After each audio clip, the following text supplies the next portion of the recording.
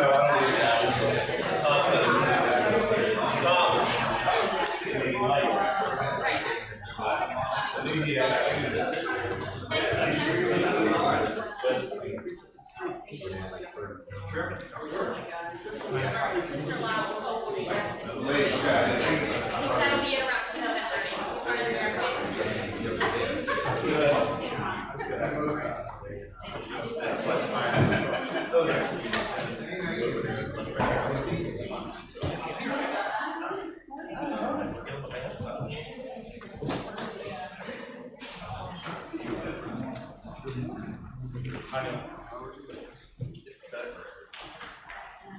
want to thank everyone for being here.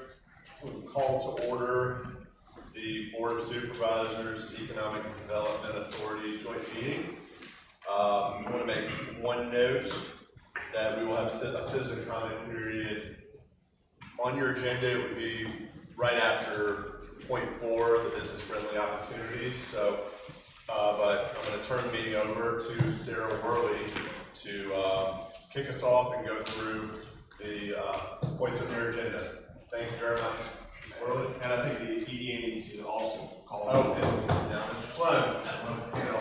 Thank you, Mr. Chairman, and hereby call to order the Houston County Economic Development Authority of August 24th, 2024, and look forward to working with the board with regards to economic development. Madam Economic Director and EDA Secretary, please. Well, first of all, thank you all for being here. Thank you to the citizens that are here. My name is Sarah Worley. I am the Economic Development Director here for Houston County. And I can't tell you how excited I am to have both of these bodies in the room together. This meeting has almost been, I don't know, 7-8 months in the making. So kind of jumping off of our January 20th work session that the board had, there were some follow-up questions and some initiatives coming out of that. So this meeting was really from that standpoint, and we're looking forward to today. So this is kind of an overview, a draft agenda of what we're going to discuss today. And I will point out that I have questions, comments, periods scattered throughout.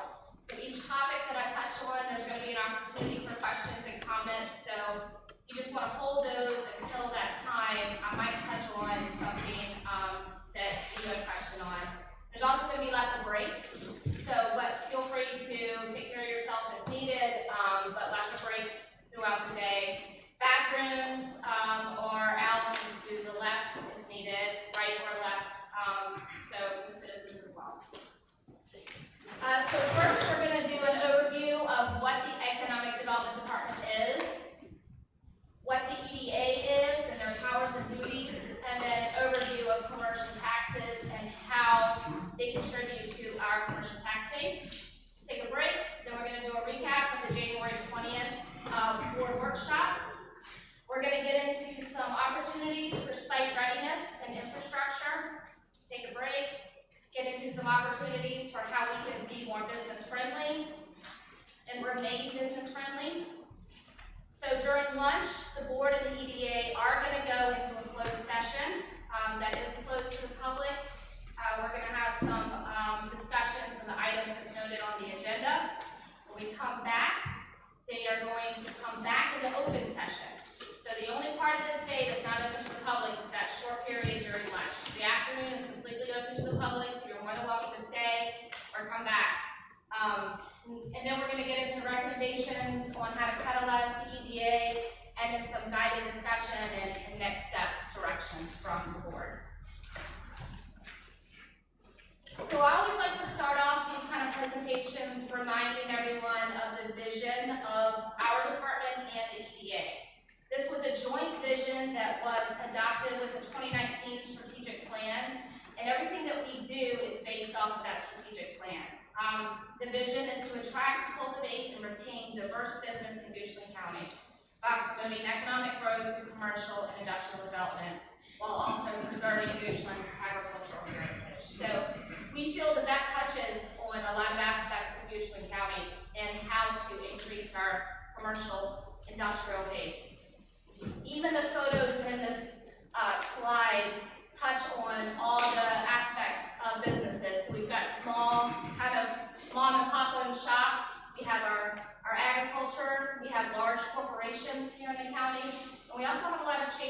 in the county that started to develop recently. Our mission is to create vitality and quality of life, and we really do it through 4 ways. The recruitment of new business into the county, the retention and expansion of our existing businesses, tourism, and then workforce development. And I'm going to touch on kind of 3 of these as the Economic Development Department.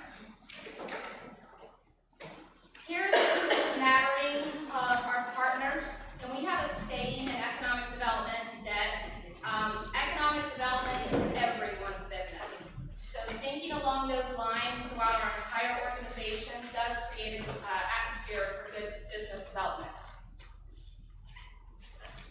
All right, so now I'm going to kind of jump into a high-level overview of the work that our department does, and then we'll get into the EDA specifically.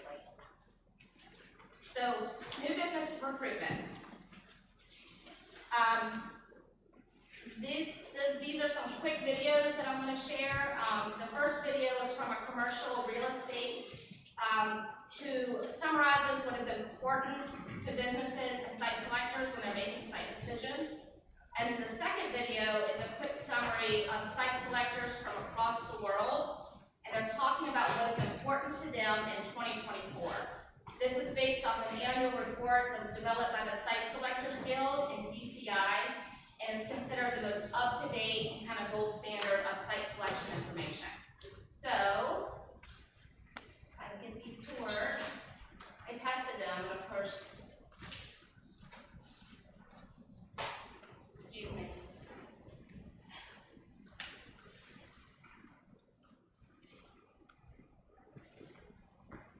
I think I need to connect.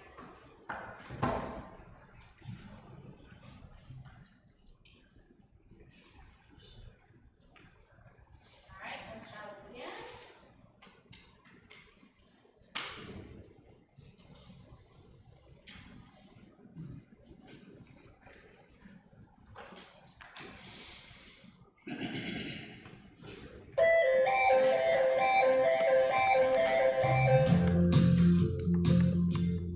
Hey everyone, I'm Joshua Simons from Simon CRE. In this video, we're going to look at the 4 nitty-gritty questions to ask during the site selection process. You hear a lot of people use the phrase location, location, location. While that's somewhat of a buzzworthy saying, it holds a lot of truth. Every successful project starts with a great site. And a great site often revolves around factors like market demand and demographics, among many others. But when it comes to development, we want to take a look at 4 criteria that easily make or break your project's feasibility. First, what are the necessary improvements? Site access, setbacks, zoning, potential unexpected site work, utilities, and earthwork are just a handful of improvements that can impact a project's feasibility. Knowing what physically needs to be done to get your site set up for success is critical to the site selection. Second, what are the environmental risks? Whether it's a car, home, or a plot of dirt, no one wants to get stuck with a lemon. In the search for vacant land, that means getting saddled with a property that's either dirty or nearly impossible to build on. Finding out if and what the environmental risks are before you buy can help ensure you don't end up owning a serious cleanup problem. Third, what are the applicable fees? Fees can often be unpredictable and costly. From plan review to development impact fees, municipal requirements can add sometimes hundreds of thousands of dollars to a potential project. And with cost being a primary factor in site selection, it's vital to know what those might be and how it will impact your budget. And lastly, what are the design requirements? In many cases, municipal design standards are always evolving and full of the unexpected. They can shape your entire development project. Working to meet these requirements means back and forth with planners and architects, an extended time frame, and ultimately, additional project costs. Ultimately, a project may look good on paper, but an inadequate site can inflate development costs and negatively impact your future business growth. Variables may change from project to project, and it takes constant maneuvering to find the right site. Start by taking into consideration the 4 aspects we just covered and familiarizing yourself with the development process. Check out the link below to learn more or sign up for our blog at simonCRE.com.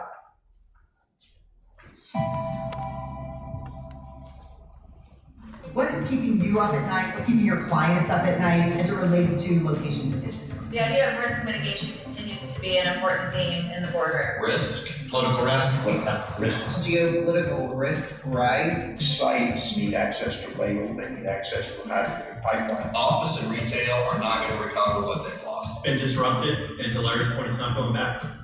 Power is currently a major challenge on all of our projects. In Europe in particular, the cost of energy remains very, very high. Where is the power? Where do you get the power? Which grid's gonna be able to hold up? And that's not just a US problem, that's a global problem. We're still focused on geographic locations that are focused on skill set development. And the enormous investments that regions and communities are making in quality of place. There's much more public engagement, negative public engagement.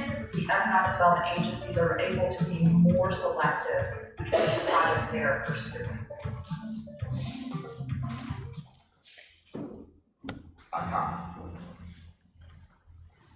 Alright, so we're gonna hear some things from me today that are gonna kind of repeat what you just heard, but I wanted you to hear it from other people who are also in the business.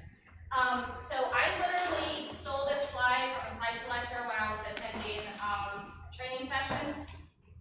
And I highlighted what's important. I know it's a little difficult to see here on the screen, but these are the things we're gonna kind of touch on today. Fee reductions, infrastructure site improvements, utility rate reductions, expediting permitting and a title process is exceedingly important and impactful to all projects. And then highlighted, kind of circled over here, mitigating risk is key to getting projects approved, funded, and most importantly, completed across the finish line.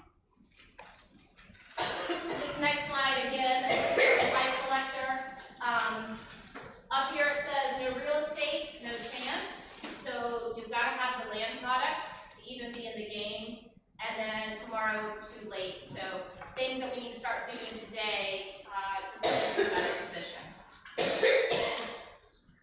So jumping into what businesses the county targets, what type of industries. When I first started in economic development, I gave a presentation to the Virginia Economic Development Partnership on Goochland County. They asked me, what are your targeted industries? At the time, I did not have a good answer. I told them what we didn't want, smokestacks, heavy industrial, nasty looking dirty stuff, but I didn't know what would actually be a really good fit for us. So in 2019, the EDA funded a study to determine what Goochland targeted industries should be. And it's based on things like our existing industries, our transportation infrastructure, our water and sewer capacity, and other regional targets. Now, out of that study came 6 targets.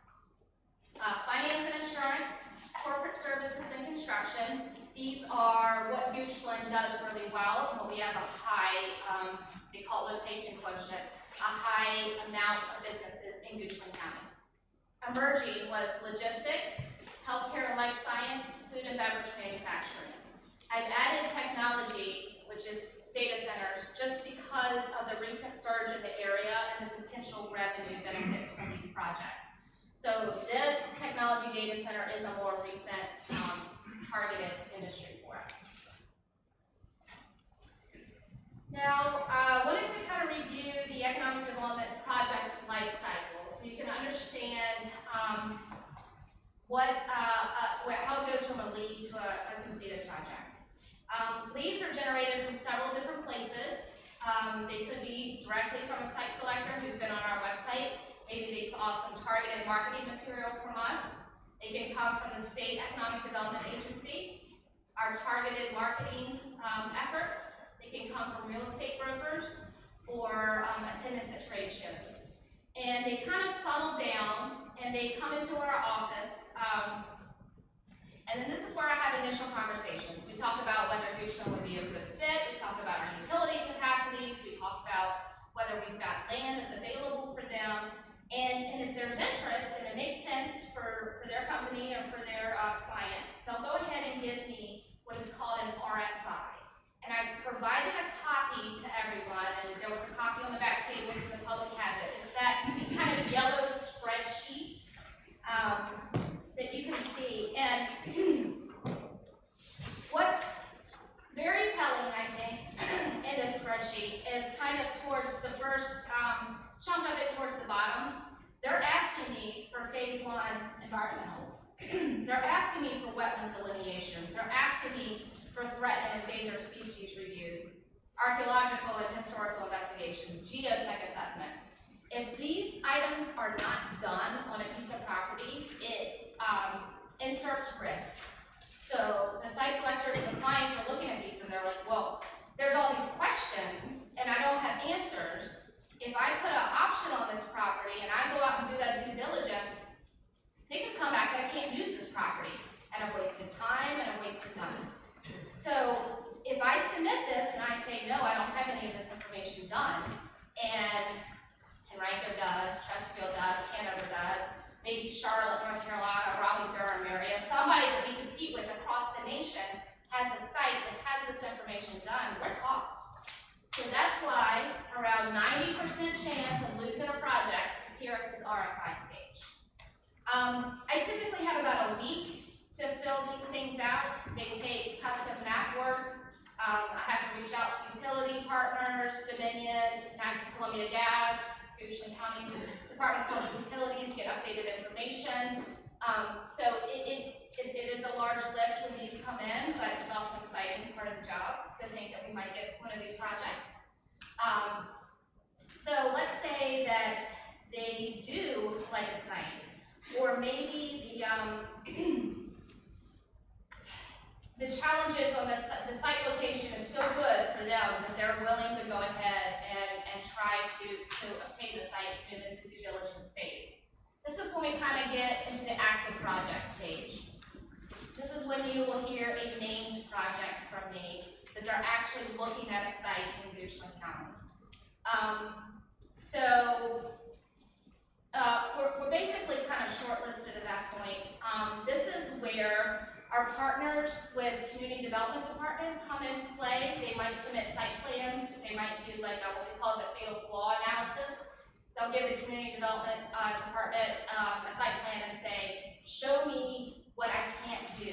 You know, does this look okay?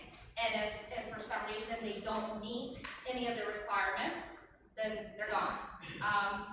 We've had several of these recently. They come through and they just, either their business decision has changed, maybe they determined that the site doesn't work for them, and they kind of lose the project. So at that point, if they do decide to move forward, we're at a win-lose stage, but we still have a 10% chance of the project walking out. At this point, it's really a business decision. They might buy the property and then determine, I can't do anything on it. I mean, the most popular one that we all know about is Motorola, right? They bought the property, they were gonna move in, and they didn't. So there's still an opportunity to lose a project, even up to this very end part. Ideally, what will happen is they buy, they build, they open, and then we introduce them to our business retention and expansion program. Oh, I did want to point out that this whole process can either take a very long time or it can move super quick. So there's really no rhyme or reason to how long this process takes. Just going to touch very briefly on some of the existing business support that we give to our businesses. We do help them with permit process guidance. There's a lot of that. Workforce assistance, workshops and seminars. We've actually established a reoccurring annual event schedule now, such as our Small Business Appreciation and VIP event. We're hosting quarterly workshops and roundtables for our businesses. So right now we have roughly 10 events that are annually for free, that are free for businesses to come and to learn, to network, and to gain some skills that will help them grow their business. And then resource connections. So this goes back to our partner relationships, finding information for businesses, and then making sure that they have the resources that they need to expand and to grow in Goshen County. Diving into a little bit of what we do into the tourism space. So our department also handles tourism. The board adopted the tourism strategic plan in January 2023. And we launched exploregoochland.com. Now we don't have our economic impact numbers. They won't come out until September. but I am assuming, and I think we're gonna have a very high impact from where we were before we launched this initiative to where we are now. Just alone in 2024, we had 19,000 new visitors to explore Goochland. Most of them went to the calendar of events page or to our day trip itinerary page. Which you know, we set up these day trip itineraries with the hashtag Getaway to Goochland. We have 2,000 followers on our social, and most recently we got a grant from Virginia Tourism Corporation to advertise our Cozy Couple Getaway. It's going to be utilizing short videos and Spotify ads, which is a new platform for us. So we're excited to see what that does to our impact numbers. As I mentioned earlier, agriculture and agribusinesses are important to us as well. So we do have agritourism opportunities. We have a full page dedicated to farms and agribusiness resources on our website. And last year we hosted the first farm day. This year we're doing it again.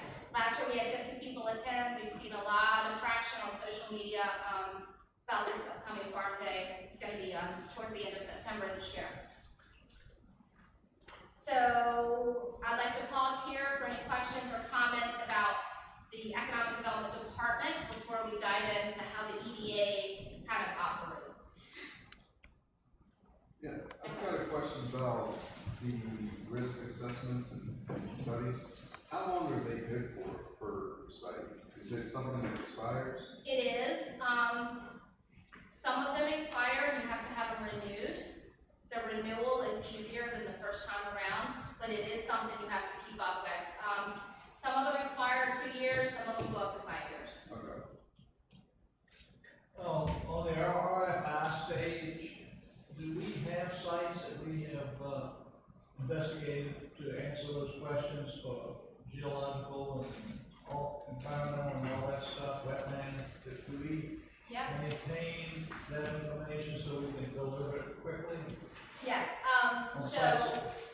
So right now there's only one site in the county that has all of that information kind of completed, and we're going to get into some opportunities to get other sites these kind of due diligence done for some other sites in the county.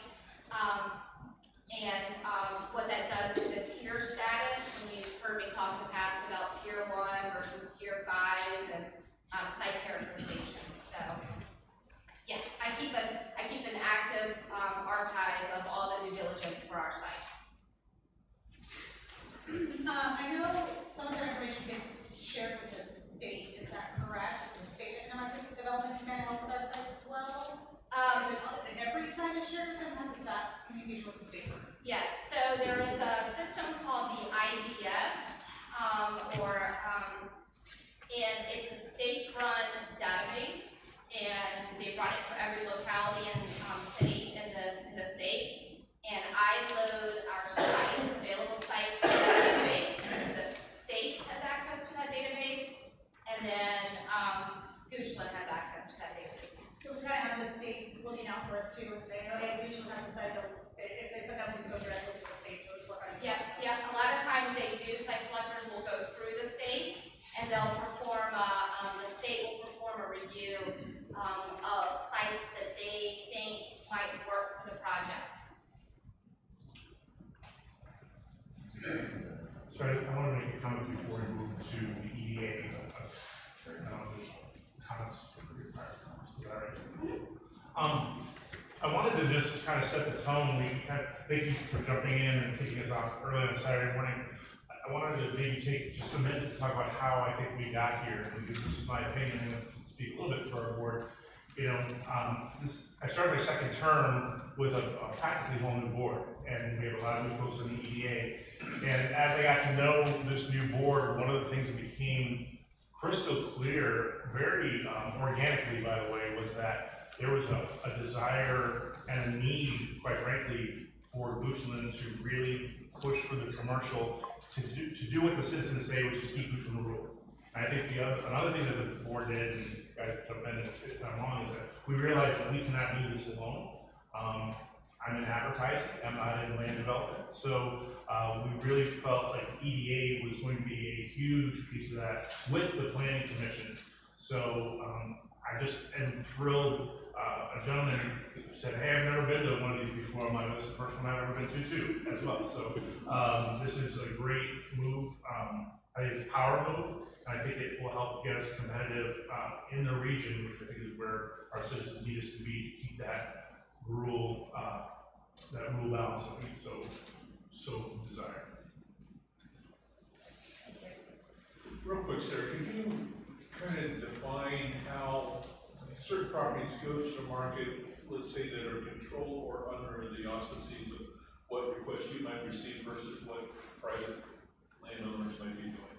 How that differentiates slightly with, I think leading back to the previous questions. Yeah, so currently, Goochland County, nor the EDA owns about 6 acres in Midpoint, which is under contract now. So I can't say that they don't own any land, but it's about to be hopefully sold. So at that point, it does, the county or the EDA owns any property. So all of the property that I am marketing and trying to get development on is privately owned. So we have landowners that do privately market their own land, and then we also have landowners that don't do anything in the space, and it's kind of up to my department or the EDA to market that for them. So the private landowners could also be working projects that I don't know about. When a project does come to me, I always let the private landowners know that I'm submitting their property for a project. Any other questions? All right, so with that,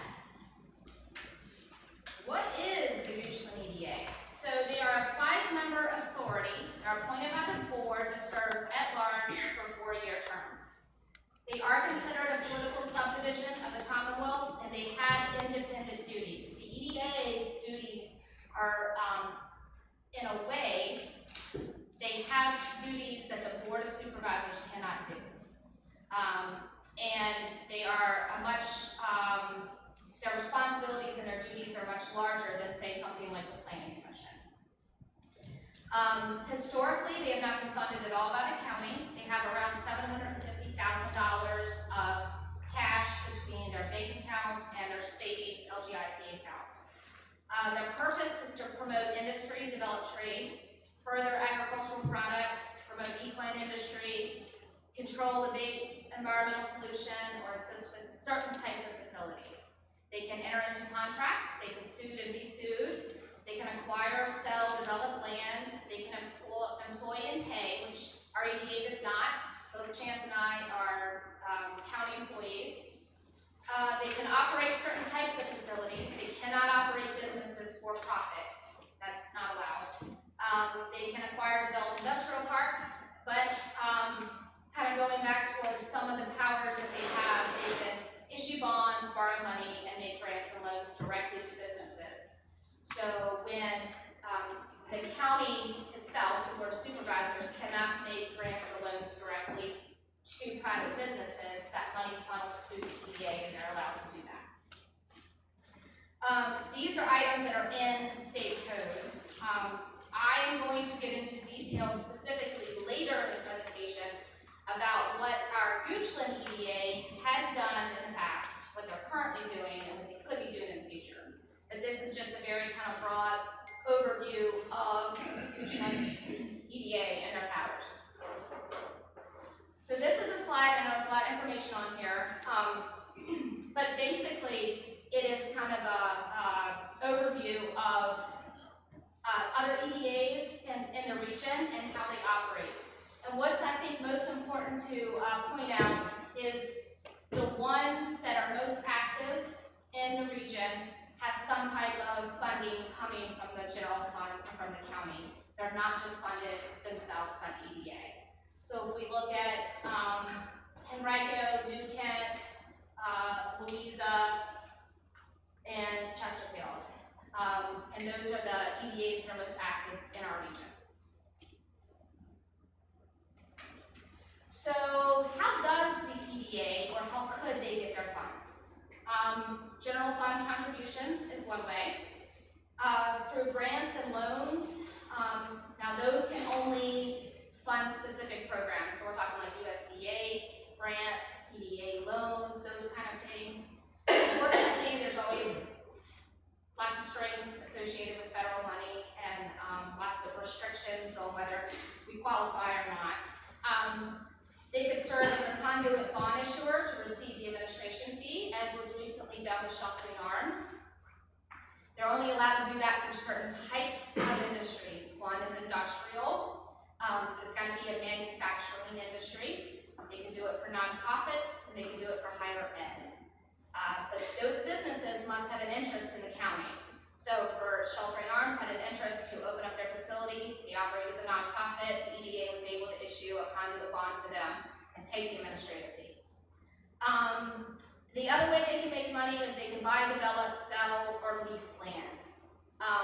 It takes money to make money though, right? So we all kind of know that saying. Again, they have $750,000. That's not going to go very far if they're looking at buying and developing land. And I will pause there for any questions about EDAs in general. Like I said, I'm going to get to what our EDA specifically does a little bit later.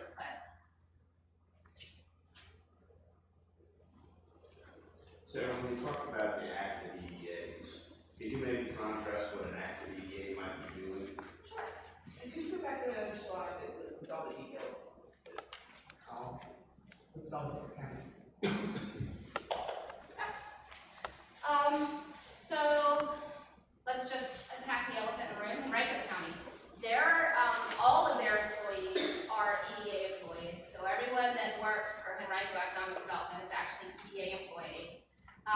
Their budget is huge, and they do a lot in the land development space. So they actually operate the business park that they own and develop land. Same thing with Chesterfield. Chesterfield, their employees are county employees, but they also purchase, develop land. Both Chesterfield and Henrico have very specialized programs for their business development, so their BRE programs. They have for incentives for existing businesses to expand. And then same thing with kind of New Kent. New Kent's been kind of new on the scene recently, but their EDA has been heavily involved with purchasing or buying down the cost of land. So AutoZone, when AutoZone located in New Kent County, the cost of land was too high for the project, so New Kent's EDA actually bought down the cost of that property to get it within AutoZone's price point that they wanted to. So those are kind of examples of when I say active EDAs. So when you say they bought it down, they just, can you just explain that a little bit? Yeah, it was through the contract. I don't know all the details, but let's say they wanted $100,000 per acre, but the buyer wanted $75,000 an acre. New Kent EDA chipped in whatever, $25,000 per acre to get that down to the price point that they could afford. Was that considered like a grant? It was an incentive. Incentive, yeah. Yep, so the idea being when the distribution center that locates there, all the revenue that's coming in would then repay the EDA for that money that they put down.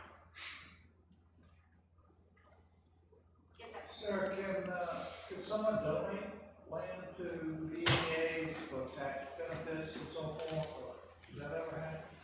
I don't know the answer to that about a donation of land for tax benefits, but that's definitely something we I'm can. thinking along the lines of easements, that type of thing. I think for an easement, since it's gonna be for the public good, I think that's probably something that could be donated. But, yeah, we'll have to look into that one. I knew there was gonna be a question that stumped me. Congratulations on the first one, there'll be more.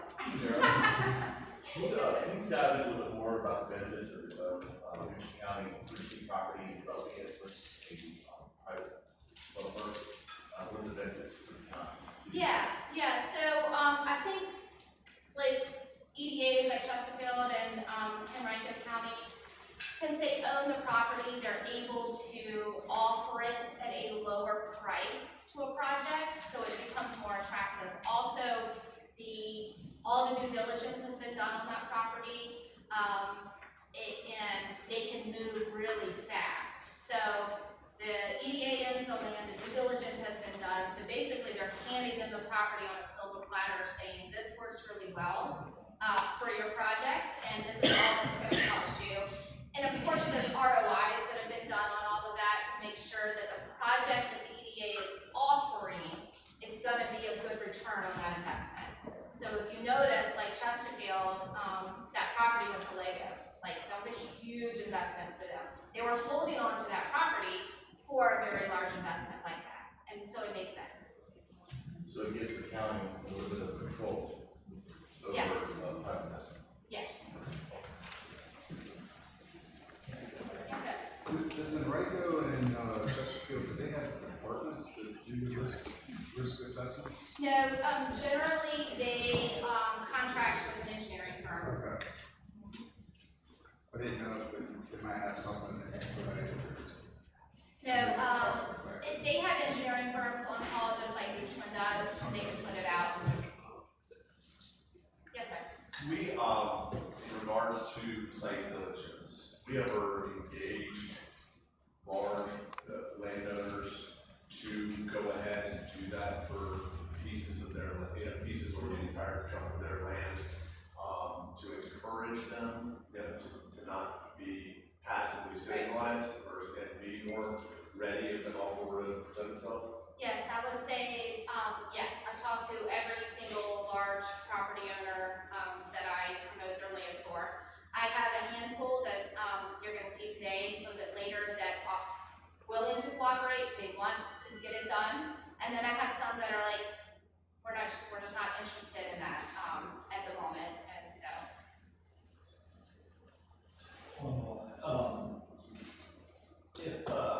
Okay, so EDA can issue bonds, so would the county back those bonds or to provide the comfort that would be needed? Yeah, so it would be basically a moral obligation bond backed by the county. The benefit is, you don't have to go out to referendum, the EDA doesn't have to go out to referendum, but you're not getting the county's rate either. So you're paying more, but you don't have to go out. And it would be backed by either a moral obligation, or you could create something like a TIF district, which is a tax incremental financing district. So you would impose a tax on the area that's developed. So if you think of like the Diamond District that's going on now down in the city of Richmond, they have a TIF in place. So all the extra real estate goes to paying off that bond. So there are financing ways, but yes, that's the difference between the county and the EDA issuing a bond.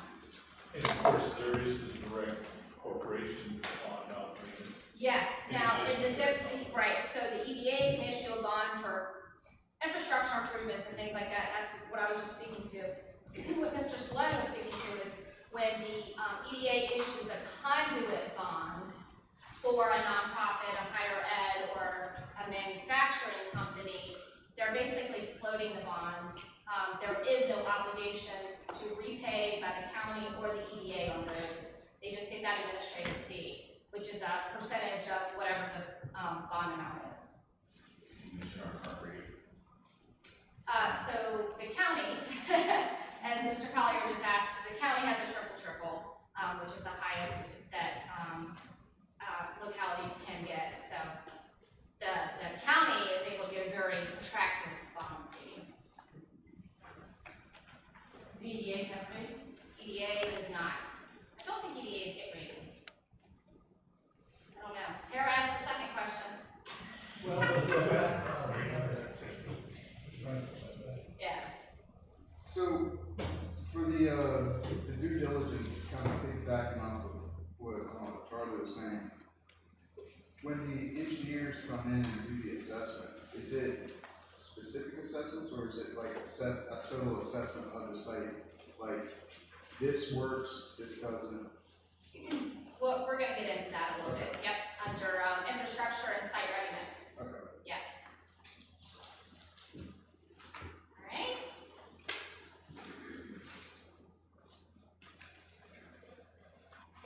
Alright, so I don't expect you to be able to read this graph, but basically it's just, straight out of the budget that was adopted. It's our general fund revenues. But what's important is they're not broken down between commercial and residential.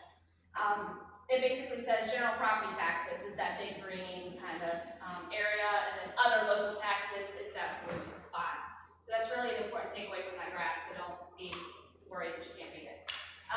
But I wanted to kind of dig into what the 70-30 split is, and what we always hear that. It's a goal to have our tax revenue stream to be 70% funded by residential taxes and 30% funded by commercial taxes. This is not, and has nothing to do with the 85-15 growth area ratio. So when you hear we want to remain 85% rural and 15% developed, that's a land use. The 70-30 is a tax revenue. Those two, there's no correlation between the two. I cannot right now give you 100% representation of where we stand on the 70-30 split because of how taxes are collected. What we do know is we have an assessed valuation, so every year the assessor's office goes out and we do an assessment on properties, and that assessed valuation is 81.35% residential and 18.65 commercial this past year. Now, that's not the amount of actual taxes that's being collected, but it does give us an answer as to where our real estate valuation is on that 70-30.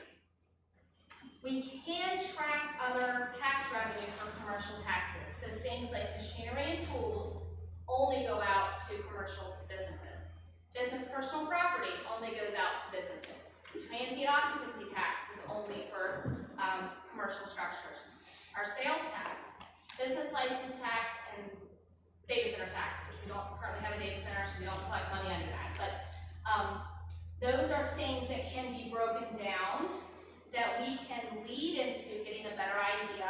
If we take all of those commercial taxes and put them in a spreadsheet, and then take all of the commercial assessed valuation, I think that would get us to a better view of where we are on that 70-30. That is what I would like to move forward to with a performance indicator in the future.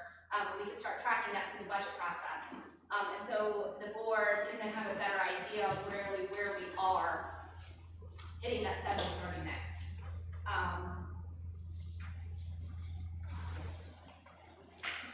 Now, I'd like to talk a little bit about when I say a large economic development project or a large revenue producing project. What does that actually look like? What kind of businesses am I talking about? So those on the left are large revenue producing, tax producing types of industries. Data centers are the highest. Their real estate valuation is high, they're a large utility user, and they're constantly updating their equipment. So all that machine, all those server racks and all those things that are inside of a data center, they don't allow them to depreciate all the way down to the 5-year mark. They are constantly changing them out. So we're constantly getting that higher assessment rating on them. Manufacturing, their real estate valuation is high. They could be a large utility user depending on what they're manufacturing. They also hit the machinery and tools and the business personal property revenue. Robotics distribution is a high. Their real estate valuation is high, and because of the robotics inside of the building, their business personal property is high. What I don't want to discount is the smaller things too that contribute to our revenue stream, like our gas stations. The Central Virginia Transportation Authority has a gas tax, so all gas purchased in Houston County, we get a percentage back. It was $2.7 million in FY24. So that's huge. Hotels, we get 2% transient occupancy tax. It was $135,000 in 2023. Retail sales, 6.2 million in FY '23 from retail sales in Goochland County. The last one on there, Mr. Christie had asked me to evaluate how the solar facility fit into all of this, and I would say that the solar facility is not a high revenue producing project. The only tax revenue you really get on them is real estate, and we have one solar facility in the county, and it's in land use, so you're not even getting the full real estate tax benefit on it. Now, there are revenue sharing options. The General Assembly passed the ability to be able to do revenue sharing. However, you have to have 1 megawatt of energy. No, you have to have 6 megawatts of energy in order to even qualify for revenue sharing. So at that point, you need around 60 acres or more under solar development to even begin to revenue share. So in my opinion, solar is not a large revenue producing project. And so I'll pause there because I know this was a lot of information. Sir, what taxes are needed from utilities? You mentioned utilities and a couple high utility usage. How does the county revenue for utilities? So there's no taxes associated with utilities, but the connection fees and the utility rates then go back into the utility fund, which funds their programs, which ideally would fund themselves, so they're not having to take money from the general fund for larger projects. So from our perspective, water and sewer is not electric. Correct. Yes. Yes, sir. All right, so we've got 18% roughly of the assessed value in commercial. Are we making progress on that? What's the trend on that? Yes. The last few years? Yes, we are. Let's see.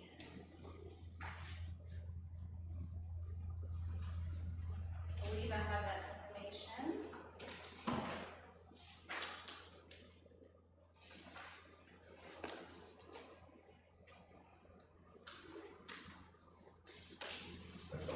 Yeah, It's okay, we're making progress. yes, we are. We are. There's been a lot of commercial development over the last 2 or 3 years in Goochland, and we are making progress. I would say that large revenue producing projects will move the needle immediately. Like you'll be able to see it during the next tax assessment year. Some of the smaller, more steady, they're moving the needle, but it is definitely right, over 5 to 10 years you're gonna see it. And that's really what we've seen recently is the small incremental things that are moving it. It may be helpful also to kind of explain what would go in that category, like apartment complexes, they would go in the commercial category? They do. So apartments and senior living facilities, like Avery Point, are assessed at commercial. So there's still an impact to services for those, but they are real estate wise assessed at commercial. So there are little caveats in there. When you were going over the 70-30, you said that you hope to do the detailed analysis. Yes. The breakdown, was that an ask for us on the board, or? No, it's just something that my department, I think, is an initiative that we want to start doing. Okay. So it's more like a FYI, we're going to be doing this for you all because it's something that we know we need to be doing. And so, yeah. Other than site ready, development ready sites, what are the top 2 or 3 initiatives we can be boosting, and this might come later, to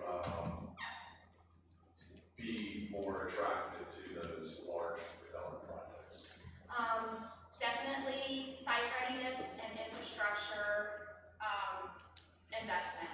So you're going to see I have some specific recommendations on areas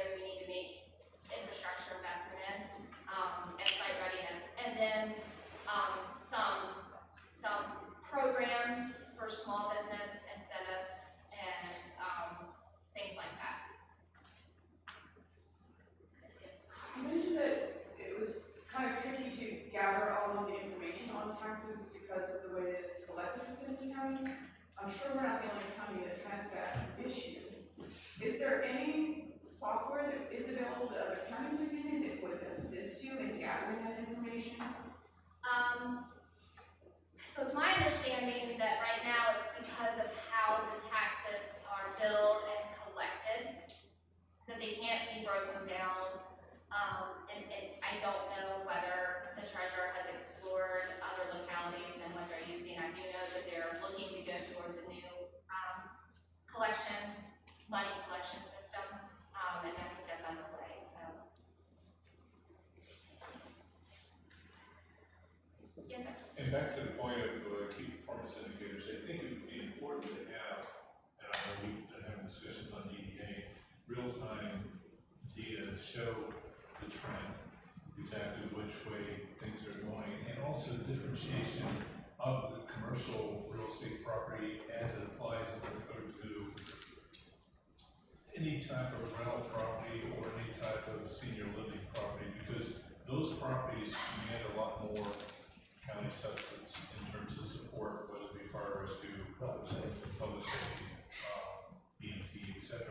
So I think those key performance indicators will be great to track to know, are we falling behind? Are we accounting too much to an individual senior living that's going to really bring in a lot of costs associated with it?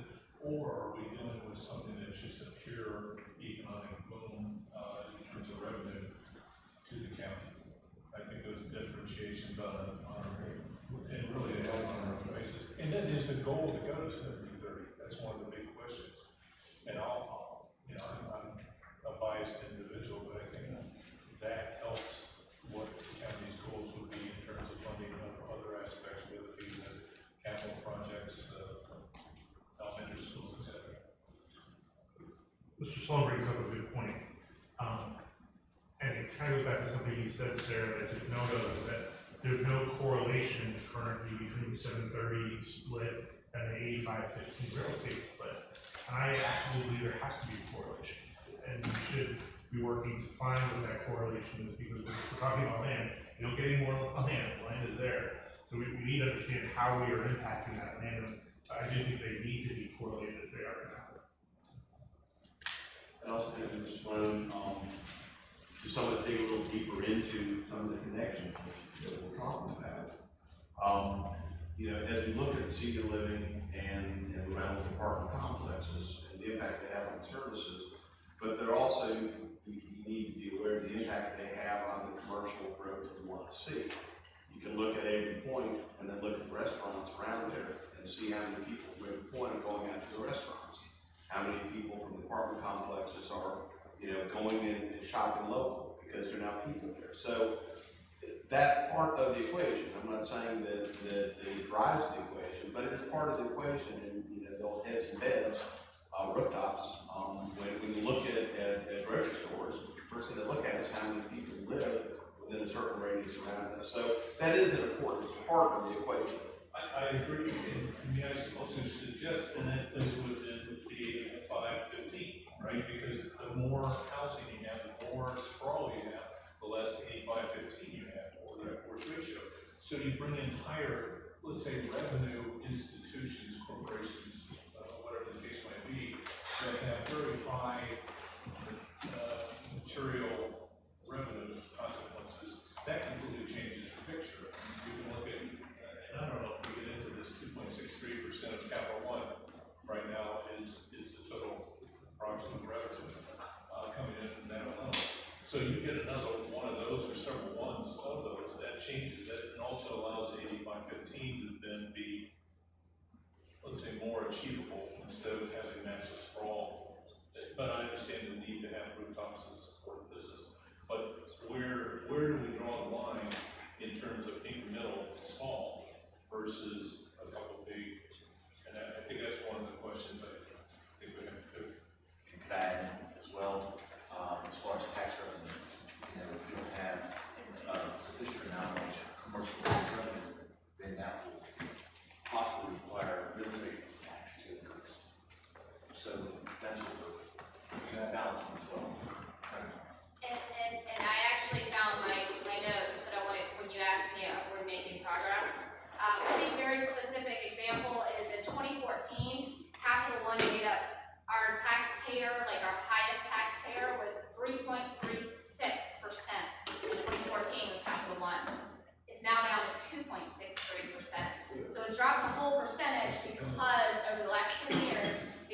the other, commercial investment that we are making to diversify. Well, I think, Victor, gonna make a good point about the overall economic impact, to the grocery store, restaurants and so forth. And I think that's very difficult to measure, but there are tools that gives you some good estimates of the impact. And basically, we don't want to encourage a dollar tax come in that costs us $2 to service, is what the point is, right? So. Yeah, there's some very sophisticated softwares, that can do that analysis for you, and they, identify, impacts and then how much, like second tier spending would be. The multiplication of it, right? Yeah. Well beyond my math skills, I'll tell you that. One of the things I just wanted to call out, and I hope that maybe in future sessions where we can start looking at is, if I think about my tenure on the board, and obviously most of what we've approved has been residential, but if I think about the businesses, it's been, I'm proud of it, there's been a lot of agribusinesses, it's been a lot of wedding venues, it's been, breweries, it's been meat processing plants. So I really think if we as a county appreciate our agrarian, how we live, so I'm losing the word, that heritage, then I think that's something we should always call out within the retailer. I don't know how much of a venue brings in, I don't know, I never made a decision based on revenue, because it's land use, so, but it's something I think we should at least be tracking to say, hey, we think the best use of our land is to have more agrarian businesses, then let's put that as sort of our current KPI. Sir, if I'm not mistaken, we don't have a Tischler-Weiss model that there are no properties that accompany a commercial business opening. And you suggested that the algorithms are sort of black box and mysterious. Is there an opportunity that we could implement something that would show what I'll call services impacts, what it requires us to service a commercial property, but actually is residential for retirement communities. It's classified commercial, but it actually is residential.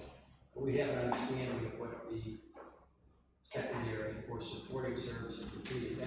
Is there software like that out there? I mean, I know there's software to establish, like those secondary spendings and what they would contribute, but I don't know from an economic development software standpoint whether it's gonna hit those impacts. That might be something more geared towards community development.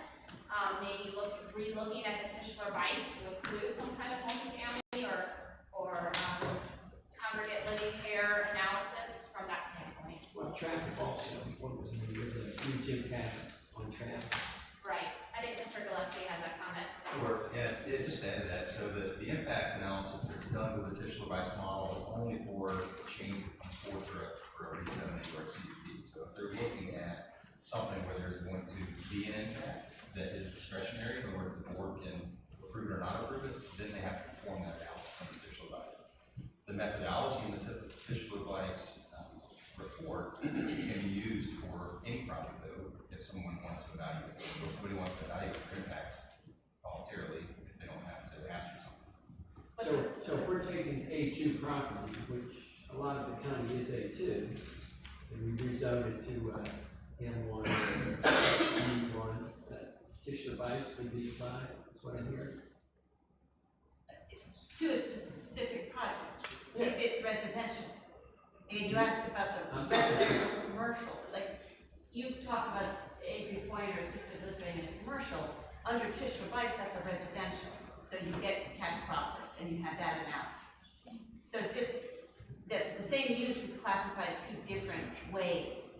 Land use, that's a residential use, economic development, that's a commercial use. So it sounds like Tischler-Weiss could be a good option for apartments and senior living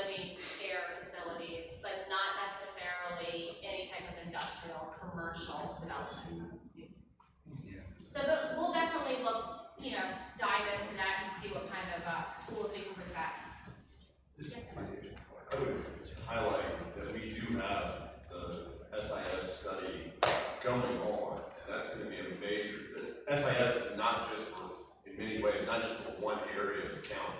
The findings we will take from that will be applicable, and that's the importance of those types of studies and fueling that type of research from the supervisors, with us approving that in the budget, so that we can do that deep dive and get those types of insights that then can benefit EDA and let us understand what it goes. I mean, I'm excited to see the SIS study because it's not going to just, it's not related to a specific project. It allows us to see the field and say, okay, this is the broader impact when we start honing in on these projects.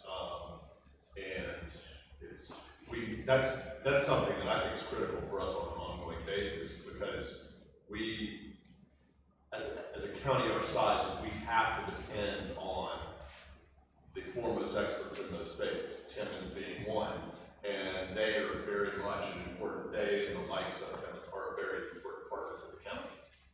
Given our size. Are you planning to bring up the gene tech study? Oh, I did previously. Yeah, whenever the targeted industries. Okay. Yeah. So that is something similar to what he's referring to regarding the resources of the county. Yes. All right, so I think now we've been going at it for about an hour. We hit our first break. Yay, we're done with one bullet. So maybe take like a 5-minute break and be back at say 10:10.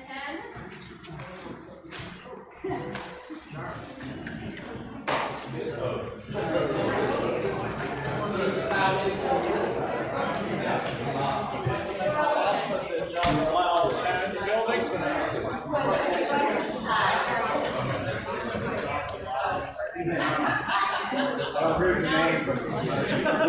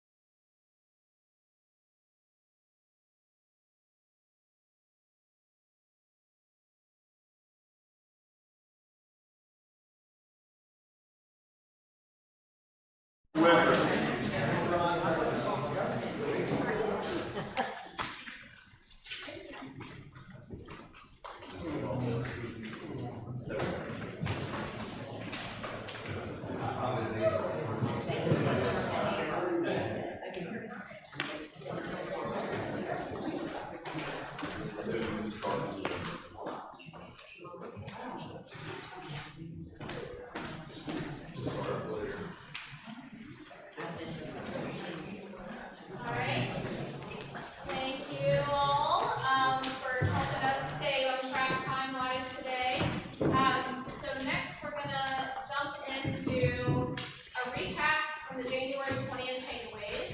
I showed you this kind of meme on, back then, but it really is true. Around 3:30 in the morning, I wake up and I'm thinking of things.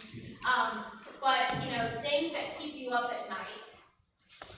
From a Goochland perspective, we had talked about the need for more diversified tax base and achieving the 70-30 split. We kind of talked about what goes into that earlier this morning.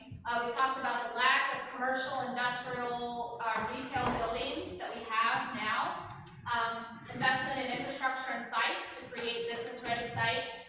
Residential encroachment on prime economic development land. We talked about keeping a business-friendly climate, ensuring that our ordinances, processes are business-friendly, expanding incentive opportunities for new businesses to be more competitive, and then supporting our existing businesses with expanded programs and offerings. So I'm going to dive deeper into these issues and then make specific recommendations, and then how we're going to tie it all together with PDA. So the first kind of opportunity I see is site readiness and infrastructure opportunities. So right now, my toolbox is empty, right? I'm very sad. I don't have a lot of tools to be able to promote economic development land that is competitive and ready for a project. So let me show you this map. All right, so what you're looking at is properties in our designated growth area that are larger than 25 acres under the same ownership. So this would represent, in a perfect world, land that is available for economic development purposes. So everything that's kind of supposed to be yellow, looks mustard on here, it's about 21% left of our designated growth area could go to economic development under this map. Now, if all of these properties were easy to develop, if they had adequate transportation, water and sewer on site, or if there was interest by the landowners, chances are they could have been built on already. There's various reasons why some of these properties are undeveloped. Maybe the landowner has no interest in developing their property. Maybe the needed infrastructure is not available to the site. Maybe there's access issues. So this next map shows me land that I currently promote for major economic development investment. These are the property owners that I work with on a regular basis to advertise their land in our DGA. You can see I went from 21% down to 9%, and it's owned by a handful of landowners. I'd say, I don't know, 5, 7, 8 maybe landowners that own this land. So is this the 288 corridor? Yes. Okay. Sorry. Okay. Designated growth area here, 288. This is West Creek. 64. And the yellow is 1.8 acres. 1,800.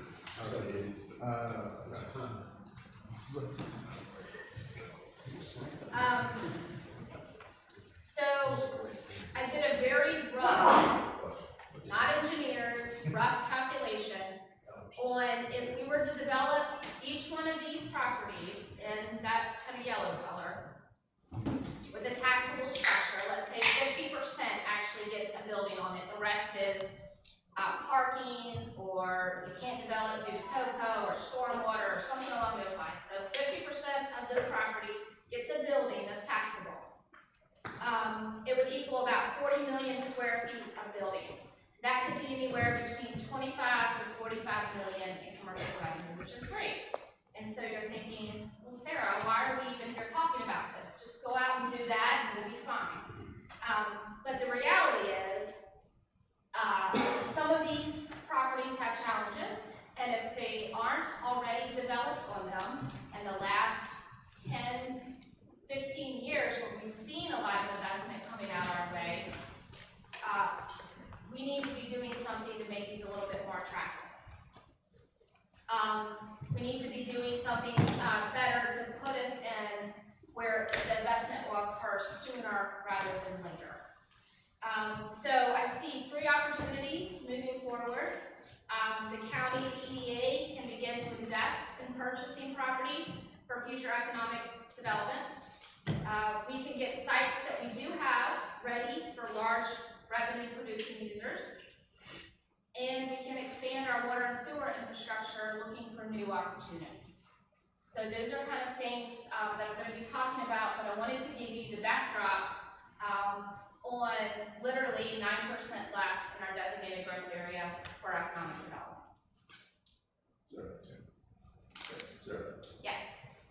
has a clawback idea ever been put out there or used where if these landowners, or if you're already marketing or promoting their land, let's say we put X dollars into it for that promotion, we give them a 5-year period or whatever to enhance and promote and get it more ready, and either they do it and we get paid back from the sale to the developer, or we find it. So it's not just a outlay by the county, it is a foreseeable recovery. Yep, and I have 3 options to do something like that. Thank you. So our first tool, site readiness. So the previous slide focused on, our eastern designated growth zone, but do we not have some other areas in the county that also? We do, and I did not do an analysis on what's left on those, but Louisville is an opportunity for us. It's along Interstate 64. It does not have water and sewer, which is a challenge to get development to Louisville, but it is an opportunity. And then the courthouse area is another opportunity for smaller development, more retail type of service uses in the courthouse. And then I would say any interchange along 64 offers development opportunity. I mean, you have industrial parks at each intersection, correct? The only one we don't have is Shannon Hill, but yes. So we've got them in Oilville, we've got them in Higginsville, we have them in Ashland. We don't have one at Shannon Hill. But Louisa does. Or will. Oops. Alright, so my first tool would be site readiness. So I wanted to talk a little bit about the tier characterization.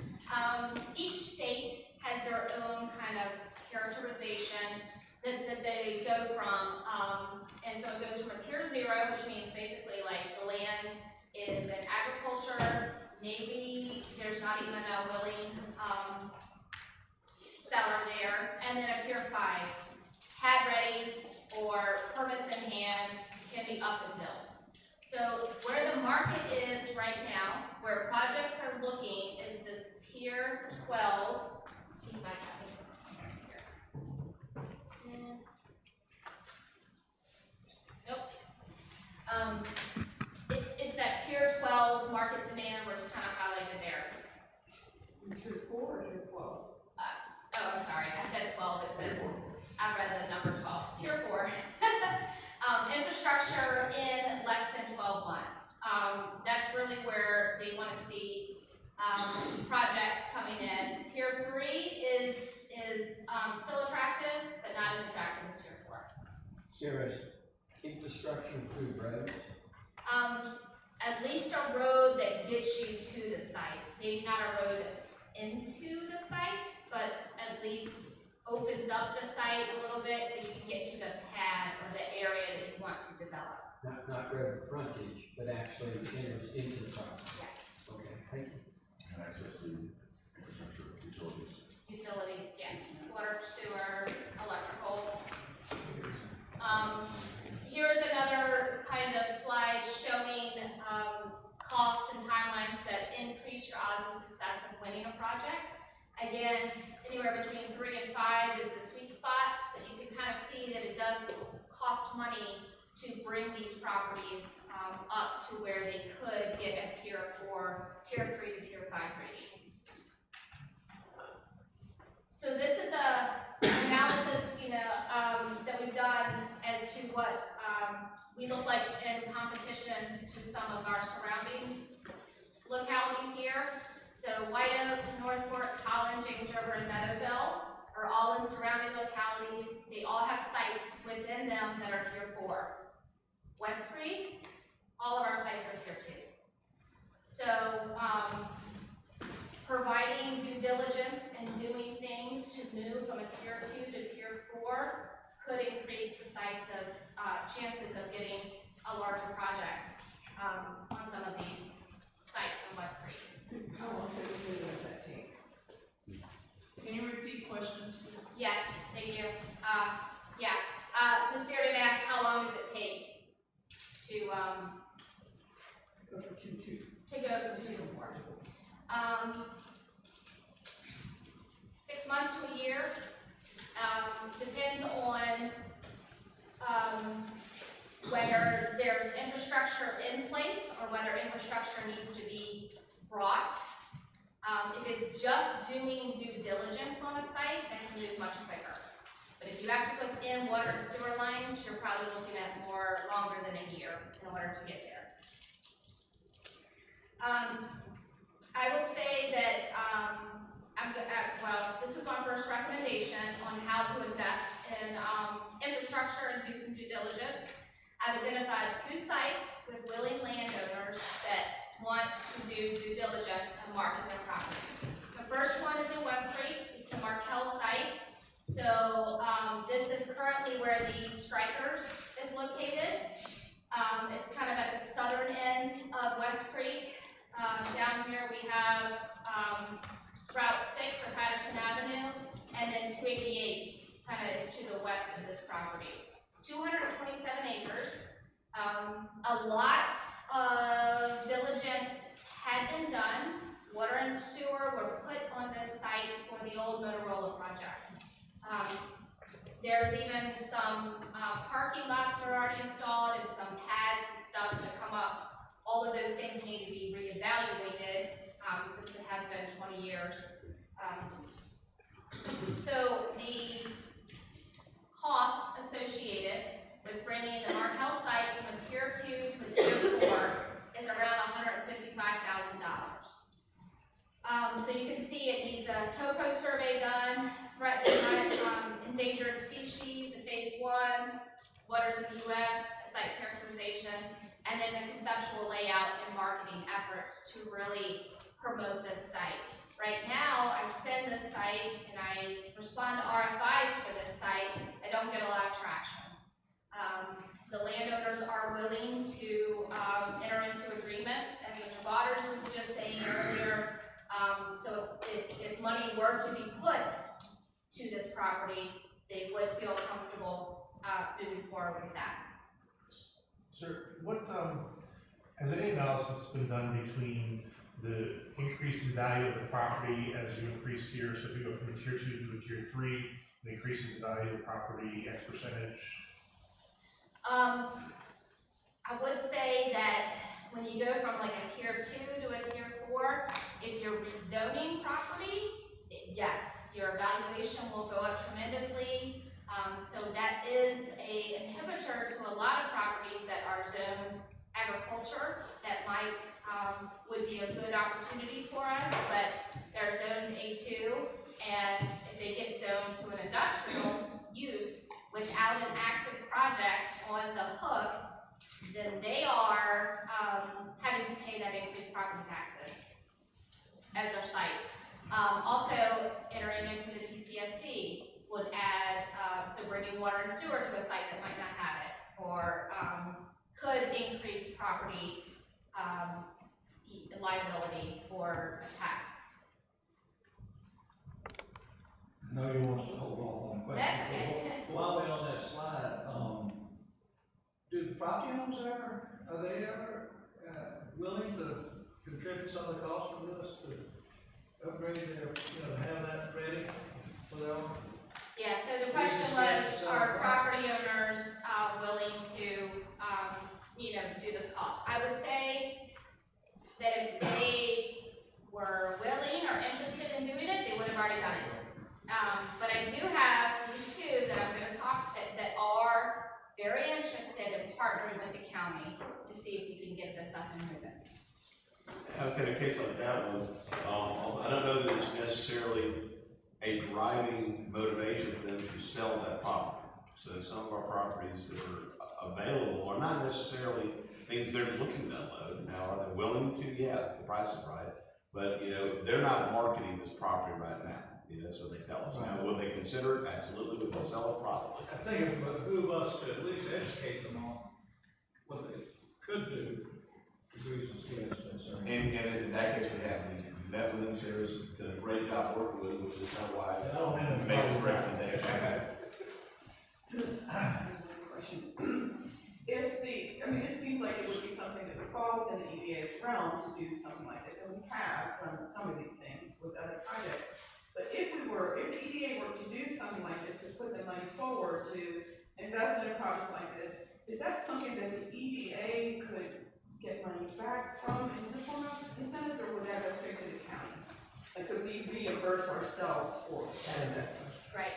So the question was, if the EDA was to put this money out of their funds, could they get reimbursed, or would the revenue that comes from a project related here just go to the county? And I would say that would be an agreement between the landowner to see if perhaps the landowner wanted to reimburse if the project sells for the direct cost of this. Or it could be an agreement between the EDA and the county that says if the EDA uses its $750,000 and takes $155,000 of it, would the county then reimburse when the property sells? So yes, there are mechanisms that could work that way. Do you know, in regards to the neighboring counties, how frequently they do tasks like this? They provide money up front to help increase this tiers. property developed? Yeah, I would say that the question was, what do neighboring counties, do they do things like this? The answer is yes. A lot of times, though, they're doing it for their own property. So Chesterfield, most recently, Upper Magnolia, they invested $30 million to rezone that site and bring water and sewer and put in a new road. But they own the site, so in a sense, they're investing in themselves. Yes, other localities do this kind of stuff all the time. Do we know what this property specifically is assessed at? I do. It is a property, he asked what the property is assessed at. It's assessed at $23 million. So it's around $101,000 an acre.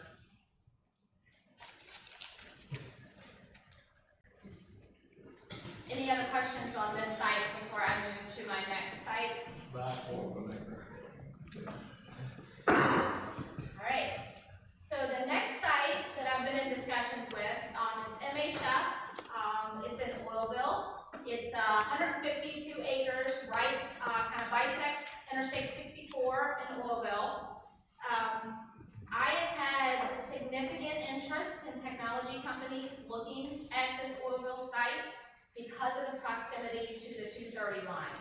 So there's a 230 transmission line, which technology companies need to have close access to be able to locate there.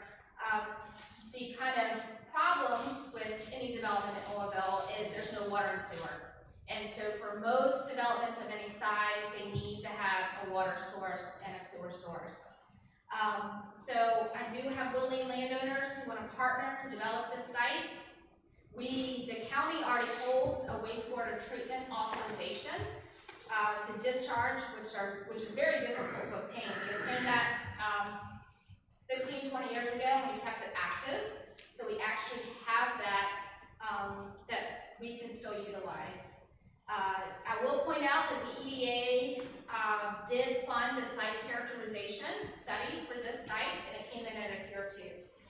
One of the main recommendations to move this site up on the tier was to get water and sewer analysis done to see how water and sewer could be brought to Oilville to take better advantage of this site.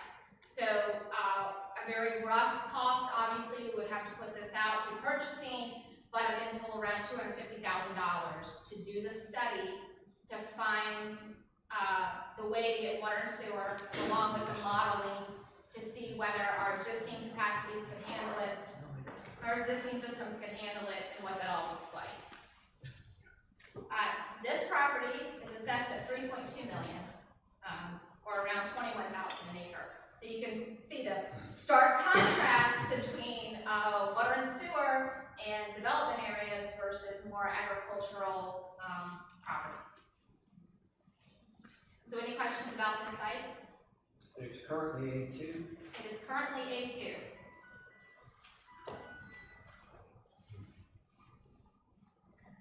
So to kind of get into what Mr. Waters was alluding to earlier, there are potential requirements that if we're putting public money towards private sites, things that we could do to kind of mitigate the public's risk for doing it. The landowners could enter into an agreement with the county or the EDA to recoup the sale, the cost of this due diligence at the sale of the property. Also, the landowners could agree to market the property for specific uses that are only approved. So, in other words, you know, if we do some due diligence on the Mark House site and we only want that site going for advanced manufacturing, not some other type of use, they could only sell or market to advanced manufacturing uses. And then also landowners define the maximum price per acre. It kind of gets back to, you know, land costs are very, very expensive. Perhaps the landowner would be willing to come off that cost a little bit and maybe make us more attractive. So there are things that we could do to kind of mitigate those risks. So where else do we need infrastructure to drive economic development? Bennington Road. So we've got Interstate kind of 64 bisecting the screen here. 288 entering in. Bennington Road is an old service road that follows along 64. There's around 280 acres of economic development land. It's also adjacent to a 230 kV line. The realignment of Bennington will be needed as the Divergent Diamond interchange improvements come in, and the board's going to hear more about those funding needs at the workshop session coming up on September 3rd. I don't have a cost now for the water and sewer to be brought in, but we're going to talk more about ways that we could fund these kind of things later in the afternoon. The next site is 3 Chopped Road it's just south of Interstate 64. So you've got Interstate 64 towards the top of the screen and Ashland Road coming up on the left-hand side of the screen. So that's around 350 acres of that good chunk of land right there that's economic development, prime economic development land in our comprehensive plan. So what this area needs is some land bank planning. So looking at potential uses that could go in there and conceptual designs. And what that'll help us then determine the road improvements that need to be done and utility costs that need to be done. So that we can start to plan for future, either through CIP programs or when a project comes in and they've asked me, which has happened, how much is it going to cost me to improve 3 Chopped Road? And my answer now is, I'm not sure, I can find out for you. And they're like, eh. So having that information will be really helpful because if they're going to improve it, they need to know how much it's going to cost and whether that makes sense for their project or not. Also, the future tunnel under 288 is a major transportation initiative for the county. So these kind of really open up this area. Again, we're going to talk more about how to fund this afternoon. I wouldn't call it a tunnel, an Tunnel. underpass. Underpass.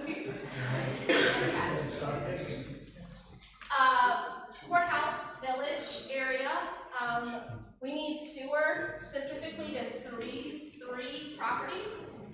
That's 14,500 square feet of potential commercial space in the courthouse village that's vacant right now with no redevelopment opportunities because they are on septic. I've had several projects talk to me about these 3 buildings.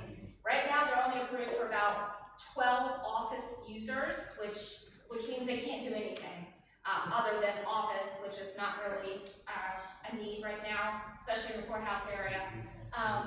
And so bringing sewer to this area, I think, would help redevelop those properties. Can you identify kind of what they are, so people have an idea what them? So this is Route 6, River Road West. This is the Goochland Cares building. This is the old bank building here. It's been vacant for several years now.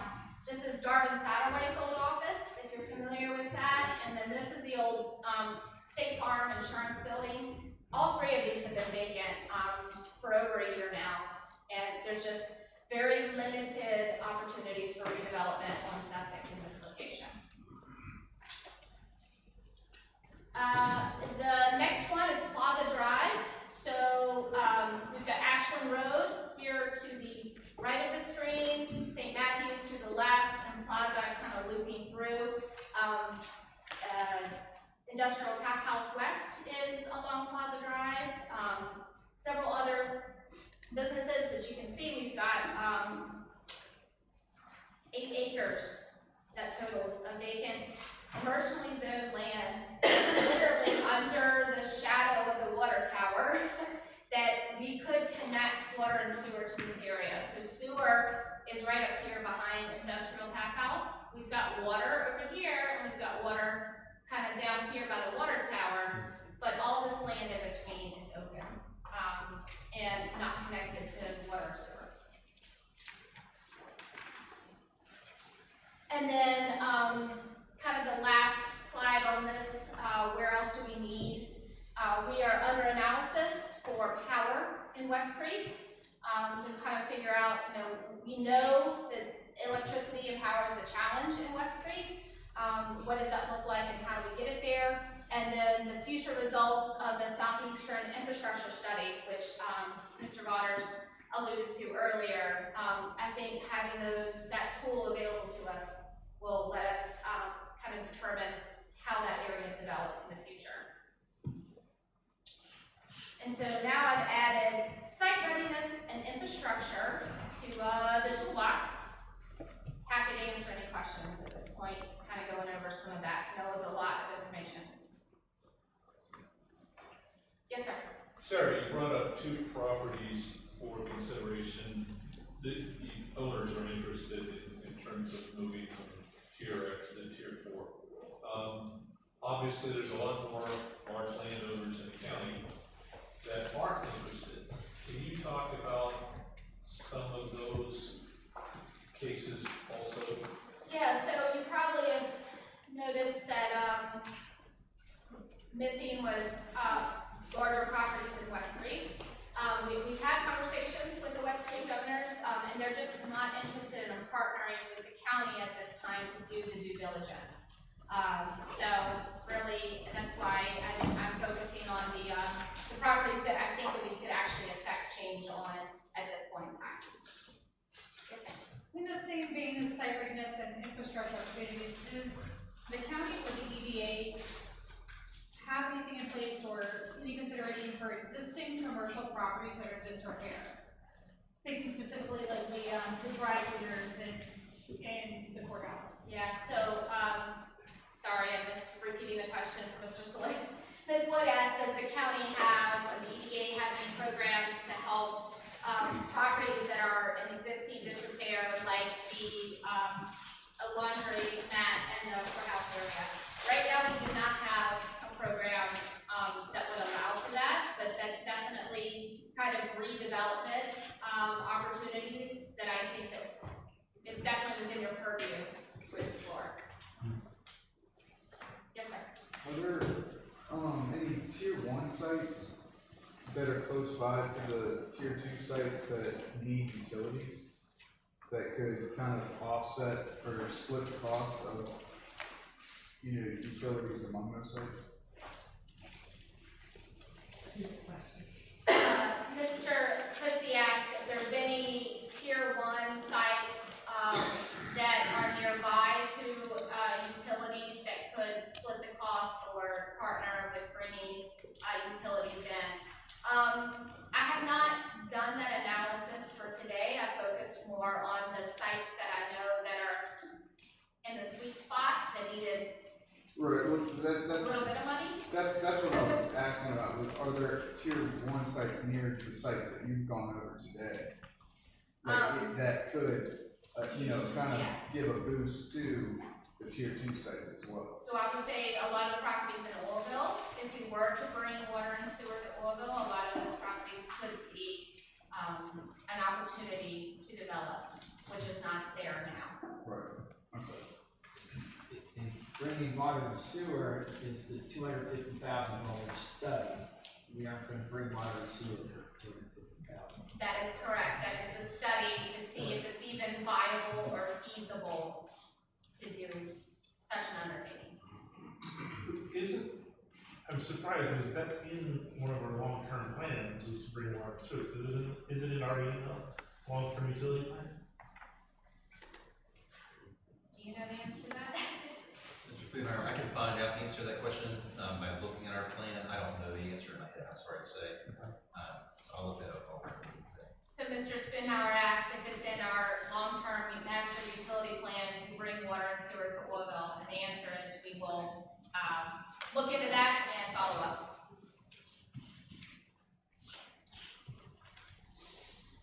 All right. So I was gonna take a quick break here, but I think we're doing okay. So I'd like to jump into business-friendly opportunities and get through that before we do the lunch.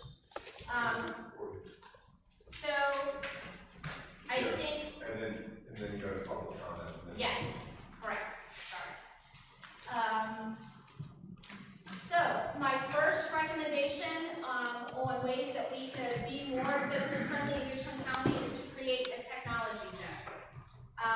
Now this is different than a technology overlay district.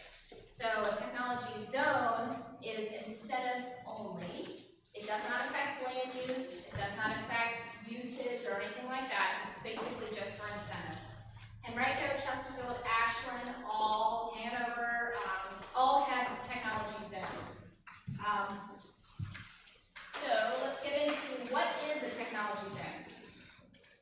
It's permitted under state code to allow localities to offer special incentives to stimulate development in certain geographical areas. Those areas have to be identified and codified via a map. It's limited to the areas that are designated by the code, and it's also limited to technology businesses as defined, and we'll get into what that looks like. So basically, it would be an incentive that would allow up to 75% of building permit fees to be waived, and up to 100% of utility connection fees to be waived. It would also allow the board to execute any other incentive at their discretion that's currently allowed now. But in order to be able to waive building permits and utility connection fees, you have to be in one of the enterprise zone, which Goochland does not qualify for, a technology zone, which is what I'm recommending, or certain other zones that are allowed under state code. So a project comes in now, we don't have a technology zone, and they say, can you waive my building permit fee? The answer is no. The board, the EDA, no one's allowed to waive. You can reimburse via a special incentive, so they pay the money, and then you decide, okay, we're gonna give you that money back. But just the full, me being able to say, yes, you qualify because you're a technology business, you're in a technology zone, we can waive up to 75% or up to 100% utility. Now, every project would be evaluated on an ROI. So just because they come in and say, hey, I'm a technology business, I want you to waive this, we're still going to do our evaluation and our due diligence to make sure that the county is not losing money. So it's really just a little incentive to say, yes, you want to locate here, this is what we do for you, but definitely would not put the county in a deficit in any sort of way to be able to allow that. just for perspective, can you give an average dollar figure for what a building permit fee could be? Sure. So a $10 million building, that's the cost to construct a building. Building permit fee is around $76,000. A $100 million building, the fee is around $765,000. Now, when we get up into like really high investment buildings, like a $200 million investment, the building permit fee could be over $1 million. So being able to say, hey, we're willing to waive this $1 million because we know we're gonna get $5 million in tax revenue after you're built, does help the business make a decision because they need that money up front when they're doing the construction. So if they have a little extra cash in hand while they're doing their construction, it does help them be able to make that work. And part of that would be an abatement of future taxes? It could be. So That would be something that, yeah. So if Mr. Winfrey asked, could an abatement of future taxes come into this program? Yes. The board has that ability now on any project. That if it wants to provide incentives, that's typically how we provide incentives now. The building gets built, the tax assessor increases the assessment on the property, they pay their taxes, the board has the ability to give back taxes over a certain amount of time. We always do a return on investment analysis on that to make sure that the county is not getting the short end of that stick. Or couldn't we leave it at the current assessment prior to the improvement for a period of time? And it's also an incentive, right? I'm looking at Ms. McGee. The question was, could we leave it at the current assessment for a period of time? And I don't know the answer to that one. You can't impact the assessment. The assessment has to be what the assessor says it is. What we get the chance to impact is whether or not taxes are paid or reimbursed to them. It's a form of abatement. Yes. The reimbursement. Yeah, so in performance agreements the county and the EDA are in now, the people pay their taxes and then that's reimbursed back against. We certainly do things where we, any money over the tax value that we got before they developed, we use that sort of as a standard and then we can give them a break on the rest of it. That's part of what we do today, but it just doesn't change the actual assessment. We want to make sure people often think that. I'm not saying change the assessment, I'm saying keep the tax rate at the level of but anyway, that's fine. Well, I don't think we're allowed to have different tax rates Just a bunch of math. for different people. I think everyone has to have the same tax So rate. now we would abate with the. Different ways to get there, right. All right, so as I mentioned before, there's certain requirements that a business would have to meet before they're even eligible for this technology zone incentive. A new business has to create 5 full-time jobs and make a minimum of $500,000 capital investment. Existing business 2 in a minimum of $100,000. Again, ROI would be done on that to make sure that we're not giving away more than what we're getting. This would be the proposed technology zone area. Basically, it is West Creek proper with the properties that are in what we refer to as the reverse C. So there is some properties that are not in West Creek that we are including here for the technology zone. This map can be amended at any time through a public hearing process. So if you adopt the technology zone with this map, and in the future we want to expand it or shrink it or add properties, remove, we can do that through the public hearing process. So do the properties have to be contiguous? I don't believe so. So Nope. you could have the main body, but you could have one 3 miles away that's part of the zone. Yes. You can adopt multiple zones, which is probably what we would do. So the one you showed us on 64 that was split, that could be part of the zone? It could, yes. Or a separate zone? It could be a separate zone. Yep. So just to make sure everybody understands what it isn't, it's not a change in zoning, so it isn't allowing special change the comprehensive plan. It's literally just an incentive mechanism. It also will not apply to any of the TCSD ad valorem taxes or the 45% revenue share. So that is current county policy. We do not abate, rebate, or do anything with TCSD money.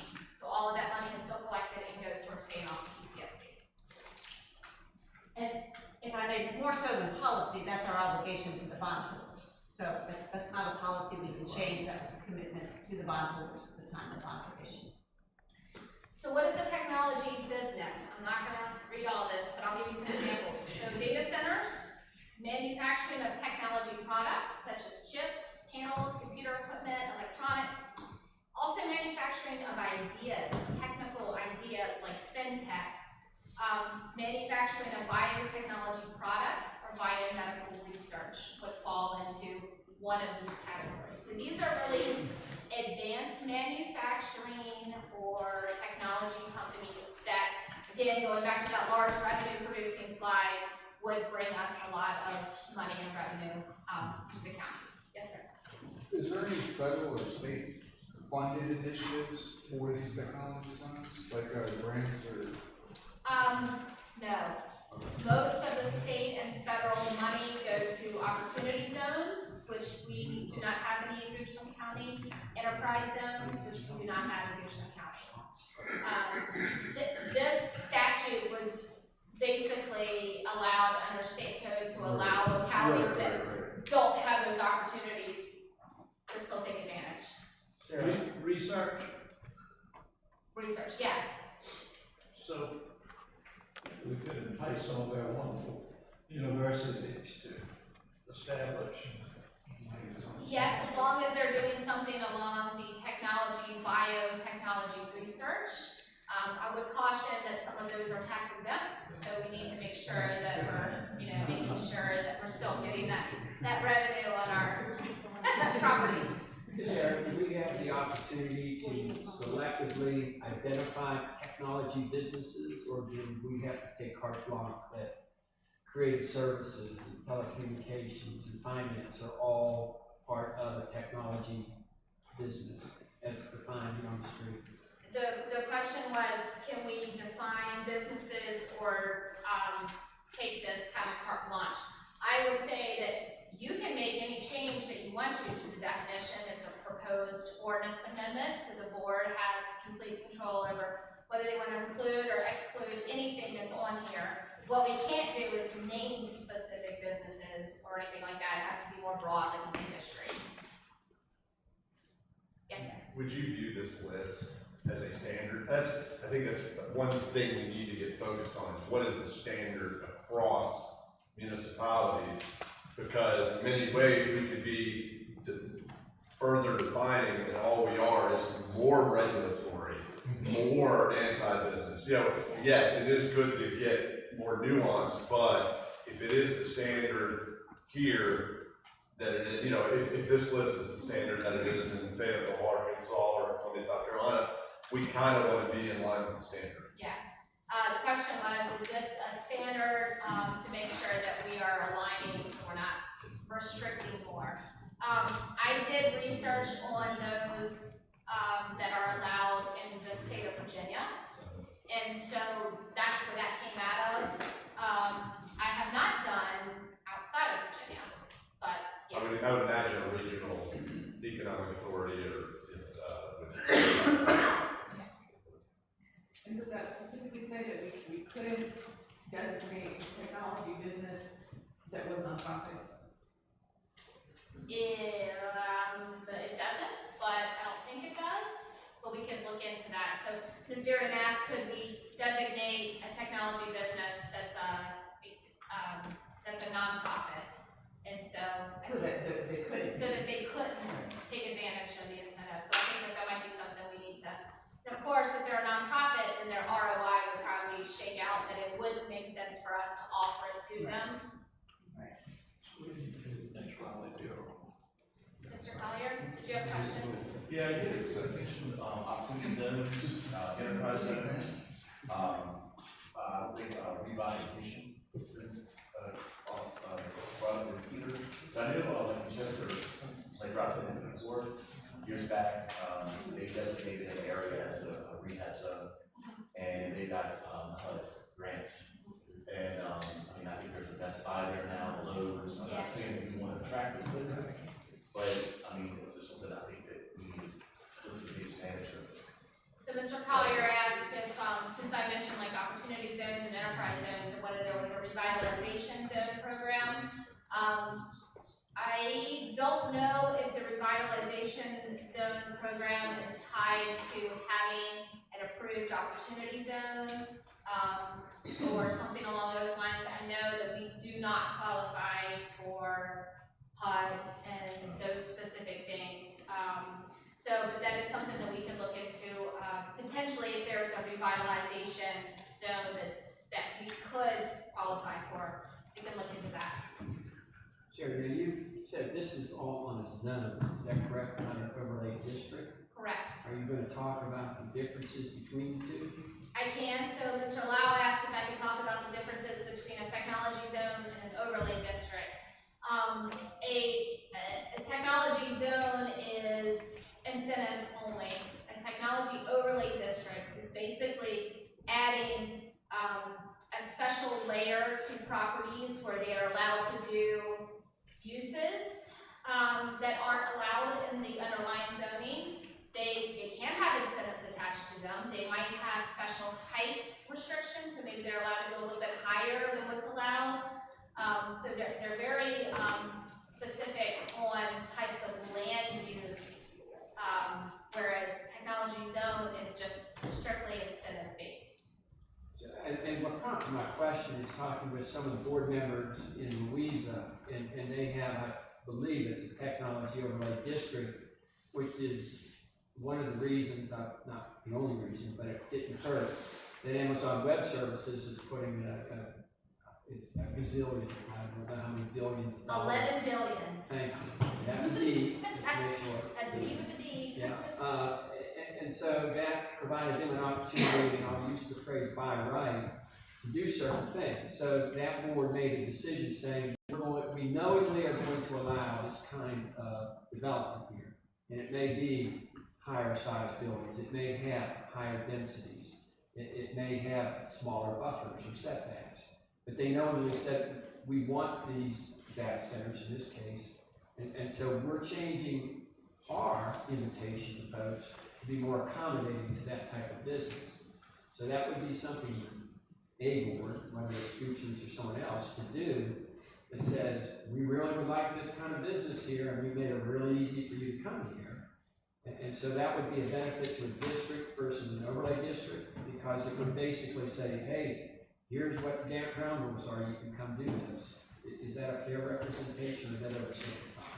I'll let, since Mr. Gillespie has a lot of experience with technology overlay districts, I'll let him respond to that. Yeah, 100%. So everything you said, and Sarah would have said yes to all of those things, except for one point. I will note the screening criteria that went in to identify potentially 6 locations in the entire county where those could be were based on good access to good roads, good access to water and sewer designation and growth area, obviously connection with high power for that. But the main thing is, in addition to having the ability to convey construction traffic, which is going to particularly a technology park, which has quiet use and low traffic after construction, it's a very intense construction period. So all those things were prerequisites, but of all the conditions, all the standards that came into the standard conditions, the setbacks and buffers were increased over standards. So you mentioned that they might be a lesser standard for setbacks and buffers, and they were increased. And that was a very conscientious decision that Louisa County made that might be different in a more urban or suburban environment, where, for example, Fairfax, Loudon, Prince William, they have buildings that are very close to the road on 10-acre sites. And what they have done is increase their architecture standards. So the buildings look like buildings you would want to see in that environment, regardless of how tall they are or how large they are. And Louisa County said even with the setbacks, view sheds, and buffers, if portions of buildings are visible, those portions also have to have increased architecture.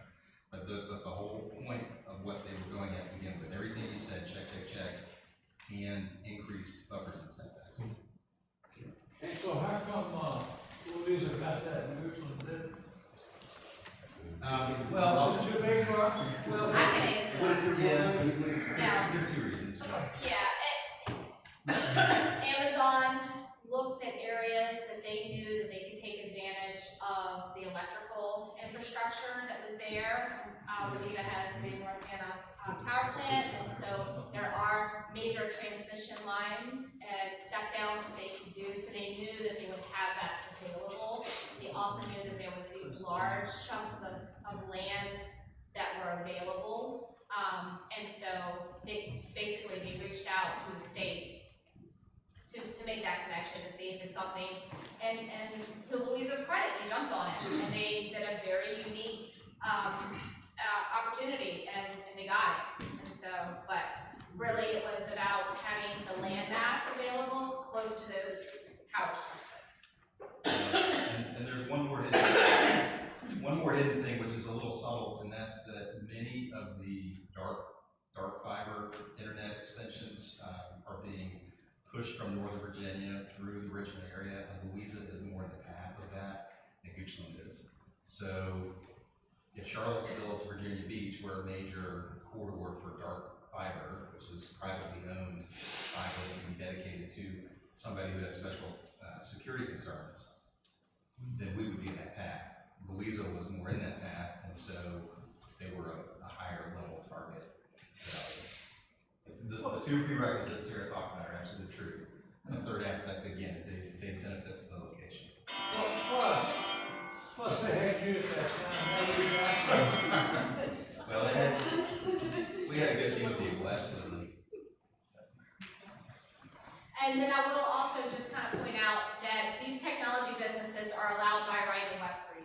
So we don't have a need to allow things, at special uses and things like that. That's why technology zone makes a lot of sense on that map that I just pointed out.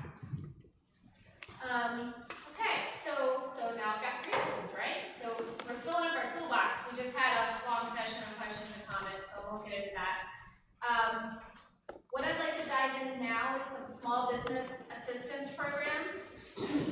So small businesses really need tools and money in their hand, as I mentioned before, about getting over a hump of expansion. So maybe they want to add new equipment to their line, maybe they want to expand their building, and permitting and site plan requirements. Can you just define small business, what Sure. that is? Yeah, well, that's actually, Mr. Lau asked me to define small business. It's a complicated definition, but I would say anything under 500 employees. I'm not going to get into revenue and all that other stuff, how the SBA defines it, but for Goochland County, anything really under 500, you could drop it down to 250, but there's a lot of, we have some large corporations like CarMax and Capital One and Performance Food Group, and then pretty much everybody else is considered a small business. All right, thank you. Permitting and site plan requirements are ever increasing, whether that's federal, state. I know the locality doesn't institute anything that we're not made to do. But small businesses, what we're seeing would be a tool to help them expand. It would kind of help offset the cost of preparing these county/state mandated permits and plans. It would be a sliding scale incentive that's kind of based on the capital investment of their property, but capped at 5% or $20,000. So this is really geared towards those smaller investments. We're not talking about somebody who's maybe building a larger building that would then kick them into some of the larger incentives that could be available to them. And it would be a one-time incentive, and it's delivered as soon as the CO or the permit is finalized. So it's really delivered to them when they need it, when they need that cash, not over 5 years like our traditional incentives. So to give you a few examples of how it could work, let's say we had a brewery that wants to expand its production. And they need a new beer fermenter. Cost $100,000. So potentially we could give them $5,000 in incentives. The ROI on that from the county would be 2 years. We would make that off the machinery and tool tax that's increasing, and then the potential for the tap room sales to go up because they're making the additional beer.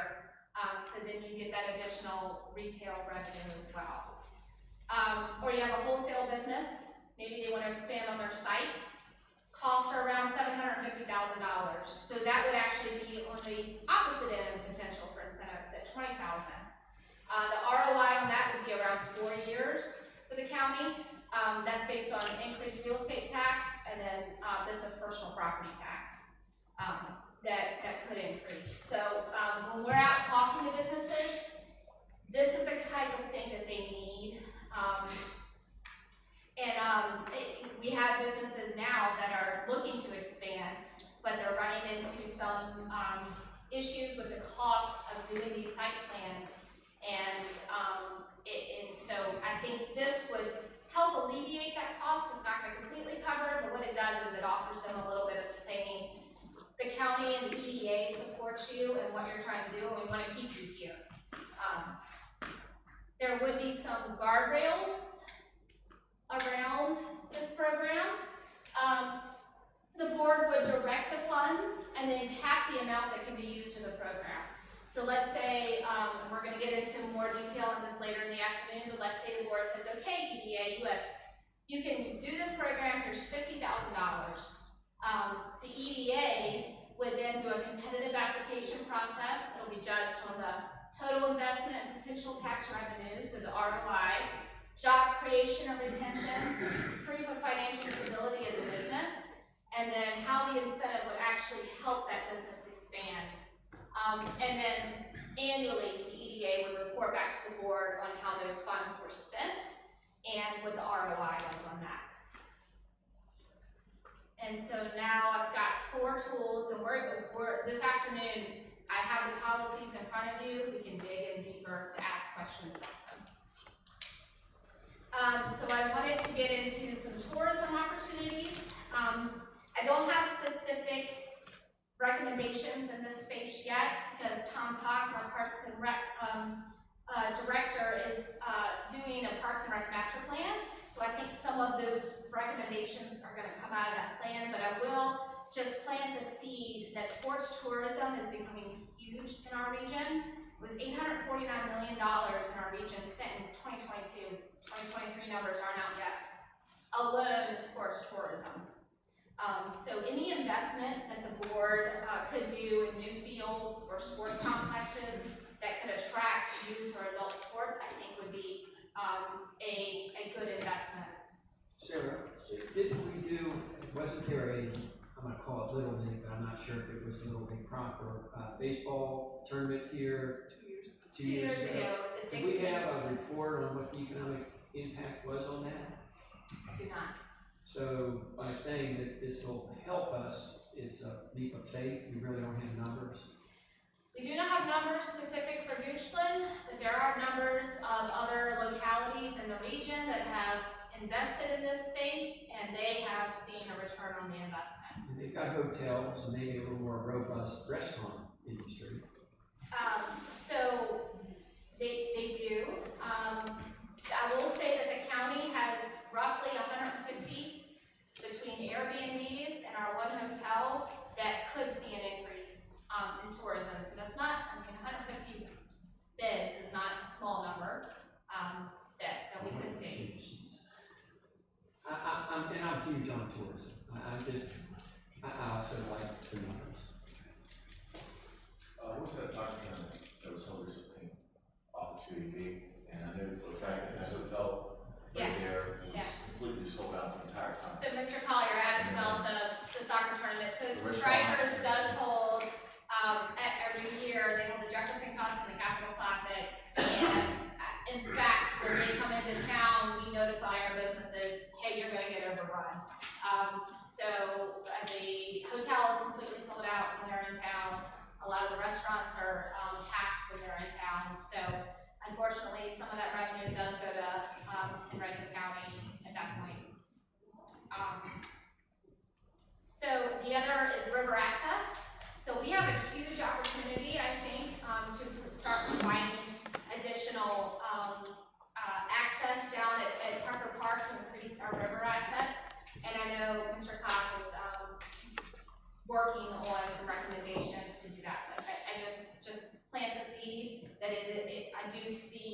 tourism space and return on that investment.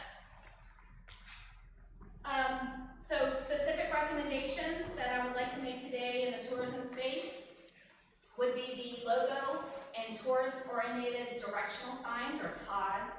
So these are the only approved VDOT signage program that allows individual businesses to have signs along VDOT roadways. The other programs are more wayfinding signs, like Virginia Wine Trail or attractions this way or something like that. But businesses can't have their logos or names on those. There are annual fees associated with obtaining these types of permits. So our tourism businesses, like our restaurants and smaller craft beverage makers, retail shops, this could be very costly for them. Prices range depending on whether you want them on an interstate or a limited access highway. They're around $1,500 annually, so that's an annual cost. The TODs is more for primary and secondary highways, and they can range anywhere between $600 to $1,500 depending on how many signs you need to get them to the location. So every turn needs a sign, and some of our more agribusinesses are a little bit, down the road, so they need more signage. So my recommendation would be a reimbursement grant for up to half the cost of those. So applicants, they would have a VDOT approved logo or TODS permit. They would provide proof of payment that they have paid for that, and reimbursement of half the annual cost would be on a first come, first served basis. So the business would get their approval, submit it, and the EDA could reimburse half the cost of that. Again, some guardrails around that. The board would direct those funds, cap the amount that could be used, and there would be an annual report back to the board on how those funds were used. Would that be retroactive? I know Dover Hall and River Run both are using TODs right now, so would we reimburse them for these? I would not say it would be retroactive. It would apply to the annual fee. Yeah. So Mr. Lau asked would it be retroactive, and I would say no.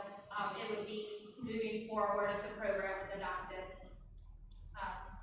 So who would pay for it every year then? Through this grant? As long as, so Ms. Dearden asked, we would pay every year. As long as the program is in place and they're approved and they've paid their portion, we would reimburse half. Yes, would be the idea.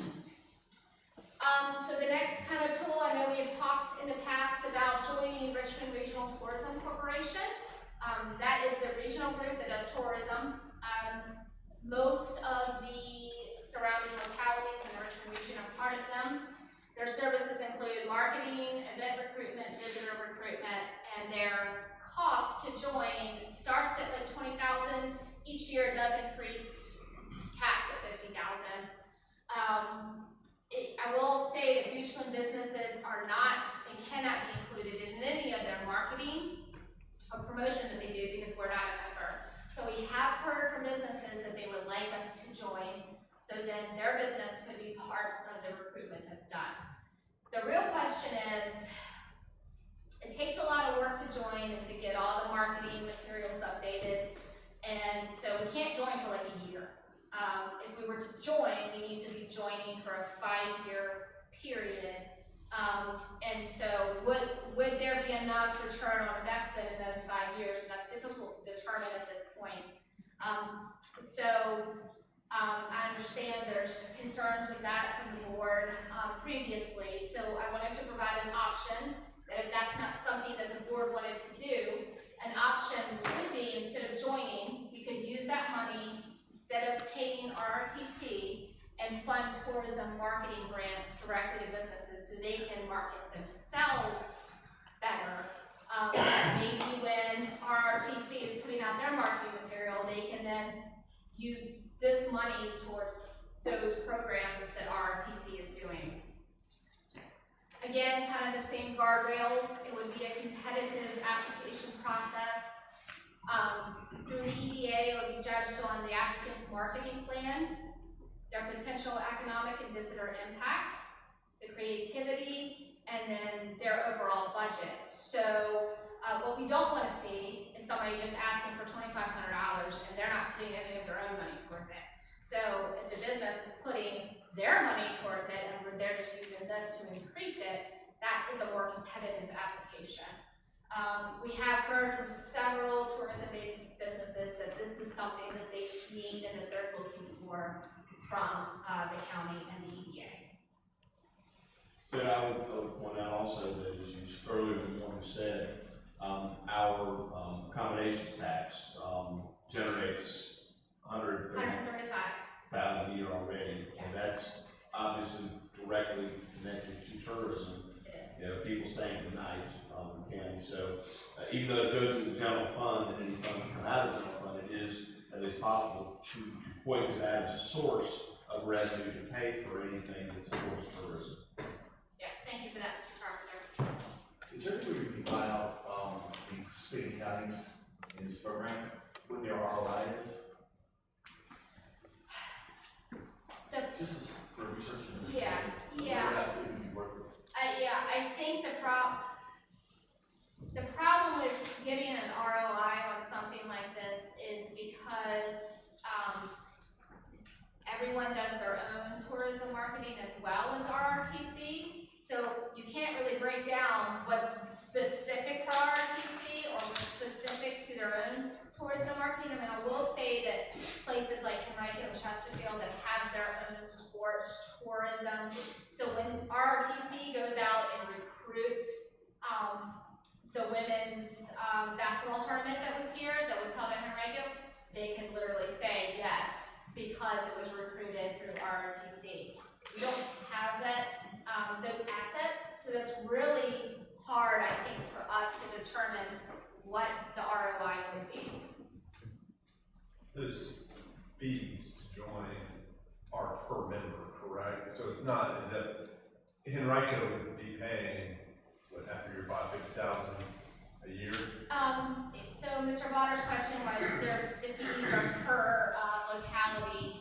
Actually, they have a fee structure where if you have more than a certain number of hotels, you actually pay more to be part of RRTC. That fee structure was based on our, yes.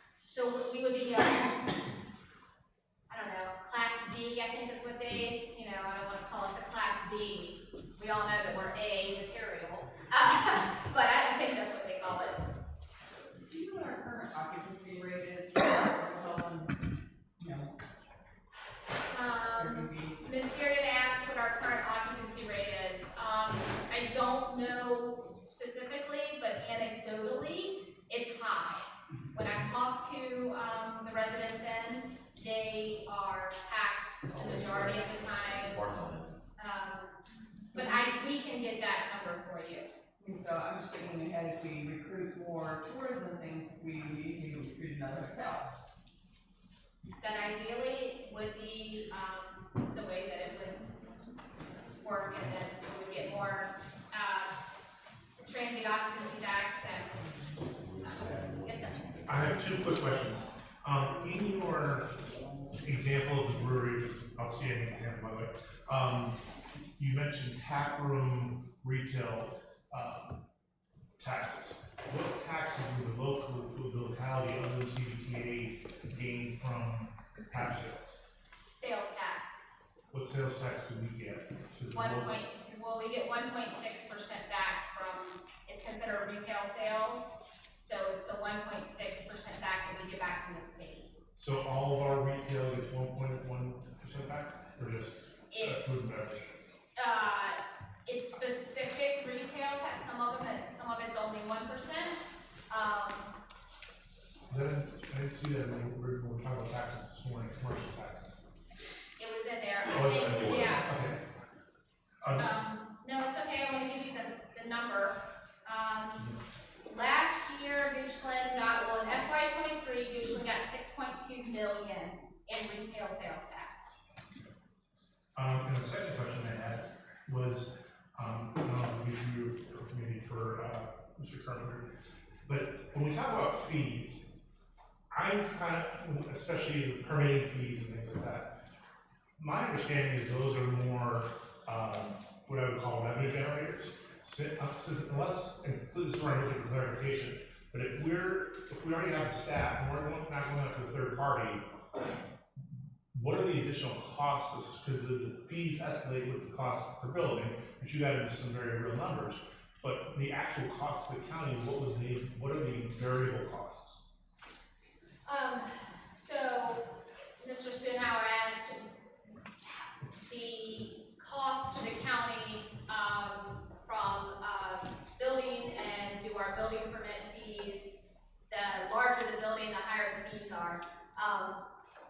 If I'm understanding correctly, I would say that the larger the building, the more inspections it takes to go out there. Sure, but we're already paying the full-time staff to do that. And Jim, the idea of a fee is put in order to generate revenue that goes for the purpose of a specific purpose. So in this case, permit fees are designed to generate revenue that pays for building inspections, permit reviews, things like that, the staff time. So versus general property taxes going, that all goes into the same kitty. But the idea, in some places you have fees for garbage, you have fees for this and that. And in an enterprise fund especially, that's where you can segregate it and say. Now, the reality of it is, if you're bringing in $1 million from a single project, odds are that project did not cost us $1 million in staff time and for resources, so we're making money off of that. Well, that's my point. It says we may be foregoing future revenue of the fee, but we're not actually incurring additional costs per se. So it's, yes. Which I think is important as we go into the second conversation. Yes. Sir, if I'm not mistaken, and I'm working with a little distant information, but I think you're aware I've spent 15 years working with Virginia Tourism and VDOT on the tourism marketing arena. Our TOT is currently 2%, and we have an option of increasing that, I believe. And once we increase it, it's required that that percentage of increase go to tourism marketing. I'm going to be the last person in this room to ever allocate an increase in taxes. So what we could do is take that current 2%, and it's our option to direct that towards tourism marketing. It's not a requirement, but if anybody other than me were to vote to increase the TOT, we would be required to direct that towards tourism. Is that right? That is correct. Temporary occupancy tax. Sir? Yeah. One of the things I'm looking at District 4, and there's District 5, and the most of the economic development is centered in that area. I'm also looking at the number of houses that are going in. And how should we be looking at public space overlay on top of all this economic development so that we've got basically an attractive area as well as one that's open to economic development? Are we looking at types of amenities that a business and a resident should find when they land here? I would say that in economic development world, Mr. Smith asked, are we looking at providing what we call quality of life amenities? So in our world, quality of life, when a company comes in and says, hey, I'm looking at this locality, let's look at their schools, let's look at their parks program, let's look at their tax structure, it's all part of quality of life. Like, are my employees gonna wanna live here and work here?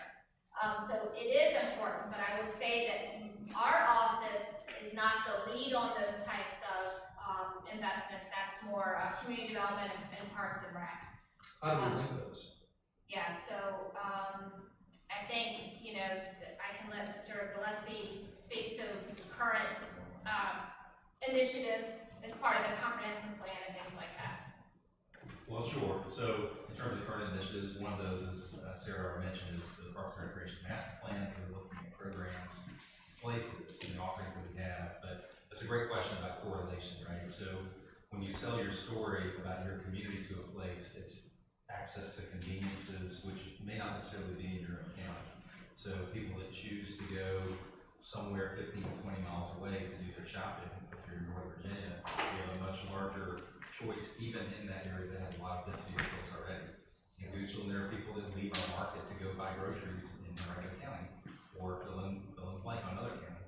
And there are people that choose to live in those counties and work in our county. And so the county boundaries are, you know, at a line, right? And we know when we cross the line. But you're selling your community and the quality of life. So the policymakers have to have that be a primary guide for intentional investment, if that's the choice, to try to raise that profile on quality of life. But it's a policy decision because, you know, you can have A++ quality of life and people choose to live in the neighborhood next door because they can't live in San Francisco anymore. It's too expensive. And so there are a lot of, it's a give and take. Yeah. So. I keep thinking about the Tucker Trail that's on the capital project, sure. To me, if I were locating a business, it's just me, I want some outlets for my staff to exercise, to just enjoy, and that type of thing. And then I'm also thinking about my fellow residents in that area of the county would really enjoy more closer opportunities to recreate in the county. So I don't know how you mesh the two, but I would, in our discussions, I would like to, with your discussions with the businesses, I would urge you to point out those opportunities as well. Yes. And if I may jump in, you know, one of the things that we're really not going to talk about today, it really kind of goes into that, is when we look at why businesses come to certain places, and we went over location, utilities, and things like that. But there are other aspects that we're really not touching on. The workforce, training ready workforce. You know, who's going to run the company, you know, where do they live? You know, I've had companies, first question out of the mouth is, where are my employees going to live? And they want to see the neighborhoods that they would, are they close enough? Are they able to handle that? So those are all parts of this big fabric that's there trying to lead. We're not talking about those parts today, but they're just critical, and they've got to be in front of us, so our CPE programs, and working with our community college systems to make sure that there's a trained workforce, because it doesn't mean good to have the best spot to work with, you can't get anybody to walk in the door and work for you. So those are great questions, and there are things that you've got to answer as well.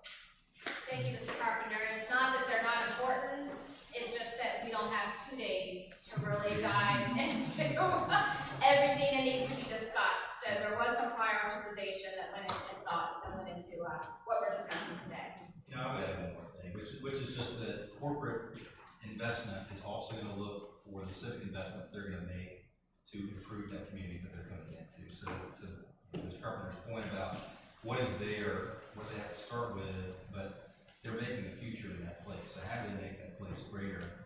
And civic investment comes from people who are willing to invest in civic infrastructure, whatever that is. So some people have less interest because there's a local workforce and they're not trying to attract people from around the country to come here. And some people like Capital One, totally different. You know, they're making civic investments today. Of course, our smaller businesses do that too, because this is where they are. All right, so we've reached kind of the discussion points here, ending here. At the beginning of the agenda, Chair Lauder said that we would take at this time citizen comment before we break to go into a closed session. So I will turn it over and just ask that everybody pivot, so making these people, so we can just do it for expediency. And same rules apply as a traditional board meeting, so 3 minutes per citizen comment, and please state your name when you do something. Karen Robb, and just one quick question. You mentioned that study that's going on, and I read that it's going to be by the end of the summer, which is coming up pretty soon. How is that going to be communicated to the residents and everything? Is that GSIS? GSIS. Yes. Mr. Gillespie. I'll touch on it. I think I saw Paul here too, so sure, I'll stand up. So I'm Josh Gillespie, I'm the Deputy County Administrator. We are lucky to have 2 of our communicators in the room, our 2 primary communicators. We've updated our website now, so if you go to the Goochland County webpage and look for Southeastern Infrastructure Study, SIS, anyone who's interested in tracking it is aware that that page was being updated. It's recently been updated with the information about the next community meeting, which is September the 10th at Hope Church. So that information is there. We're obviously communicating through all the media channels that we typically use for social media, Facebook, and county pages. And I know there are individually interested, and they were reaching out to the 3TP consultant part of the team that was working on survey and answering any other questions, and so they may have done some direct communication and known a few weeks before now that that was coming. Yeah, September 10th is the next meeting, and it's been communicated. I'll be there.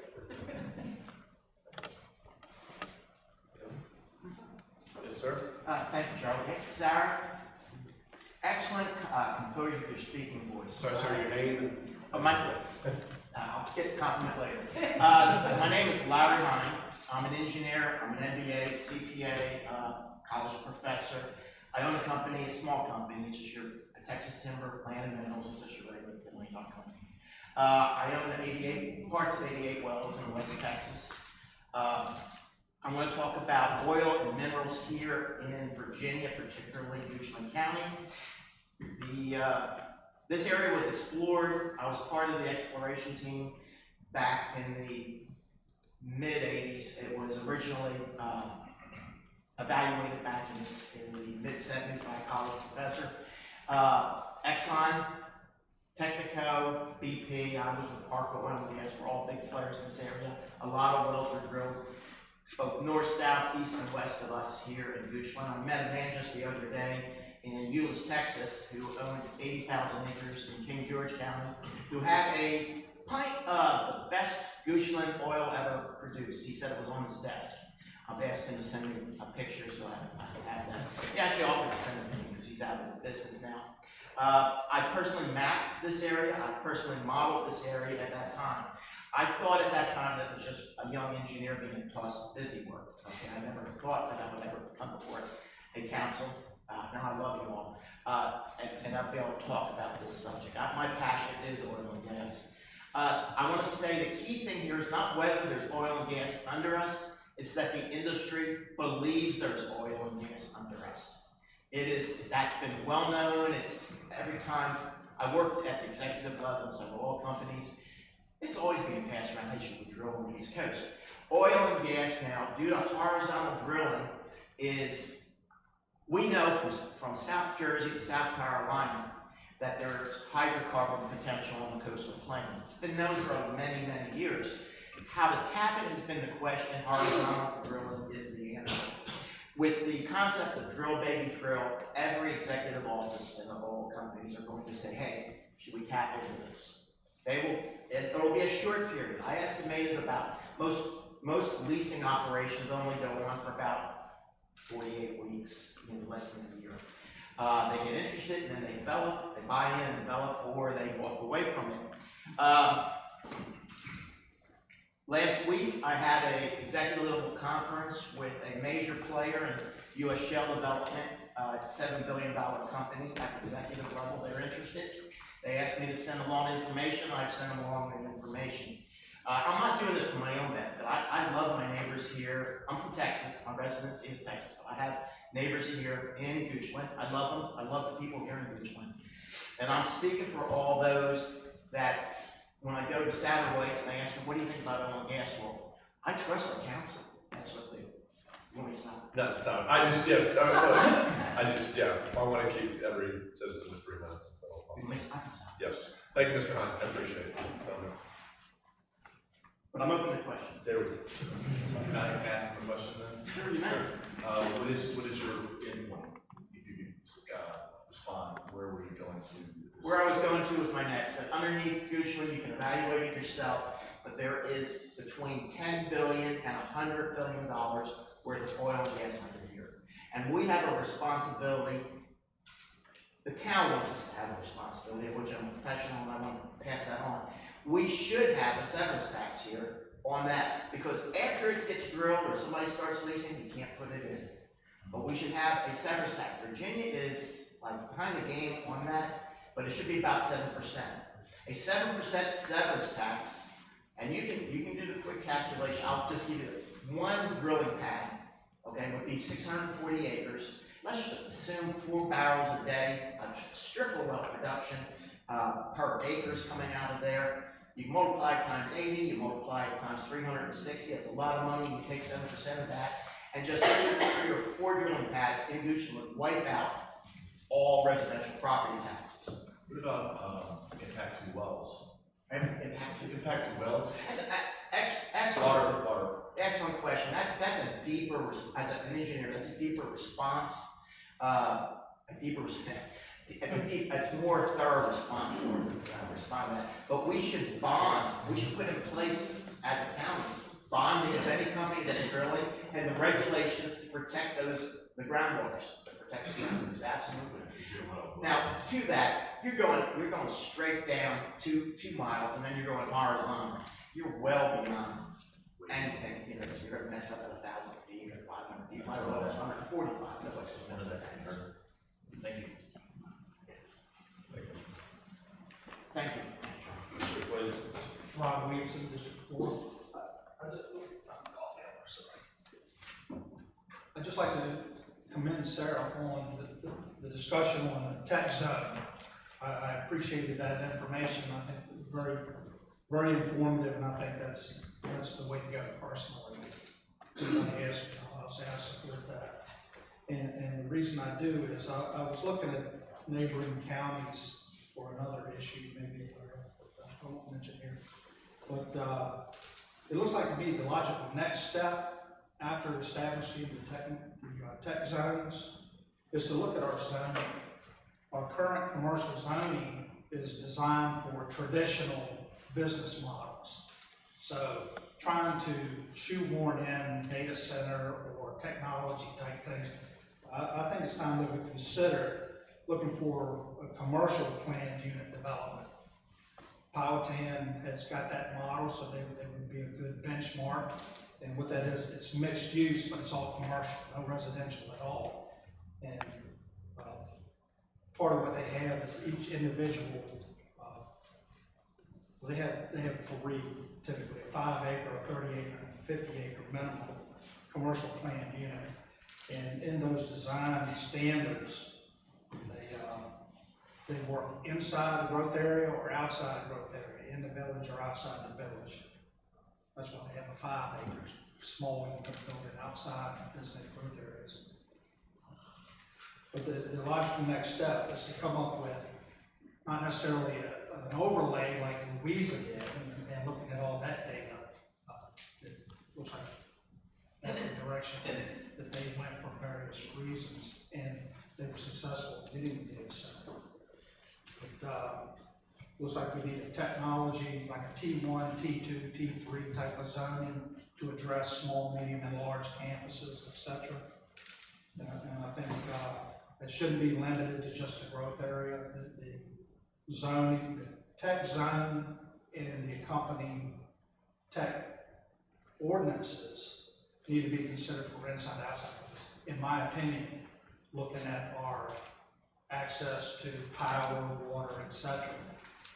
The quickest location that we can get a data center is outside of that growth area.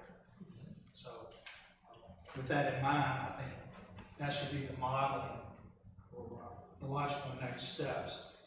And I'll just point out, I think you're successful in our goal trying to get to 70-30, because looking at Powhatan, their latest data is 87% residential and 7%. So, well done if you beat that. And I did notice, talk about the incentives under the tech zone, 2 employees. What I also picked up out of their data on the website is the majority of their businesses have 4 employees or less. I thought that was interesting. I'm not sure where we fall in that. But I say I fully support the tech zone concept. I think it's logical to move in the direction of trying to score a data center or technology campus of some kind, or the robotic manufacturing. But I would encourage you to consider also the next logical step. If you're playing chess, you have to be steps ahead, and that's your company ordinances to support the tech that potentially could come to the county. So thank you. Thank you. Thank you. Anyone else? Sir? Reagan, living in District 3. Couple of little quick things. Obviously, it's a very common trend that the utilities is the key to driving the success of commercial development. Flat out. So I think we need to focus on those areas where we can readily get that cost efficiently, and hopefully some of, just like in the neighborhood situation, some of the developers help swallow that cost for the county. One concern I do have, that, not a huge concern, that I think all y'all are doing well on, is from a county standpoint, us changing these properties from tier 1 to tier 4, tier 5 would be wow. But anyway, we need to be careful as a county to not just be giving money to sell someone else's land so they can profit at the county's expense. So that's about all I got. And you know, I think where we're at now, obviously the best area for commercial building is that 288-64 corridor until you get water moving out toward, water and sewer out to Oroville. I just don't have all the time. Thank you very much. Okay. Seeing none, we will adjourn if you want, but I will officially say this, in accordance with the provisions of Virginia Code Sections 2.2-37, 2.2-3712, I move that the Board of Supervisors of Goochland County convene a closed meeting for the purpose of discussion concerning a prospective business or industry located in the community where no previous announcement about its plans has been made, and discussion or consideration of the acquisition of real property for a public purpose, or of the disposition of publicly held real property, where discussion in an open meeting would adversely affect the bargaining position or negotiating strategy of the public body, as permitted by Virginia Code Sections 2.2-3711A, 3, and A5. Do I have a second from the board of supervisors? All those in favor of the board?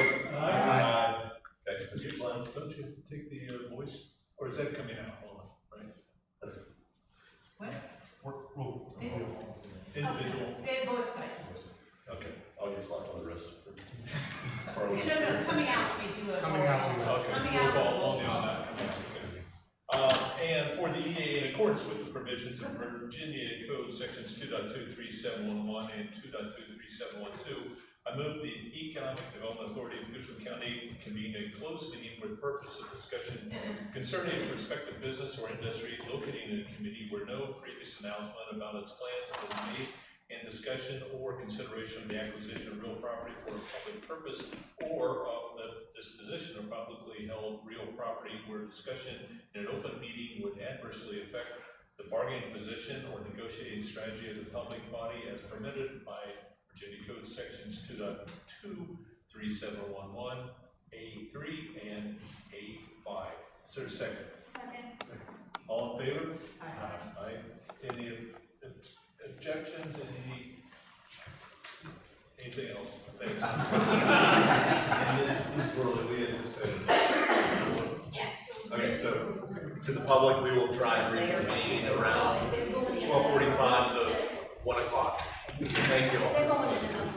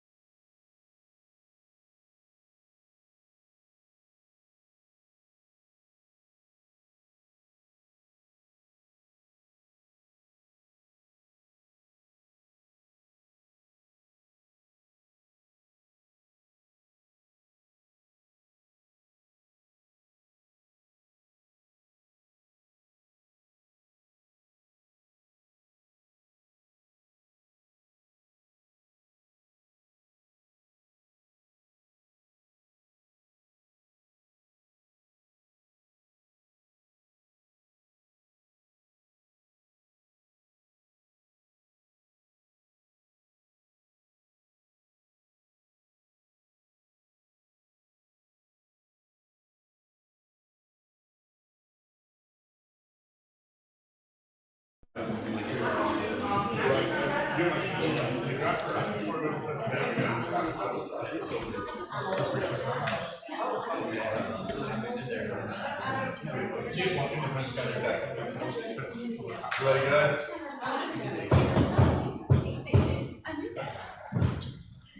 I will call back the order, the Gooch County Board of Supervisors. First, let me give a Board of Supervisors certification. Pursuant to section 2.2-3712D of the Code of Virginia, I move that the Gooch County Board of Supervisors hereby certify that, to the best of each member's knowledge, 1, only public business matters lawfully exempted from open meeting requirements under the Freedom of Information Act, and 2, only such public business matters as were identified in the notice convening the closed meeting were heard, discussed, or considered by the Gooch County Board of Supervisors in closed meeting of this date. Second. We have a second. All those in favor say aye. Roll call. Oh, Mr. Carpenter. Mrs. Spinner? Aye. Ms. Lyle? Yes. Mr. Christie? Yes. Ms. Winfrey? Yes. Ms. Wallace? Yes. And for the move to bring us out of closed session for the EDA, pursuant to section 2.2-3712D in Delta of the Code of Virginia, I move that the Gooch County Economic Development Authority hereby certify that to the best of each member's knowledge, 1, only public business matters lawfully exempt from the open meeting requirements under the Freedom of Information Act. 2, only such public business matters as were identified in the meeting motion convening the closed meeting were heard and discussed or considered by the Gooch County Economic Development Authority in closed meeting of this date. Is there a second? Second. Any discussion? Hearing none, all in favor, please state aye. Roll call vote. Roll call vote. I'll call it, Mr. Slip. Wood? Yes. Smith? Aye. Collier? Aye. Dearden? Here. Slim? Aye. All ayes, motion passes. And I will make a very brief statement. Just given that it is Saturday afternoon, between now and the end of the meeting, if you do have to excuse yourself, please do so, but we're gonna hold this without any set breaks until the end of the meeting. Thank you all. All right, so welcome back from lunch. We are here down recommendations to catalyze the EDA. So I knew I threw a bunch of tools at you this morning, a lot of information. So let's look at how the EDA can fit into all of this. So what the EDA is already doing. So things that they've done in the past. The Goochland Economic Development Authority has developed 3 industrial parks in the county. They've issued bonds. What they're doing presently, they facilitate incentive grants for new businesses, facilitated Capital One, Hardywood, Residence Inn grants. They have issued bonds, most recently Sheltering Arms, for Sheltering Arms to locate in the county. They've done some ad hoc studies and site characterization, so the targeted industry analysis that we reviewed this morning, the Oilville site characterization grant they've done. They do tourism and community-based sponsorships, so they're key in sponsoring our small business appreciation event, Goochland Day, and the Goochland Chamber of Commerce activities. They have done ad hoc loan to businesses. Licking Hole Creek Craft Brewery was one business that took advantage of an EDA loan. And they also fund the Shop Local campaign. What we know the EDA will be participating in the future is the Fairground Road Extension development. So that's under analysis now. We're looking at economic impacts of what we could put there. The old Goochland Elementary School redevelopment. So that's under analysis now as well to determine what can be done with that building. So a lot of things that the EDA is already doing. What we're making recommendations today would be to empower the EDA with funds to invest in infrastructure, to promote commercial and industrial development, and we think that that should be done, not today, when I say now, I don't mean like this very minute, because you have to do votes and all that other good stuff, but soon. Perform due diligence for prime sites. We think that that should be done immediately, and then make future purchases of land for industrial development. So we think that we could be adding money towards a specific CIP line item and allow that money to generate up over time. So if there does become land available for the EDA to purchase. Business-friendly atmosphere, kind of tools that we talked about this morning.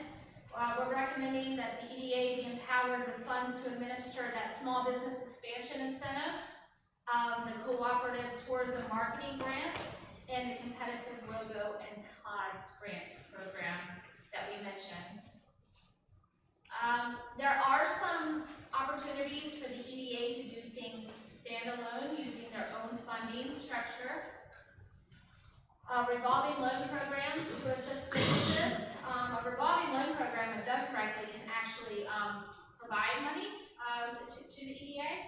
Facade grants, that goes a little bit back towards what Mr. Collier was talking about earlier with revitalization grants.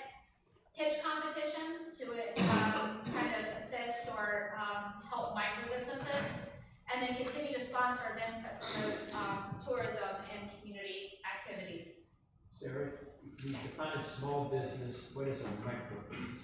A micro business would be someone under, I would say a business under 10 employees, very, very small. Maybe looking to go to the next level. Is it employee-based or revenue-based? Employee-based. It's difficult to judge revenue-based businesses. We just don't have access to the information unless they tell us. Okay. So what all that would give us, right, is a turbocharged EDA. Right now we got Honda. It gets us point A to point B. It's a good car. It's stable. But you know, we could be getting something a little bit better here. But so what it could look like would be the EDA performing due diligence and studies for increased site readiness. It could be investing in infrastructure. Manage and oversee the small business expansion incentives, those tourism and sign grant programs that we talked about, revolving loan funds, whatever the future fairground road extension is going to look like in the future for them, and then the Goochland Elementary School. And then, of course, in the future, the continuation of these activities and the purchase, development, and sale of land is what we feel would really help catalyze and make the EDA more effective here in Goochland County. So, my toolbox is full, and so now we kind of get into the guided discussion portion of it, where we're going to be talking about specifics. So if you have specific questions on specific things that we brought up here, so investment in infrastructure and sites. So this would be site readiness and infrastructure. The ask, not for today, would bring this back before the board at a future board meeting where you can act on it. But the ask would be $500,000 to perform studies and due diligence for our prom sites and for infrastructure improvements. So that's the $155 that we looked at this morning for the Markel site due diligence, the $250 for the Oilville water wastewater study, and then $95,000 for the other priority infrastructure that we talked about, like the Bennington Road, the courthouse sewer expansion, the M Plaza Drive. So I have asked Carla, how is this funded? She said it is in reserves, so it would be something that the board could take out of reserves. Again, we could put some parameters around once that land is developed, that some of it can come back either to the EDA or to the board. So that is an option. I'm sorry, sir, are you just talking about the 95,000 or the 500,000? Because it's in there, I can't tell. The 155, the 250, and the 95. Okay, so they're all funded by reserve? Yes. Okay, thanks. The 88,000, that's for the 3-chop Rockville study. I believe that we can fund that now out of the FY25 economic development and transportation budgets. It's something that both Austin Golan, the county engineer, and I have discussed doing to kind of get that one up and running immediately. And then, again, looking at future CIP requests for land acquisition, that would come through the budget process, and you would see that as a line item through the CIP. So we can dive into any more of these details on any of these sites or questions that you might have looking at this. I have a question. Yes. So if the EDA were to do everything on the slide that were like 2 slides ago, all the different programs, would that mean that the EDA would have to have another part-time staff member? We would have to fund also in order to manage and administer them? Yeah, I had not anticipated that question. Well, I'd like to be able to piggyback on Jerry was going almost exactly where I was going to go on a larger scale. I love all of this, but I am sensitive to workload. Right now, we have a lack of visibility into the projects that are currently going on. We know about the big ones, the SIS study and things. I know we're talking money now, but I do believe it's important for us to get a comprehensive list, because even if we take these on and it's EDA driving it, it's still planning resources, it's Sarah's resources, county attorney resources. So we need to have, I feel like our board needs very quickly a comprehensive list of projects, so we know, so we don't run into where we have quite frequently, oh, well, we stopped doing that because we're doing this now. So let's figure out how to get that. And I think that goes into, then that would help maybe identify, yes, maybe it does need to look to hire a staff person, or we need to supplement. Would we such be a third party? Yes, so the due diligence for the Markel site, the oilville water, wastewater would be done by an engineering firm. It would require project management of that task, but it would be done by an engineering firm. So some of the workload would be going with third party performance tests. Yeah, I think, going back to Ms. Dearden's question, I think the most impactful program, I do believe that Chance and myself could run the small business expansion incentive program, and Todd's and the tourism marketing grant program ourselves. I think if we get those instituted, I think that that's something we could do in-house. The revolving loan program might be a little more challenging. We would have to look into those details to really see. Depends on how many businesses we get looking for it. We've only had maybe 1 or 2 a year that have asked us for that kind of resource in the past. So if we continue with that, I think it's something that we can do in-house. Sarah, Mike, I have a reticence and kind of a disquiet about us bringing the Todds and the tourism grant program onto y'all's work. And again, I'm speaking 15 years experience. The Todds program from VDOT, they've got a staff, and their whole purpose for having that program is to sign people up for that. And I can see connecting them with those folks and letting them be aware, but I'm not sure I have a comfort level with us subsidizing that. I'd like to see the introduction made. And BTC with their grant program, we've gone through it with the Cozy Stay. Cozy Couple Getaway. Cozy Couples. The BTC has probably 6 people down there on staff that will work and walk people through that grant program. Making our businesses aware of it, I'm all for it. But having you all, when you use the word handbook, I think would almost be redundant to what BTC does. So rather than add more to your workload, I have a much higher comfort level with you saying we're going to promote it and make folks aware of it, but making you manage it, I have to be sold on that. I'll just leave it at that. No one Yeah. know about BTC and the Todds program. Yeah, so I'm gonna jump real quick down to this. We would not be managing the Todds program. We would be, after they apply and get the program approved and get their signage approved, they would submit for a half reimbursement, and that's it. So the only staff time would be verifying that it's been approved by VDOT and that the signs are installed before we would make a request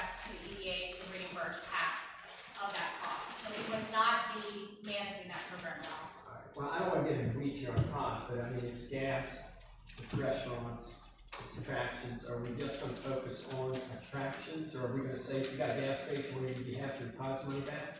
Yeah, no, so we can't get into that now, actually, that was part of the program, is in front of you is a draft policy that, I put out for, the boards and the EDA to look at, so it is, limited to certain types of businesses. It's open to businesses in the tourism industry, restaurants, craft beverage manufacturers, locally owned retail tourism, recreational, historical attractions, lodging, and venues and art centers. So no, we would not be reimbursing for gas stations. It's basically tourism-based businesses would be eligible for the program. Well, not to poke the beehive, but I think through CBTA, if they buy gas in Goochland, we get a nice little kicker. So I think I'm just quietly picking winners and losers, saying, hey, gas station, you don't qualify for this, even though you are probably making a bigger economic contribution to the county. But we are going to let the subway that's inside that gas station qualify for it. So I can't imagine that the gas station located on the highway customer have. that's my point. That's my point. And so, but we're saying somebody, we're going to give you half of your money back if you have a subway inside the gas station. It's a restaurant. It would have to, under their proposed policy, it would have to be a locally owned, it could be a chain, but they'd have to be locally owned. Franchise. Yeah. But you also put 50 employees or less in here, correct? Correct, yes, there's also. Because this is targeted at small, like micro businesses that could use the help, as opposed to like a gas station corporation, correct? Correct. I'll use experience. Lane's Country Store, which is up in the valley, on 81, tripled their revenue when they took part in the TOTS program, as well as some of the rest area markets. And so the ROI for them is, I think educating them and encouraging them to take part in the TOTS program, I don't see a need for the county to be paying for that. Just my first-hand 15 years of experience. And we've had businesses ask us for a program like this. Some of our smaller programs, smaller businesses, so.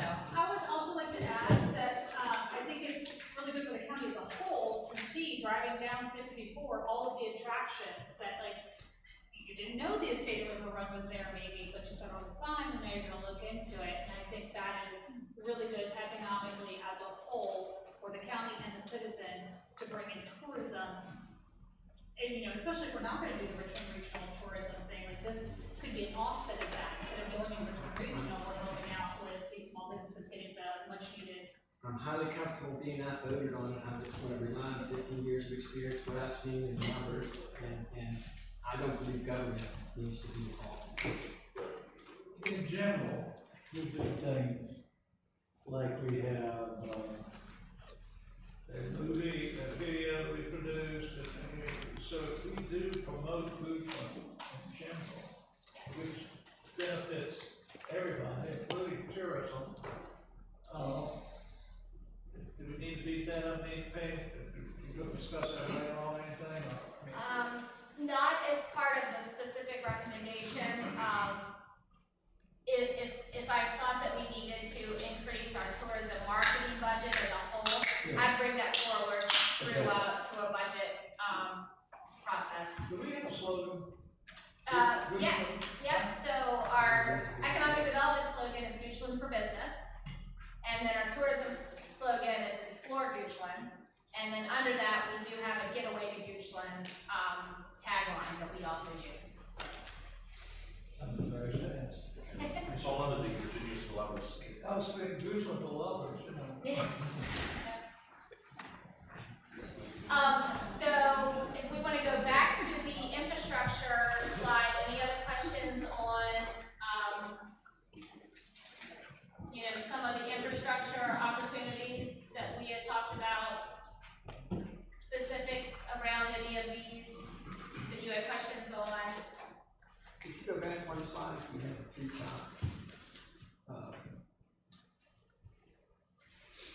Yeah, so this is the one that I believe we have in our economic development and transportation $88,000 total to get this thing analyzed, and get a better idea of what we need to be doing here to get this land, in a better position for an economic development project. And That's 64,288, and then Ashland Road.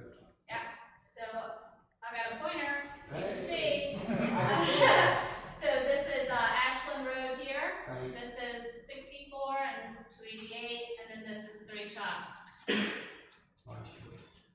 Yeah, That's a so tunnel. no, that is an underpass. I've been told. Vic's gonna start digging. So Question, Sarah. yes. You previously briefly mentioned the courthouse sewer. Is that something that has been discussed extensively? I've had like 3 different people ask me about that specifically. And so, has that been discussed? Is that something that has been considered, or where's that stand? I gotta find where it is on my slide deck. I know it's here somewhere. There we go. Nope, there it is. So I've had lots of opportunities reach out to me looking at what they could be doing, in particular these 3 buildings. They are all connected to septic, and they are only allowed to have like 11 office workers. That's what their septic is approved for. So any redevelopment of these 3 buildings is going to require sewer connection. I've talked to the Public Utilities Department. There is obtaining gravity sewer here could be a challenge because of the elevations. Gravity sewer is way off here somewhere, and how deep they would have to go to get to the gravity sewer. So we are asking, included in that 85,000 that I had asked, included in the 500,000, would be engineering to see if we could get these 3 buildings connected to a forced main system where they would have a grinder pump that could then shoot down to our sewer system.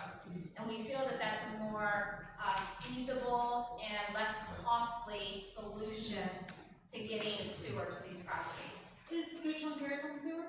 Goochland Cares is on a private sewer, so it's not public. I forget where their line comes from, but they do have a private sewer line that serves them, but no one else can connect to it. Okay, so you said you've asked for 30, get my number here.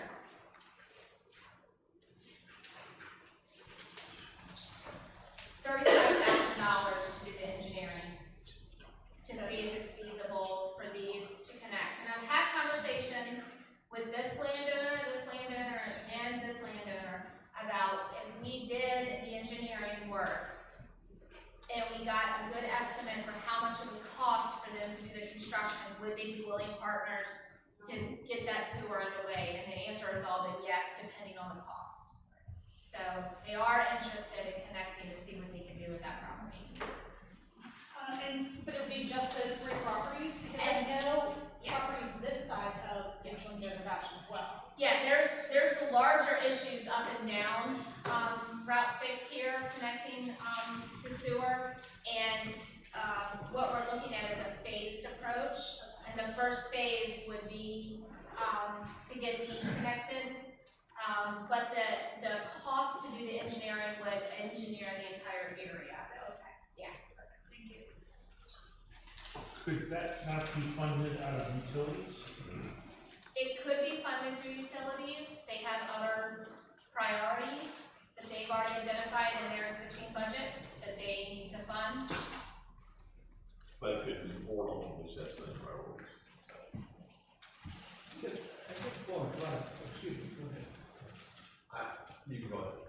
Well, on the $500,000 ask. Yes. Are you asking for the county to put that into the EDA, or you're asking, is EDA asking the county to do those studies?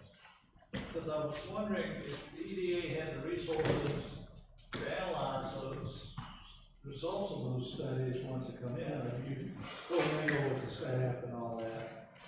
And like that? So, I think the ask is that the county give the EDA the funds to go out, procure the engineering, and to do the studies. The studies would then be owned by the EDA, however, staff, Chance and I, would be the ones that are analyzing with the help of our other county staff, like Department of Public Utilities will be looking at it, community development, planning and zoning would be looking at it to make sure that the studies are accurate, but it would help the land move up on the tier site, which is part of the EDA.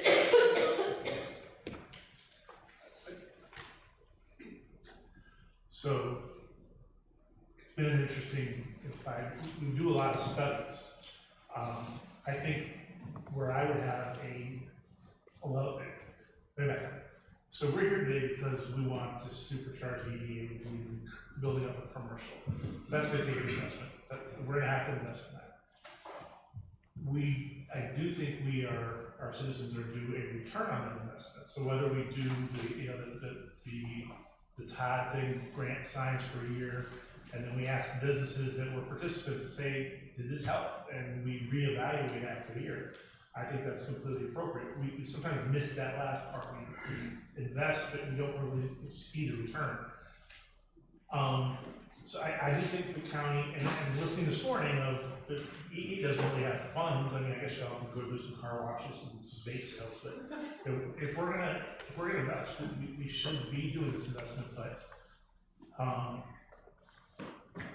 I would like to see what's after the study plan, because we get to this, we'll do the study, but then we don't have the transparency to what happens with the study afterwards. So study comes out, so it's feasible, what's the next step in timeline? What's the next step in timeline?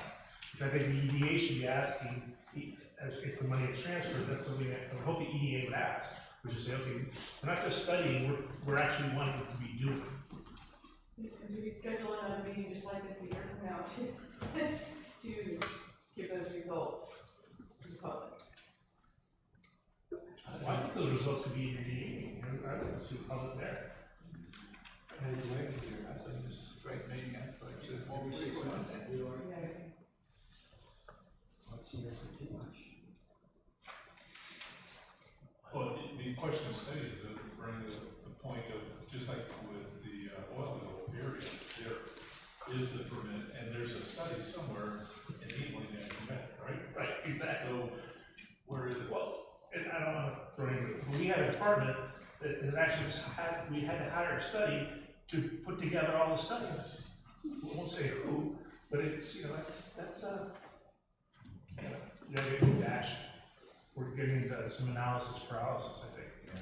Which I think is because we're very cautious about people's money. Yeah, Like, it's not our money, so we want to be cautious with it. But once we have more information from these studies, then we can come back and, come back to it, evolve and say, hey. Yeah, and I will point out that I use the term study. The Markel Westgate site, that's actually due diligence. There's actually tangible documents that come out of that money that we can use immediately once it's complete. The oil well study, that probably is a study, and the fact that we're looking at how you could bring water and sewer to oil well. So that really is a high level, but out of that would include things like you need to do X, you need to do Y. In order to make it work, it's going to cost this amount of money. You need to start saving, you need to pool bonds, you need to get this grant to make it happen. The Three Chop Rockville study, they will be tangible things that come out of it. There will be a land bay analysis done, like you could put this amount of square footage of industrial here. You could put this amount of square footage industrial here. If you do that, the road needs to be expanded to 2 lanes, you need a turn lane, you're gonna need a stoplight. It's gonna take water and sewer, 16-inch water line to make this work. So there will be tangible things that come out of it that we can then put into our CIP moving forward, that we can start funding these things. Well, I will add one thing to, what Mr. Spinner says. One of the biggest benefits to a county of our size with studies is that while in many people's minds, one individual could answer all these questions if they had all the expertise and everything, that individual could walk. They can leave the county as an employee, the information walks. Until we get to a critical mass where we can say, we've got 4 or 5 people in a dedicated department doing this, unfortunately, we do have to rely on these studies much more so that they become the property of Goochland County versus, okay, we put this time, money, and training into these individuals, and oh, by the way, they're now in Rango, now Chesterfield, now wherever. So, I don't want people saying we waste money on studies. We have a requirement to use them as a county of our size. And I'm glad you said that, Mr. Waters, because that's not what I wanted to, that's not what I want to communicate at all. What I want to communicate is, if we're going out and move forward, this meeting is a perfect example, right? This meeting is an example of a meeting that we had in February, right? In January. Okay, so it's 8 months later, and this is one of the first outputs from that meeting.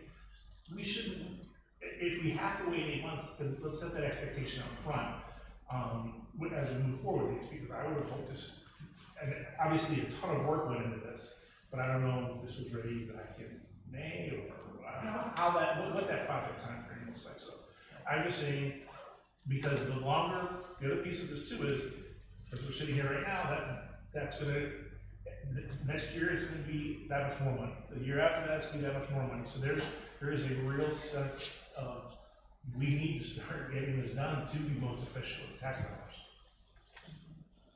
I'm gonna pose what I hope is a leading question, but we'll see. In a perfect world, what would be the best use of the county's AAA rated, county's great credit rating to support EDA? I mean, the use of the AAA requires that if the board wanted to issue bonds, it would go out to a referendum from the general tax base. But I would say investing in infrastructure and investing in your land and getting land ready for development now and 50 years in the future. When we're looking at Goochland County in 50 years, we have options and opportunities. So, you know, whoever comes next is not having the same conversations and trying to play catch up. So I have 2 follow-up questions to that.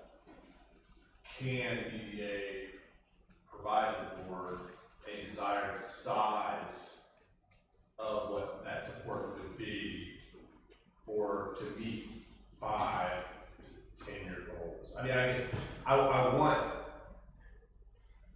what I'm mostly trying to get to is what can the county do to make these executable? We've got $500,000 on the table, but I think we can all agree it's much more than $500,000. And I see ways to leverage our great rating that where the EDA could be incentivized to do things much more quickly if we find a way where the EDA,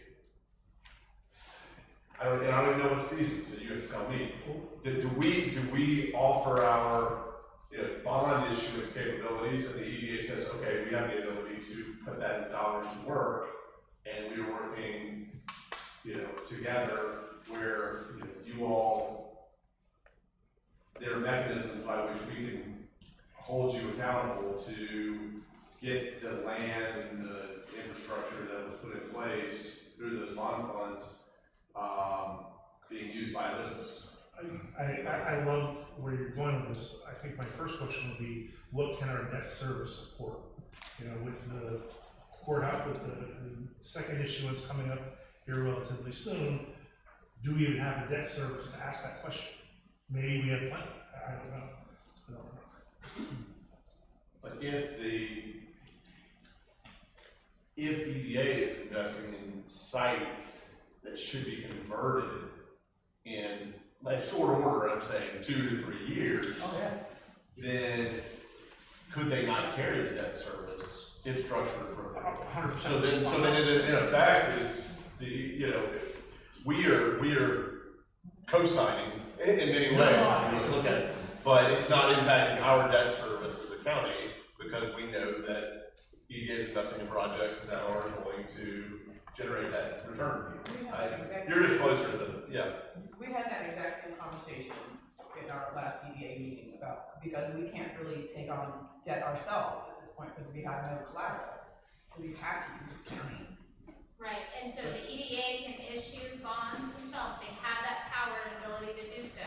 They just can't do it at the attractive rate that triple will get. However, the county could be a moral obligation to repay those bonds that the EDA has issued. So. Well, the advantage EDA has is speed, right? Yes. We don't have the requirement to go out, but we are going to be faced with a slightly higher interest. Yes. Of course, rates are coming down. So. we do have to highlight this because I was pleasantly surprised. The rates that people see in the news media are worse than the rates we can get with a AAA municipal rate. We just have to provide that education to people. I heard numbers in the 2.5 to 3 range for Goochland County if we were to issue today. I think a lot of our citizens see the 5s and the 5.5s. They're used to the rates that are more openly published, and so they think we're foolish to look at a lot of these things with debt issuances. And but if it is 2.5 to 3%, okay, of course we would like it to be in the 50 basis point range that it was a couple years ago, but it's still very, especially with inflation where it is. It's time to borrow with inflation where it is. If I may just make one other comment, the slide that, one of the second slides that I think that you showed with all the different columns, the active versus, inactive EDAs, all the ones that were active had funds coming from the counties, all of them. Yes. Probably makes them happy. Right, because if you go back to the only way that the EDA can make their money is through acquiring, developing, and selling land. Again, it takes money to be able to do that. Floating or being a bond conduit issuancer, which they can make some money off of that, but that's very project specific. The project has to have an interest, some kind of interest in the county for them to be able to do that. That's how we initially raised the $750,000. Right. Yep. So, they are more limited in the ways that they can reimburse their money. So if the EDA was to take this $500,000 out of theirs, then that leaves them with $250,000, with potentially, not. When these properties develop, that money is going to go to the county. Right. And if the county doesn't give it back to the EDA, then they're in the hole $500,000.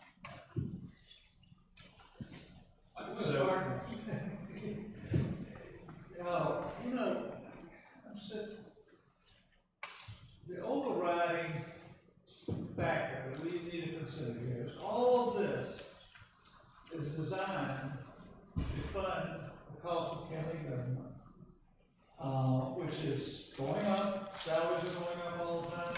Fire engines, they used to cost $800,000 2 years ago, over $1 million now. And it's our duty to hold down the tax rates. So that's what economic development brings to us.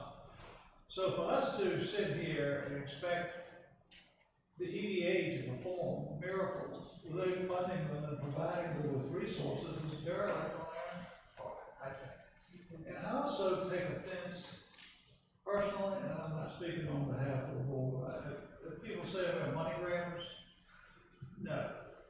We are trying to figure out what is the optimum way to fund the county government that is for the people, provides goods and services and so forth. So,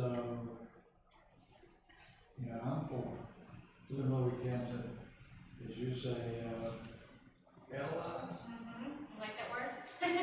To be a catalyst. To be, So then, what I'm hearing is that in the relatively near future, we can come to the board with a detailed action plan for the request. That would include outcomes, future steps, parts that are affected, so it's an actual, way forward and where we want to go. And is that? when you say outcomes, are you saying benefit? Yes, sir. Because I think that's part of it. We need to somehow be able to at least estimate, you know, if we're gonna spend this money on this study and we're gonna get some benefit from it. My all this is to go from tier 1 to tier 5 a lot quicker, and then we can start getting some tax revenue.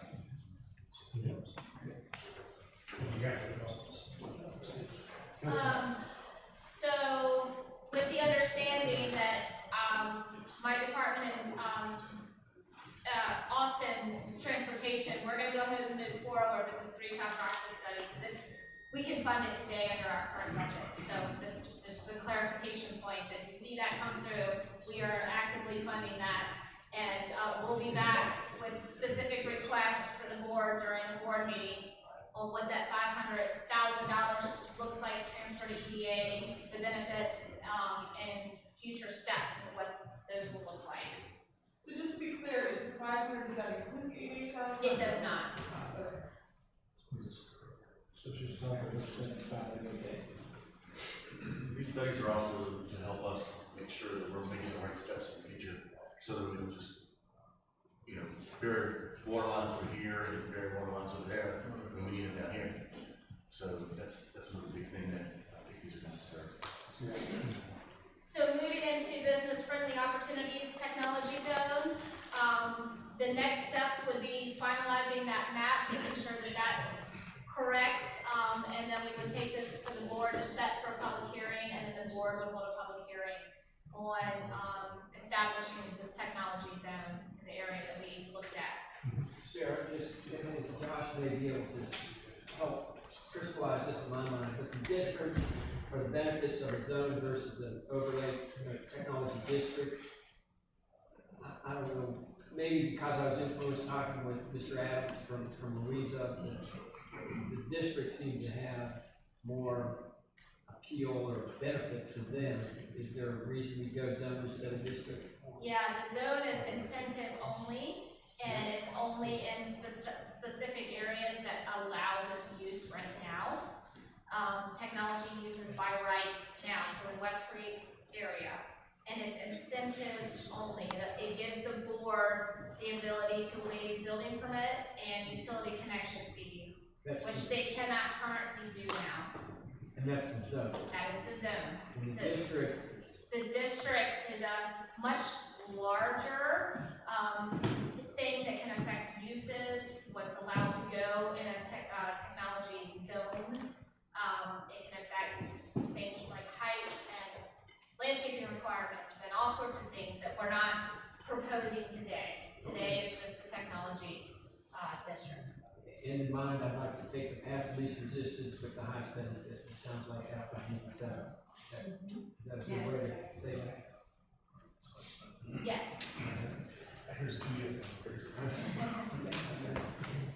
So if it's okay with the board, general consensus, we'll be bringing this idea forward to you. The next business-friendly opportunity is the small business expansion incentive. Now, I do have the policy in front of you that we can dive into if you would like to. This is the one that encourages existing small business to move forward with their expansion plans. And it's a very small amount in reference to what investment they're making. So remember, it's 5% of the investment, but no more than $20,000. This would be a fund that would then be given to the EDA, and the EDA would have ultimate approval as to who gets this fund. We are requesting $50,000 from the board to go to the EDA. It could be funded from reserves, and then each year would be a reoccurring budget item that would come up under review by the board of supervisors to determine whether you want to refund this program or not. This is the one that kind of helps offset those costs, those immediate upfront costs when a business is looking at expanding. So are you asking for this mid-year then? So this is, would come to the board in the relatively near future Yes. versus waiting until next budget? Correct. You have a list of people, of businesses? That could benefit from this.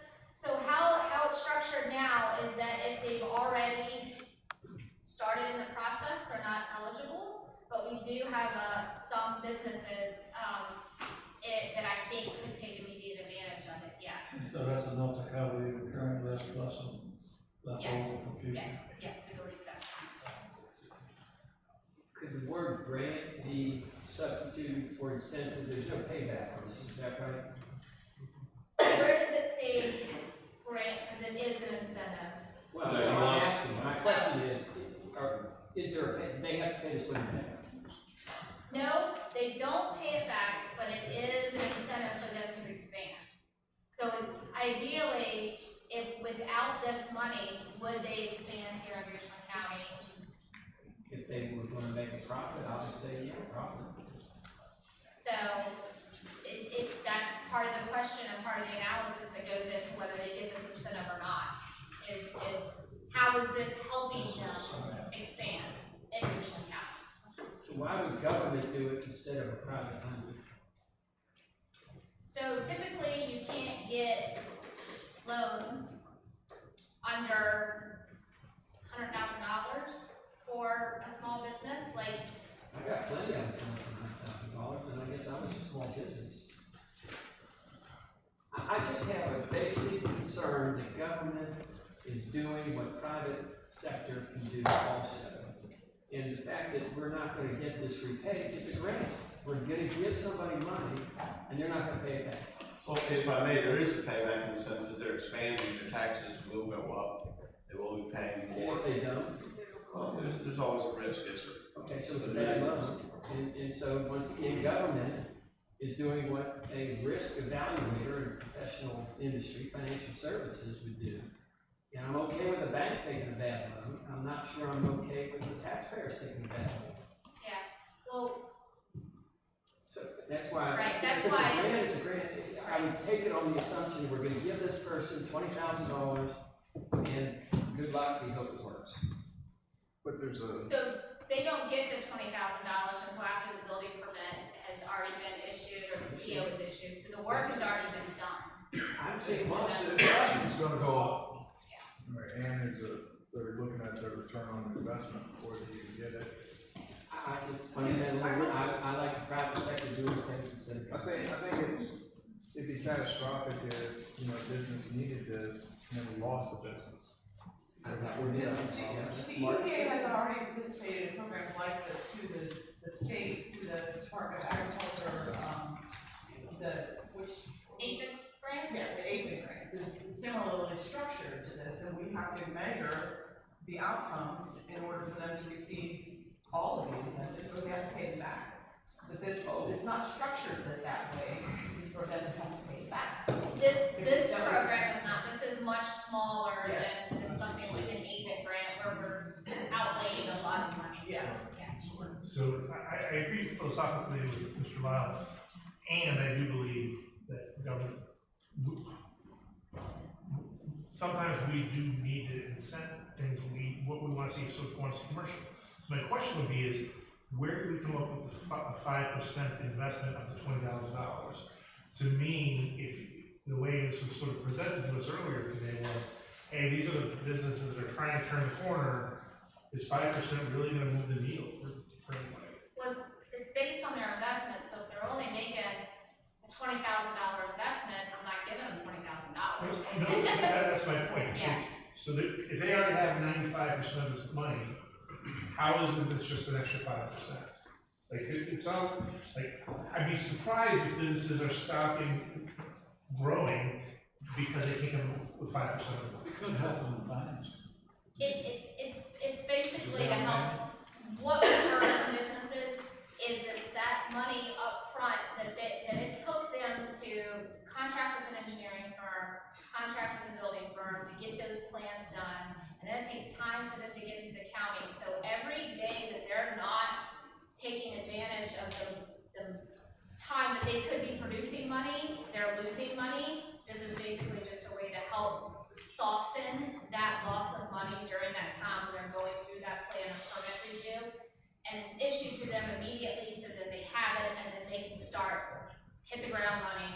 And it was intentionally small. Like, we're not trying to fund their entire expansion. We're just trying to help them get over the hump of it. If I was a lender, I would look at what resources we could do, towards the deal, almost like a down payment. I don't think it's got. But Sarah, these rules don't seem to line with what you just said. Because it's helping get started, but it doesn't get paid out until a CO, a building permit, has been finalized. So how does this help them get started if it's towards the end? Because it's giving them immediately the money back that they just outlaid to get those plans approved. Okay, alright, okay. And then last thing on this, but on the slide it says 50,000 annually, in here it says 100,000. Oh, I'm sorry. Yep. I meant 50. And more may provide up to 100,000. Yes, oh, yes, yeah, I bumped it down to 50, yeah. Thank you. Yes. It's still a It's still a draft. Unless you want to give 100,000. Teamwork. So I'll be bringing this idea back before the board for an official vote and transfer of money mid-year. The next one was the TOTS program that we already talked about a little bit, but that policy is also in front of you. I'd like to hear feedback from other board members. I think we heard Mr. Lyle's opinion.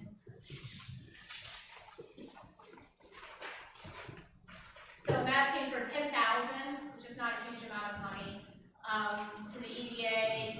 I will point out that we collected 135,000 total in transient occupancy tax, which was 54,000 more than what we had budgeted that we were going to collect. So we do have a bit of a surplus under the transient occupancy tax in our reserves. And that we could use the future transient occupancy tax money that comes in to fund this program under future budgets. So this is the signage program. Does this include, does this include any agribusinesses? It could. I don't see where they fall under these bullets. No, we would definitely want to make sure that they're included.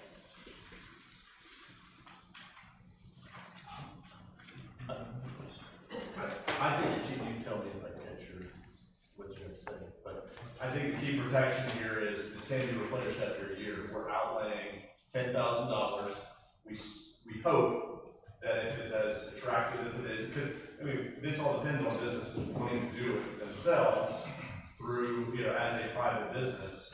So if it gets all used, then we have people coming to us saying, oh gosh, this is just like, in many ways, NAP credits.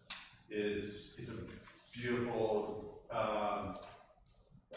tax benefit for individuals for neighborhood assistance, and they always get gobbled up by private people as quickly as possible because they are dollar for dollar against individual personal property, individual federal taxes. And so if people are using it, if it's implemented the right way, we will get that 10K used up easily, and then we figure out, okay, and Mr. Lyle's question was answered, I think, does it work? And we go back and replenish it or increase it. So Everybody sees that. So if the business currently is paying for 4 or 5 signs, they come to us, would we only do provisional signs, or would you propose to pay for the signs they've been paying for up to that? So it's an annual permit, so each year they have to pay. So we would open up the application, and then it's first come, first served basis.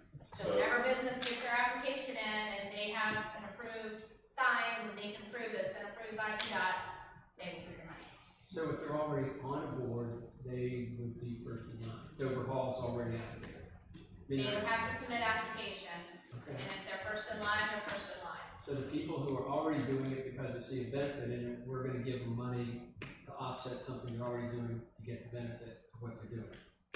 We will make sure that all the businesses are informed of the deadline when the opening of the application. Sure. And you can help businesses get their application in and make sure that they're ready to go. So when we open the deadline, everybody's on a level playing field. But if they're already on the board, they're not on a level playing field because they're already there. They've already been approved by DDOT. Could there be maybe a condition where priority is given to first time people? So then that kind of encourages more without giving money to people. Well, then we budget it, or in theory, then we can't reimburse the existing users until the very end. Yeah. So when are we gonna do it? That doesn't seem fair either, because they're all taxpayers, so why should somebody not, you know? Or new signs. Good idea, good idea. Keep ideas Can we add a requirement that we somehow, not necessarily look at all their books, but get some kind of data point at it for somebody that's been in this program to see if it did actually increase their revenue? That'd be very difficult to pinpoint from a marketing point of view. Tourism, there's such Because seasonality. it's an impression, it's a marketing impression versus I came because I saw your sign type of Well, situation. no, I know, but I mean, Like, just let you know that place to measure. if their revenue is, say, $100,000 for 2018, 2019, 100,000, maybe 2020, but then 2025, it's 200,000. I mean, that would be kind of. Too many variables, because what if they did a large marketing campaign at the same time, so there's no way The other to impact we pinpoint it saw from at the tourism, sign. gas prices. Right. As gas prices drop, people travel more, there's more, and when gas prices went up, people traveled less. And roadside attractions, interchange businesses saw their revenues drop. I've already shared my thoughts, I won't say anymore. I just say, I really like this program, I think it would do a lot for, other businesses in the community, even if they weren't participating, because I think it's gonna drive up traffic and people, noticing Goochland more when they're going down 64. I agree with that. I do want to make sure if we are incenting, then we're ensuring what we're incenting, right? So if it's, that's why I appreciate your comments about, well, you're picking winners and losers, I think you might have said that, but it's, you know, we have a goal here, not to just give money, it's to help drive economic development. So if it's for people that are not in the program, it gives them an opportunity to get in the program, realize those revenues, and go, oh, this is worth it. I'm gonna make this investment now on my own, I don't need the county to do that. And what I would say is, I've seen the EDA be very effective in this, especially during COVID. You had this on your slide, I was gonna bring it up at the time, but there's so much love going around, I think. But during COVID, the programs that you guys offered to help people in the businesses, like sometimes it's like $1,500, you gotta build a website, wound up being huge. So I do have a high level of confidence in the EDA's ability to manage these programs. I apologize for not even putting those grant programs on there and things that EDA has done. I just tried to block that entire year out of my mind and try not to think about it. But yes, EDA was huge and did help the businesses a lot during that. Could we do this as like a one-time grant program to see how it works, to prove to the board the benefit of it and the success of it before making it a yearly thing? Or is there a reason that it needs to be yearly? I would say that we probably want to at least, and so it would come forward through the budget on an annual basis, but I would argue that I would like to have at at least 2 years to make sure, because we're hitting it midstream, and like you said, there are some that already are on it, and there's some that's not. So I'd like to have at least a 2-year window to try to really see if it is impactful and whether our businesses like the program or not. That being said, it does come before the board annually during the budget, so they would have to put money towards it annually. Let me just clarify, the program works.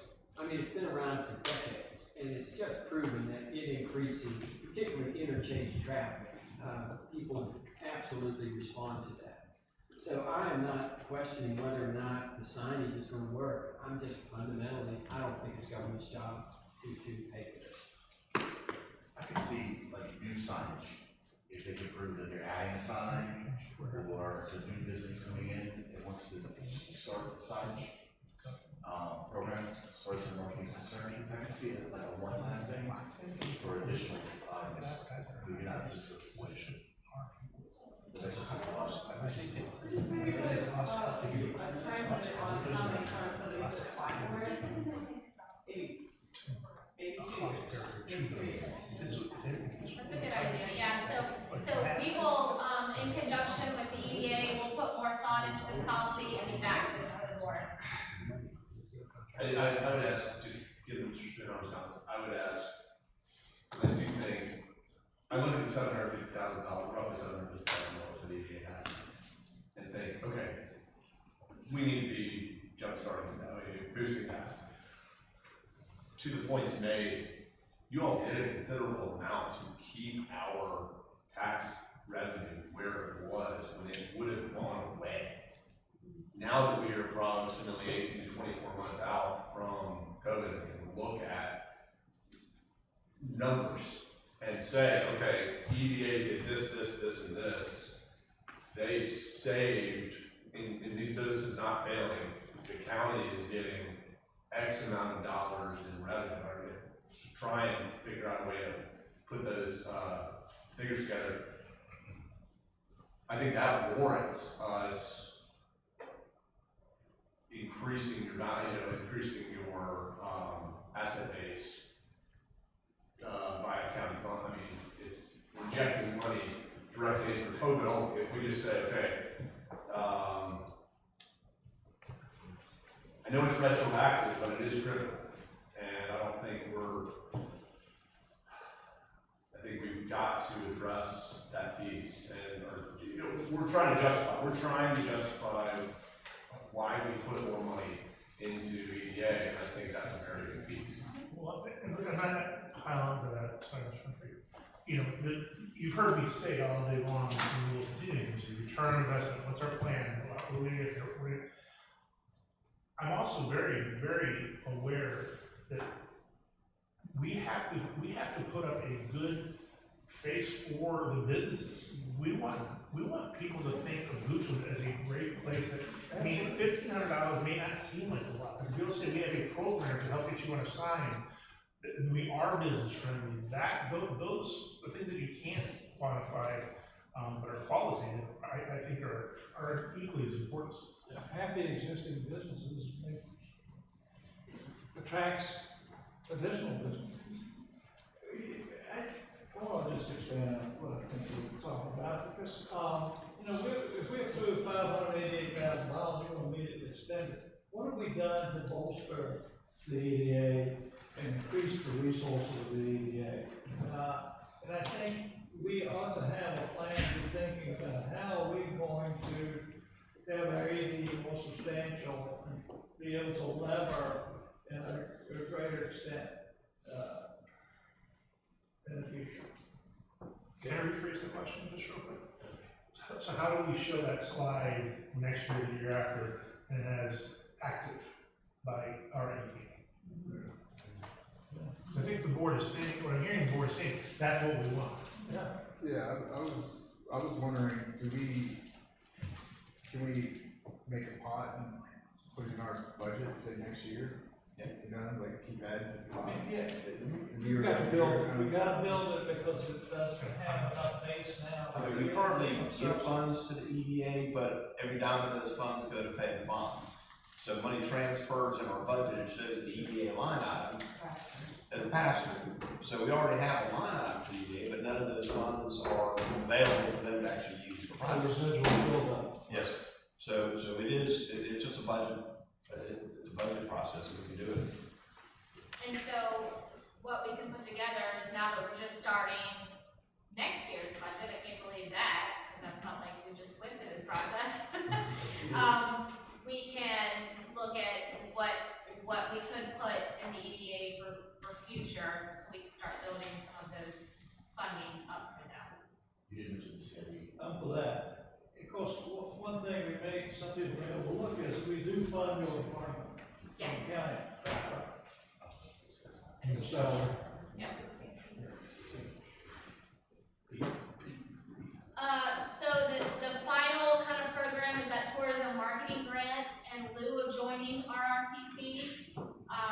What that would look like, $25,000 annually to the EDA, again funded from reserves this year. Next year would be a reoccurring line item.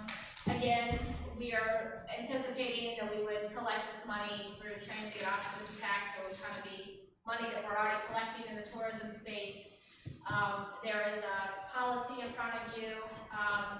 This would basically be marketing funds, so businesses could take advantage of the small amount of funds to market themselves instead of joining Richmond Region Tourism Corporation. So, my department, we do tourism marketing, but we like to do it from a very high level Goochland awareness campaign.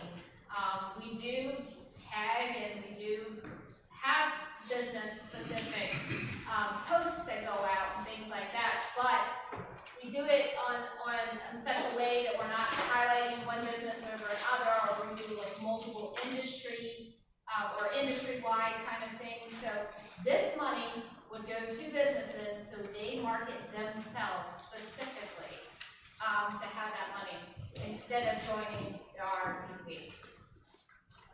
I don't want to flog associations, but the VRLTA, they praise themselves one strong voice in tourism. I know I have, my company has been a member, and it's $300 or $400 a year to be a member of that. And the resources that, and I believe the county's a member of the VRLTA. And so the networking and the resources that become available, and that symbiosis between DTC and VRLTA, that's the private sector with the government sector working hand in glove. Would it be presumptive to say that one of the requirements is that they be a member of the VRLTA so that we know they're engaged and invested in the tourism arena, and that they are not just looking to the county, but we're actually broadening their horizons and they're seeing what's going on throughout the Commonwealth? That's all what is VRT. Virginia Restaurant Lodging Travel Association, one strong voice for tourism.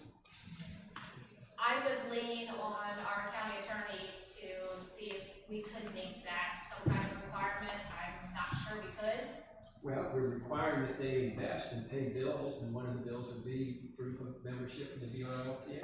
I'm asking, but the benefits, if you aren't a member, you don't understand the benefits that come from it. And when you are a member, it's like, why didn't I do this 10 years ago? It's been my experience. Isn't that Senate thinking? That's why I said I'm not sure if it's appropriate. I'd rather through attraction, and not promotion, but it really does, it's huge. It just takes great benefits. So, of everything I've heard of you, this is the one thing I can't get behind. Maybe it's because I do this for a living. And $25,000, and letting somebody else, so that you can take a couple $100 on a Facebook post. If it's tourism that we are trying to generate as an area with our parks and with businesses, I feel like this to me crosses a chain. I know we're saying it's tourism, which the county does, but I also often worry about us stepping on the toes of the chamber. There is a reason we have a chamber of commerce that, and I don't want government, again, to rub it off on me, the government coming in and saying, hey, we're taking away from the chamber, which is a membership organization that's supposed to be doing these things.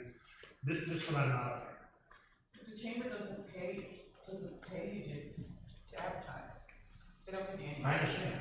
but they manage that, and I just don't think it's, because unless you say, unless, a requirement, maybe it is the requirement must, you highlight your business, but you've got to highlight all of yours.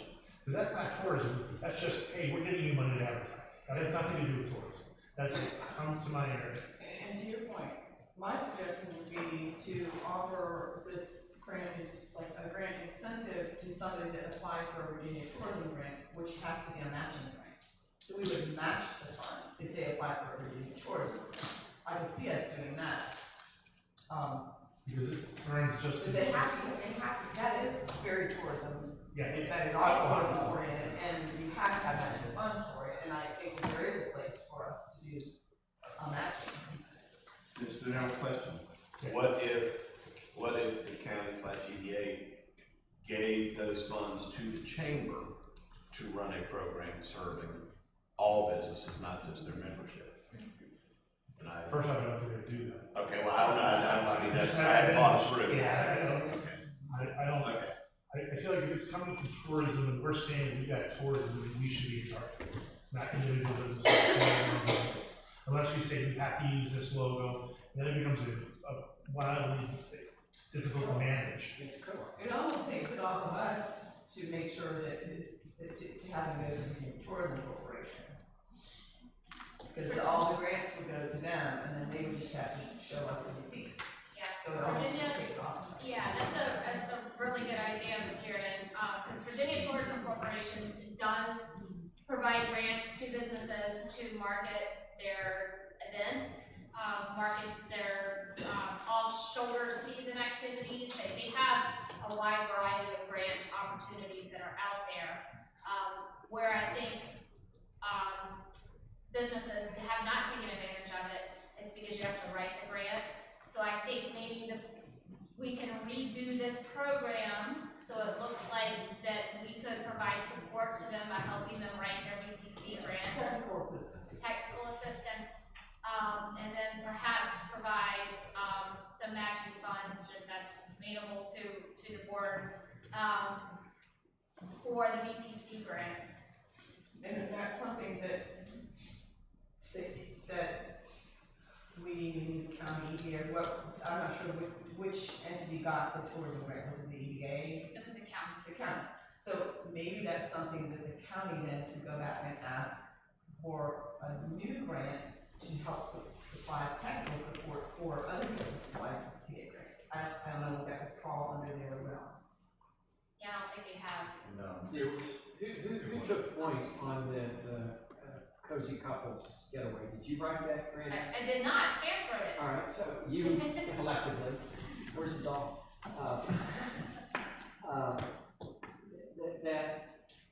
Again, there's two of y'all.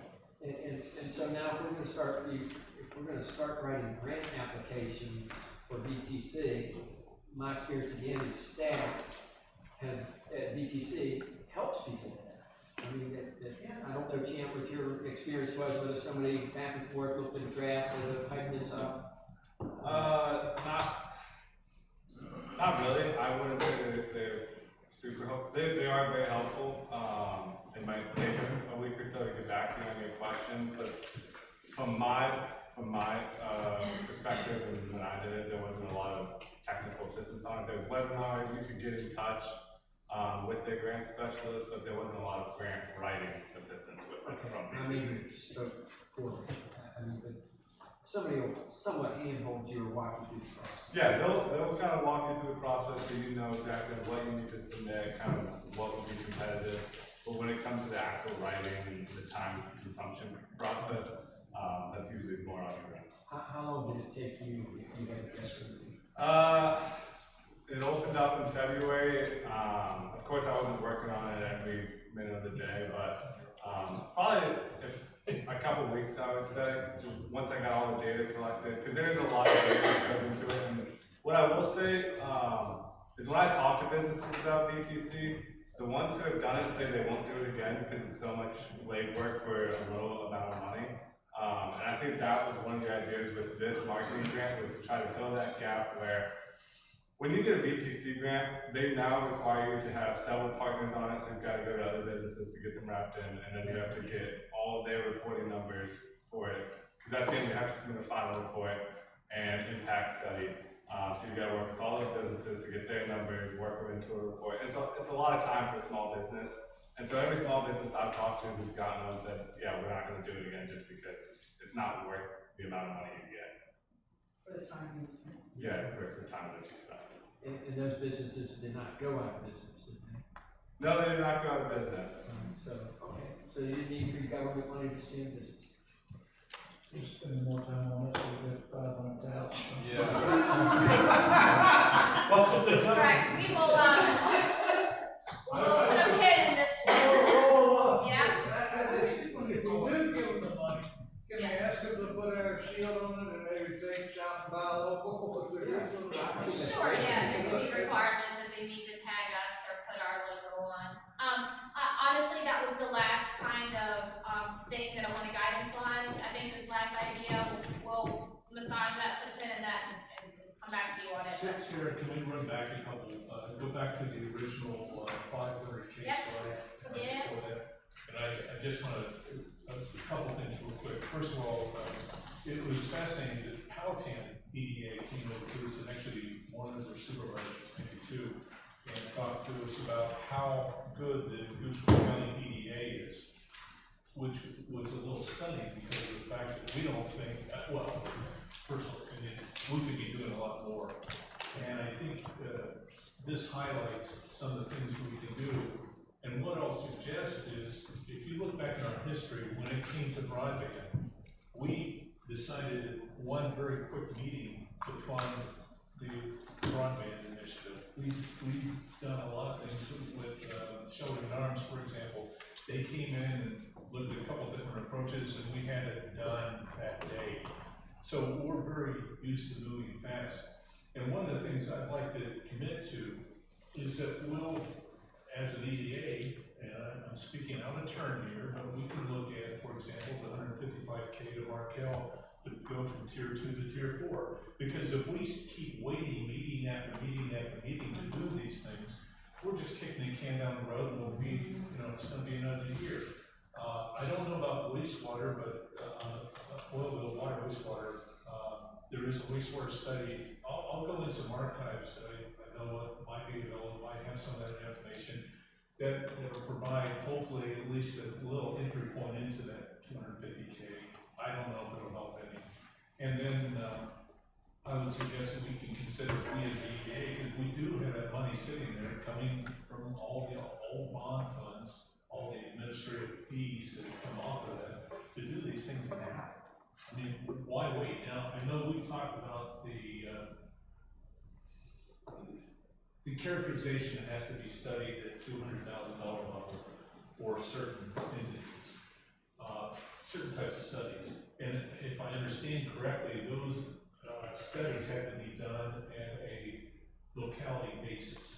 That is, it cannot be done generically across a particular, so. Project location based, Specific yes. project location.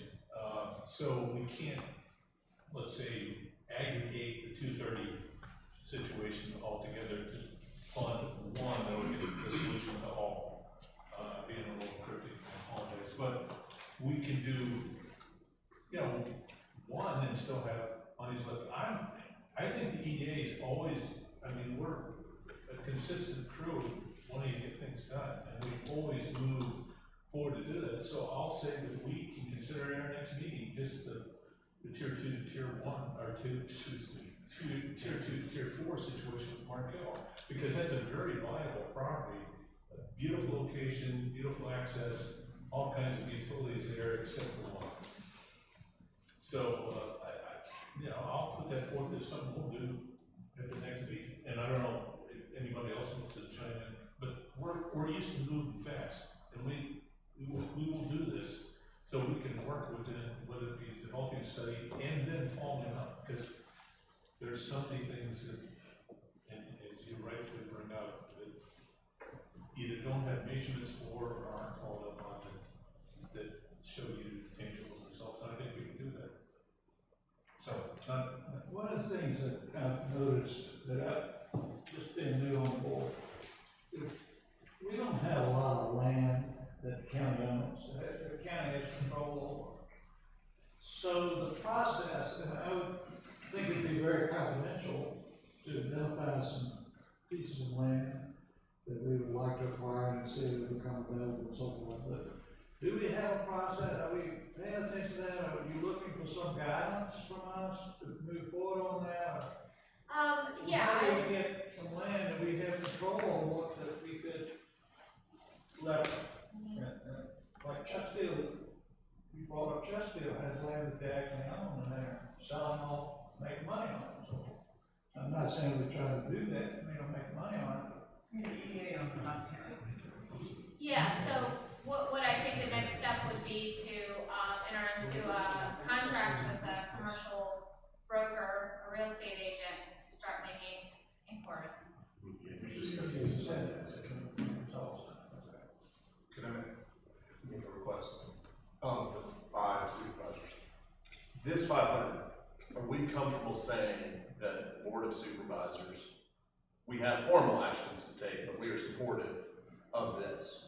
Yeah, with the cap, with the mechanism. With the, okay, so that's what. For me, that's one. Could everybody say? We're not voting. We're not voting, I'm getting general support, yeah, I'm getting general support. So in that way, we can move on in theory, not in process. Good, so we have general support, so there's that. I think Mr. Winfrey highlighted it, and I'm gonna throw out a very big picture idea, so I'm gonna limit it to 3 p.m. if that's all right with everybody, because this would be the last item. And because I don't expect there's not gonna be a solution to this today, but I think 500,000 as it relates to the broader opportunities out there is just scratches the surface. If it, I think the biggest problem we have hits on Mr. Winfrey's point. We don't own enough land. If other localities take money and invest it in that land, they own that land.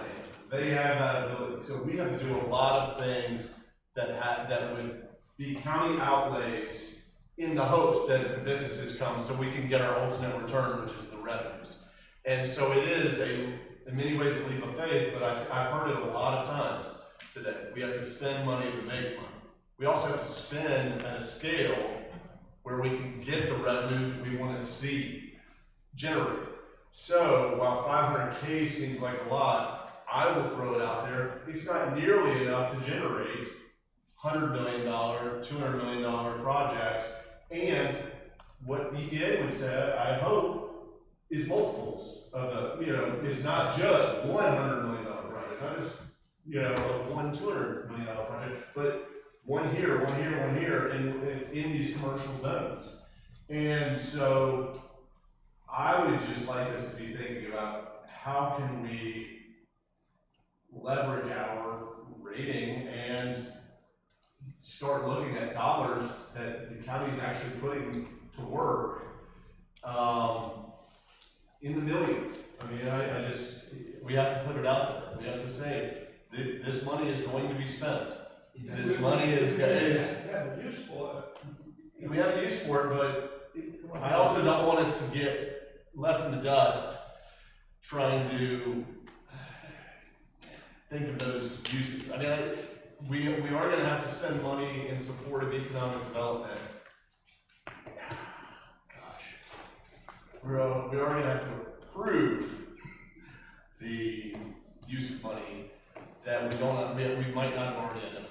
Does that make sense? I think I'm following Mr. Roberts, and I have a conceptual understanding of what's going on. I'm going to come back to a more, I'll even say libertarian approach as to, is it government's role to own property? Or the private sector, every bit, mostly, there's maybe exceptions, but there are because of the office parks. The commercial developments taking place in the county is all private sector. Capital One was private sector. CarMax was private sector. Forest Food, private sector. All of that was private sector, and I heard earlier that our ratio of value of our commercial base has increased, or Capital One has decreased as a contributor to the tax base because of other private sector developments. So I'm chewing on this, Mr. Bars, sorry. That ante up, and you gotta make an investment to get a return. I mean, you're there, even a $2 lottery ticket's an investment, I guess, but the concept appeals to me. I'm gonna have an internal, not that you need to know this, but I'll share it anyway, internal wrestling match as to the role of government, but then the greater good that gets served by making these investments of scale that almost, it might take a little bit of a public partner-private, and if I frame it that way, maybe I'll get more comfortable with it. But I really do like the concept that's been expressed, because getting left in the dust is not appealing. But I also want to make sure that I'm not encouraging encroachment on the private sector, which I believe inherently does everything better than government. Here's the bigger challenge we face right now, is I think we know where we want to see it. For us, it now has to be in that area. When Capital One came, is it fair to say the land was at a very attractive price for them to come here? They wouldn't have bought it otherwise. They wouldn't have bought it otherwise. We are now, as a wealthier county, as a county trying. To a transition. Yes, but the game, yeah, the play field is very dramatically different. 10 years ago, about the same. Yeah. 20 years. 20 years ago. Capital One. Yeah. I appreciate it. It's really good food for fun. So we need to look at things. So it's interesting, because I have the same struggle. Should government be buying that? And what I keep seeing around us is that they're taking that approach, and we're missing out on great projects. What I heard Sarah and the EDA talk about is the site ready. And the way I kind of look at it is, the biggest barrier I see to sites getting ready is government. I mean, it's the government, it's the studies, it's the, so, you know, are we,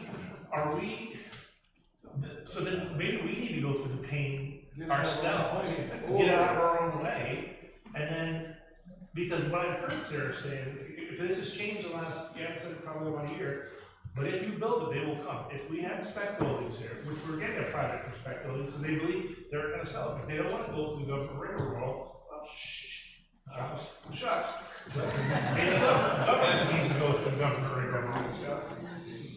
What that means, though, I mean, Charlie, are you talking about anything more than future CIP requests? Because we're moving into budget season now, and we say, all right, we figure out what our debt services could be, and we start putting that in, or are we thinking more than that? I don't see. Here's one of the things. I like the land acquisition idea, but that is such a massive dollar amount for us to bring that on to the balance sheet. I'm looking at it as the money we need to spend, I think, is better used to spur the investment. Now, because it's not being put on our balance sheet, then we've really got to be laser focused on that recouping of the funds by way first of tax revenue, but maybe there's a way we can recoup it faster, at milestones, let's say. Because if once a business is, oh gosh, we're so capped in the DEI world as to some of our references. Because I've got some terms I can use. We may have to throttle back some other spending in other areas to make the investment, so we'll have the resources to spend in those other areas down the road as the needs increase. And that's planning. So let me ask you a question. I think we saw the slide, I think you need to do it right. And we do have land, right? We do have land that we're getting ready to sell. or do something with on the Fairgrounds Road extension, right? Yes. So should that be, so should we be really, obviously, we're gonna do a great job with it, but is that sort of our dipping our toe in the water, and say, hey, what is this like, if, you know, should we look at that and say, you know what, we're not going to sell it, we'll look to do something with that. I mean, So it's, this way Charlie's getting. I mean, it's two totally different markets though. The Fairgrounds Road would probably never be a data center. I'm not talking big, well, I know it's been a big focus, but I'm talking, what we're talking in general. Okay. But I don't know, I don't know if we are or not, let's be honest. I've got a comment.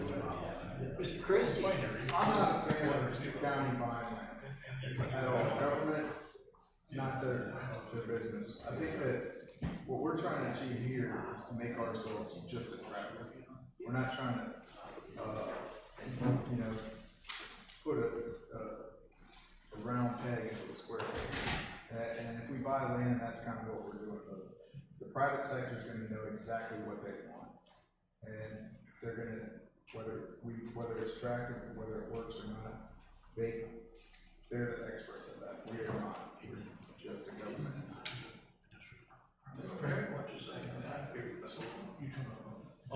From a linear perspective, yes. Yeah. Okay, if we're looking at a linear perspective, going left to right, we've got to feel like there's a comfort level where once a business gets to here, let's call this X, that they're going to go the rest of the way. Let's say this is a $100 million project. Once they get to X, then we can say with fair certainty that even if it's 95% of the way, we have to be thinking in these terms. You know, yes, there will be some businesses that fall out on the pipeline or whatever, but we reach here and we say, yeah, this is where businesses take it from there, the private sector operates the way we hope they do. We've got to spend our money to get them to that X point. Right. We've got to get as many businesses to that X point in our zones, in the appropriate zones, as we can, so that they will spend the rest of the money and the county will reap the benefits of the additional tax revenue and, you know, what we ultimately want. But we've got to get them to that spot. So what's up? And I know you're speaking very theoretical, but it's kind of over my head a little bit, I apologize. So, make it real for me, like, what are you thinking? It's going back to getting them ready. And that's why I say if we have control over, we'll have. Because what was it, we talked about a property today that was in the hundreds of millions of dollars, and they didn't want to spend $200,000 to develop it. I mean, come on, like what? Can we provide site-ready sites without owning the property? I don't know how that. Yes, we can. Utilizing state grant program, there are certain requirements. One of them being, they have to, I forget what their requirements were, and I'm not sure what side it was on, but that they have to agree to sell, only market the property for certain uses, industrial, commercial uses. If they were to sell to residential or something like that, they would have to pay back the money that the state gave them. So there are things that you can do around to making sure that you're not putting public dollars into private sites and that those sites go to a use and that the county doesn't make its money back on. So it's like a public-private partnership with safeguards in place to make sure that public money is not then. Yes. Yes. So what I think, where I was following the conversation that where Ms. Dearden was just going with that was, yes, you can, the county can purchase land and do the due diligence on the land and make sure that the land is ready to sell. So when a project comes in the door, the project, if we go back to talking about the very beginning of the day when we talked about site readiness and speed to market and what the site selectors and the projects are looking for, they're looking for a piece of property that they know is good for them and that they can hit the ground running. They don't wanna have to go in here and go, oh, well, now I have to spend 6 months doing this due diligence, only to find out there's wetlands all over the site, and now I can't build in the area that I wanted to build on, or maybe the groundwater's too high, and I can't get my foundation depth that I need it to be. So now this piece of property I just wasted 6 months on is no good for me.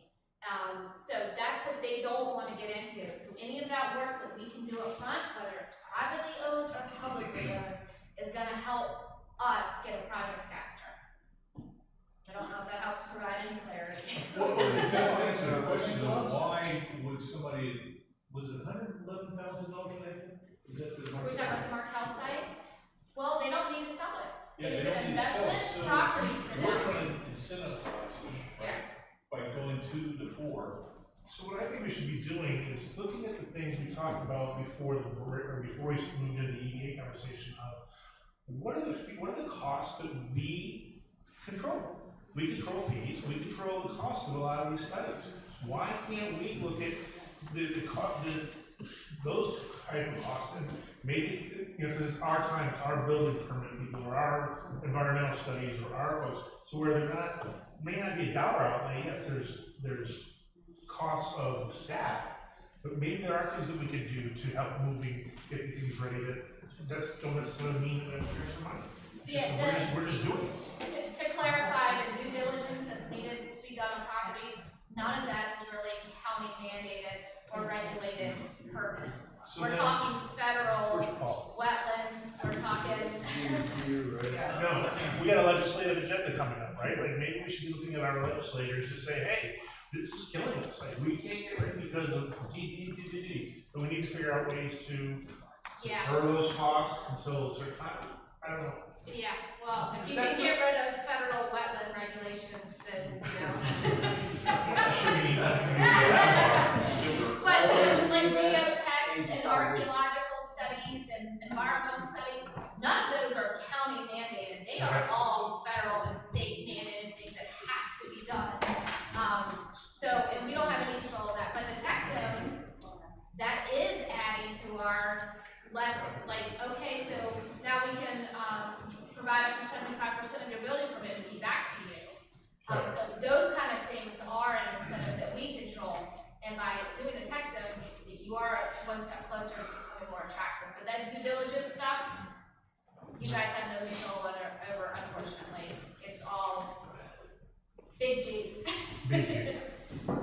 So the advantage to buying land, for the county buying land, is that we can move forward, getting these sites ready a lot faster, and then not necessarily hold on to it like Markel for 20 years and make millions and millions of dollars, but get it ready, get the appropriate business in there, and start getting the tax revenue in there a lot faster. Because sometimes they don't sell, kind of went bankrupt because they own golf for recreation purposes. They're kind of Appomattox had a shell building for what, 12 years? Before they found somebody that would actually move into it. So buying and owning land is, I mean, we're just like a private industry. It's a long-term game. It's a long-term game. You're making investments now for Goochland in 50 years. Yeah, it's a long time. So right now, eliminate all this. Right now, we can get that Markel site 2 to 4, right? Yeah. That is one action that we can take in the near term, because it's gonna take 6 months. Yeah, I'd say so. And assuming no remediation well, there's no remediation, it's in the site. The dump, the built, yeah. Okay, so it's a good opportunity, and here's the problem going back to the free market versus government and everything else. We're limited, and Sarah went through this, the amount of land we have available right now. Now, either we're gonna have to encourage other large landowners to do something with their land, or some other entity's gonna have to buy it, whether it be government of Goochland or some other investor. I don't see another major investor coming in here right now. The only opportunities we then have if you characterize the current market, is the data center market. I don't know of any other market that's moving, that's dynamic. I mean, the amount of money that's being spent in that market is insane. I mean, Meta's spending $40 billion this year just on basically hardware and software. So there's an opportunity here. Now, we can look for and try and, which I think we have a good opportunity to grab that opportunity because of our power, our lines, and also some of our other resources. I could be named to be corrected too, but I think when I looked at Powhatan, what they did, which was not really aggressive marketing, it was more they came to them. And they got 300 megawatt site. That's gonna, they were trying to ascertain how many millions that was gonna bring in every year to the budget. They've got their own security systems of force. They've got their own fire protection. Really don't need anything from the outside from the county. So I would suggest we, move forward with also the big need of things right here, and the EDA will consider things also that will help move things along rapidly. Because like I said, So just clarification on the big needle things, that's the 500K, is that what you're saying? Yes. Okay. Because, and see, out of that 500K, there's at least 200 times X missing for the other study that's gonna have to be done, right? And that X is dependent upon whether you're talking about 4 other locations, 3 other locations, or 1 other location. That's future discussions. Future.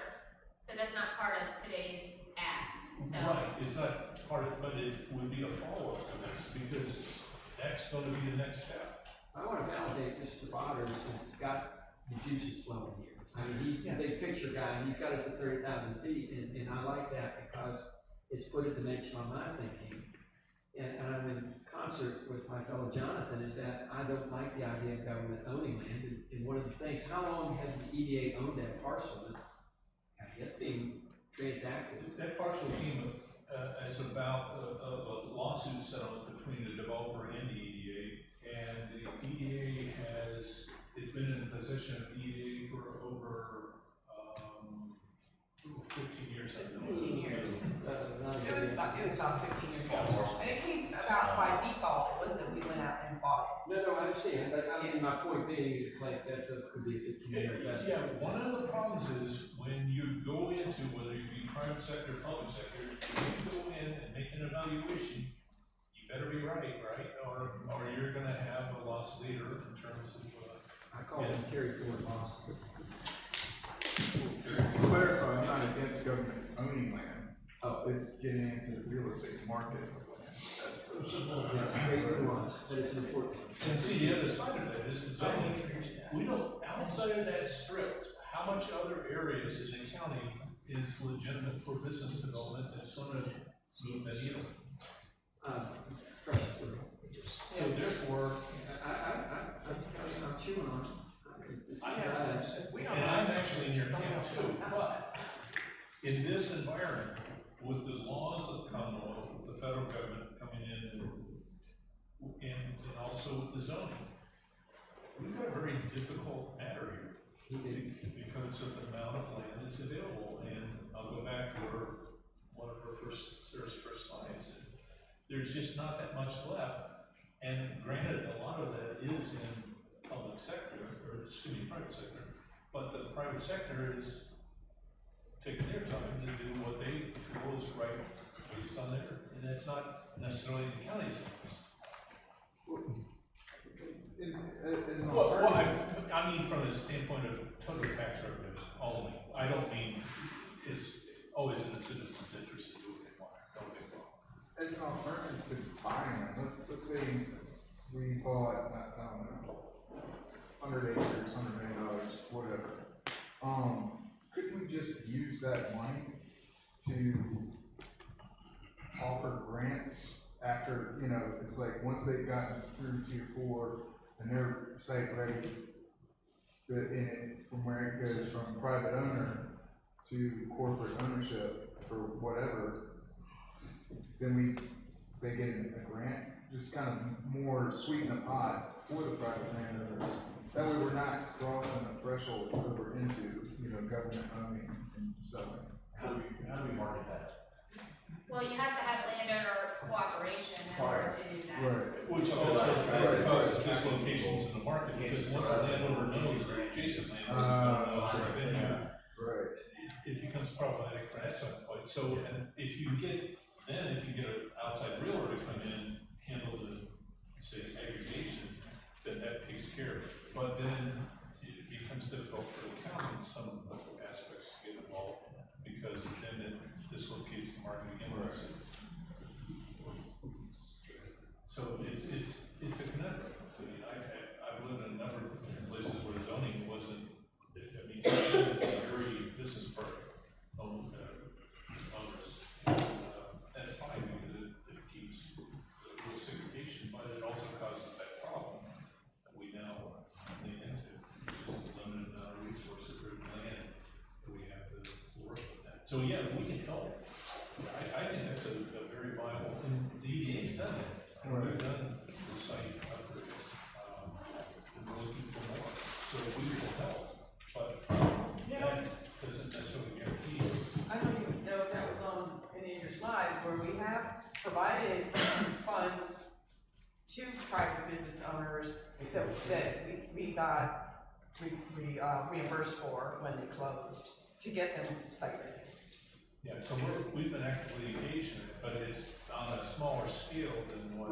Yeah, I was just saying, if we were looking at, spending a large chunk of money on land, we could take that same amount of money and spend it on incentivizing to other sites to get segregated. I think there's a couple places that with proper zoning and motivation, we can completely turn around commercial revenue in this county.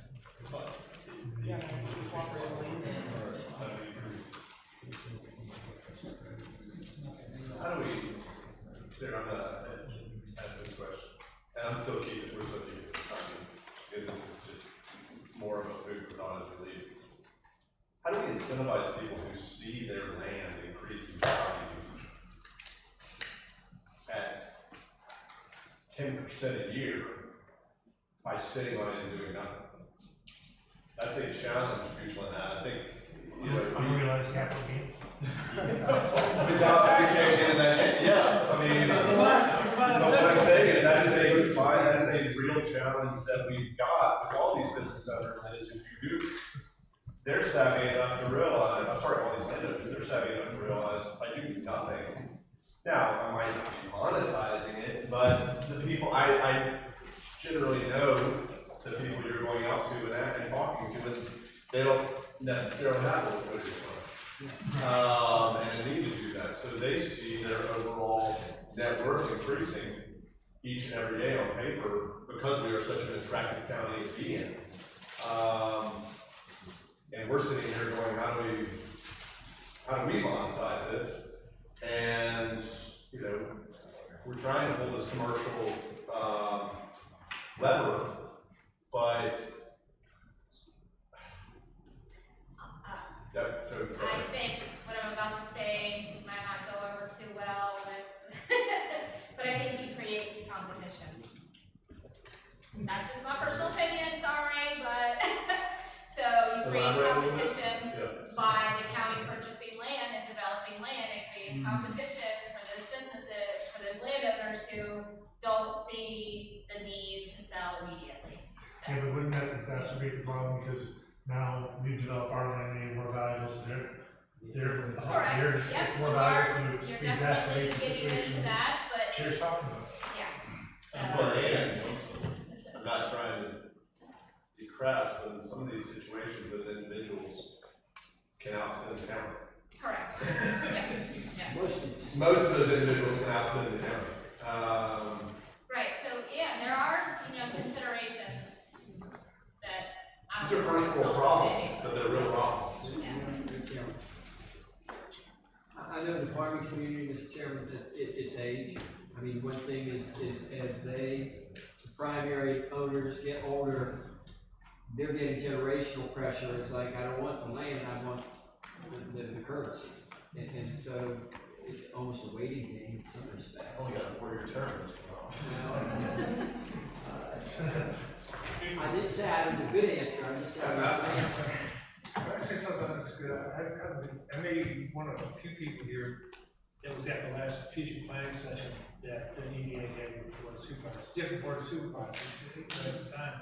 One of the things that we talked about in the strategic planning was essentially the eastern end of the county is going to be the economic development end of the county. And there was the western end of the county said hell no to any economic development. Basically, districts 1 and 2 said no, we don't want it. My observation is we really need 3 strategic plans because we've got the industrial east, we've got the health in the west, and we've got the middle that's saying, make me a deal. So when we're talking about available economic development opportunities, and one of the things we've done is restricted our options by putting them into 2 districts.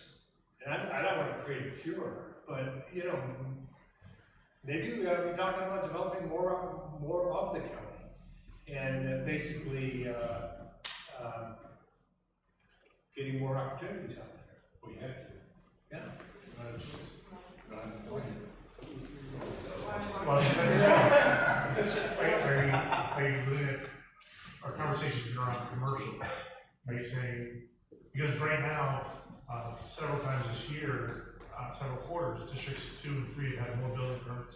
Districts 1 and 2 have had more building permits for each end of the county. Yeah. Residential. Residential. Strictly commercial. Okay, we're talking commercial. I just want to make sure. I'm at 85-15 too. Also.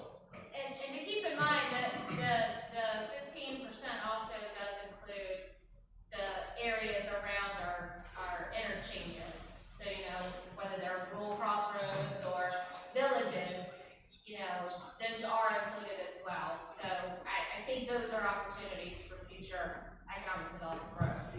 I don't know if we would ever get to, what we talk about all day is infrastructure, right? Water and sewer, which, in my lifetime, we won't see districts 1 and I think. Start siphoning from the river. But I do think we've seen, in District 2, District, we've seen a lot of success in the breakfast, wedding venues. There's industry going out there. Now it's not your big ticket data centers, but we can't lose focus on those things too, because those people are investing their life savings in this county. And we gotta make sure that we have a plan for them as well. That we're not very, we are digitally laser focused on data centers. We do have to have a broad tourism support. Industry. You spoke about the abattoir earlier, with the meat packing machine that's coming in. We haven't really talked about anything about how to incentivize young farmers to continue to farm on land that is currently in agricultural use, or it's just laying fallow. So if we want to keep Beachland rural, we have to think about that a little bit. How can we incentivize young people to continue to farm? In our unique situation, probably ought to be expanded into the equine sector, because that's a major part of our agriculture, isn't it? I think we have to spend more time than we have. Yeah. We can talk about it all, but that is economic development, and it's On that note, considering, the equine population, we don't have a whole lot of equine business or support. there are more horses than there are children in our public schools. Yeah. But, the only thing to support that industry is pretty much southern states. No. Well, Tractor supply. Well, yeah. Aspen is going online. Aspen I know. What are you saying, what's the I know that topic? pain too.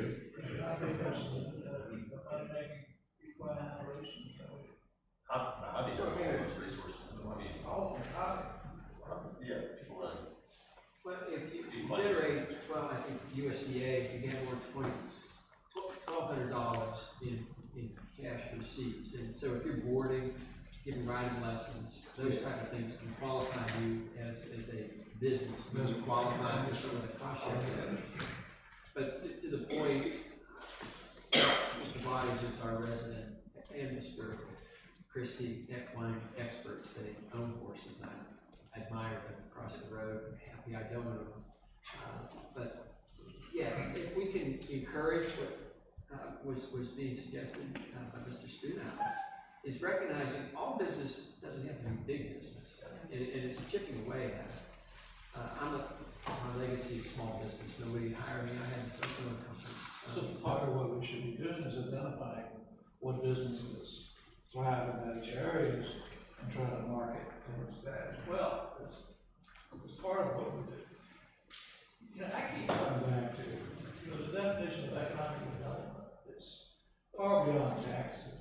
And I'm afraid that sometimes the public says, well, you go back to this money grab, you want more tax, more tax. It's really progress and quality of life and all those things, we go along with economic development.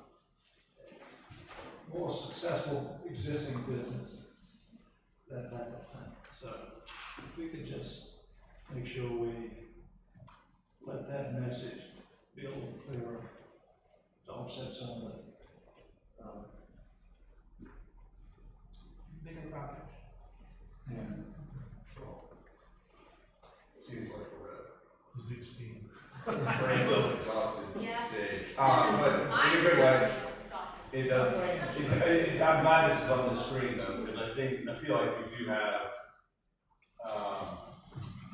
general support for exactly what this is proposing and what we need to do, and I think the key will be to follow up so that we know how we further catalyze the EDA.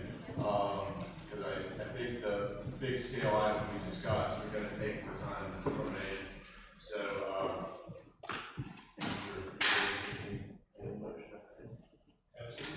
I will. oh, wait a minute. Any other?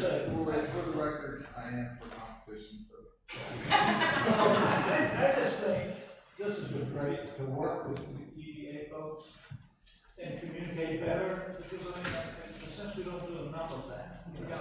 I want to start telling look over your shoulders and just get a better understanding, so thank you all. And I do want to pose a question, we ought to consider the planning commission being brought into this thing. In the future. I don't know, maybe there's a good reason we didn't. I think we had enough to cover today. Is it premature, Mr. Chair, that we would, in concept, say we'd like to do this again in 3 months or 6 months? I think 6 is probably the earliest feasible, but it's early with what you've got on your plate already. I would say 6 months, definitely no earlier than that, but because we need time to get this approved and get it going. I don't see a lot of this throughout the budget as well, Yes. so Yes. organically we might get it. I understand, But but there's a real synergy, my opinion, I felt, a synergy being able to interact and get the benefit of, if you will, spontaneous comments. I would like to maybe recommend that we do this annually at a minimum. Just get together and hold workshop sessions, because I think it has been beneficial. So if it's in the budget, that won't enable expenditure until after July 1st of 2025, correct? Yes, but you have money in your system. That's where we.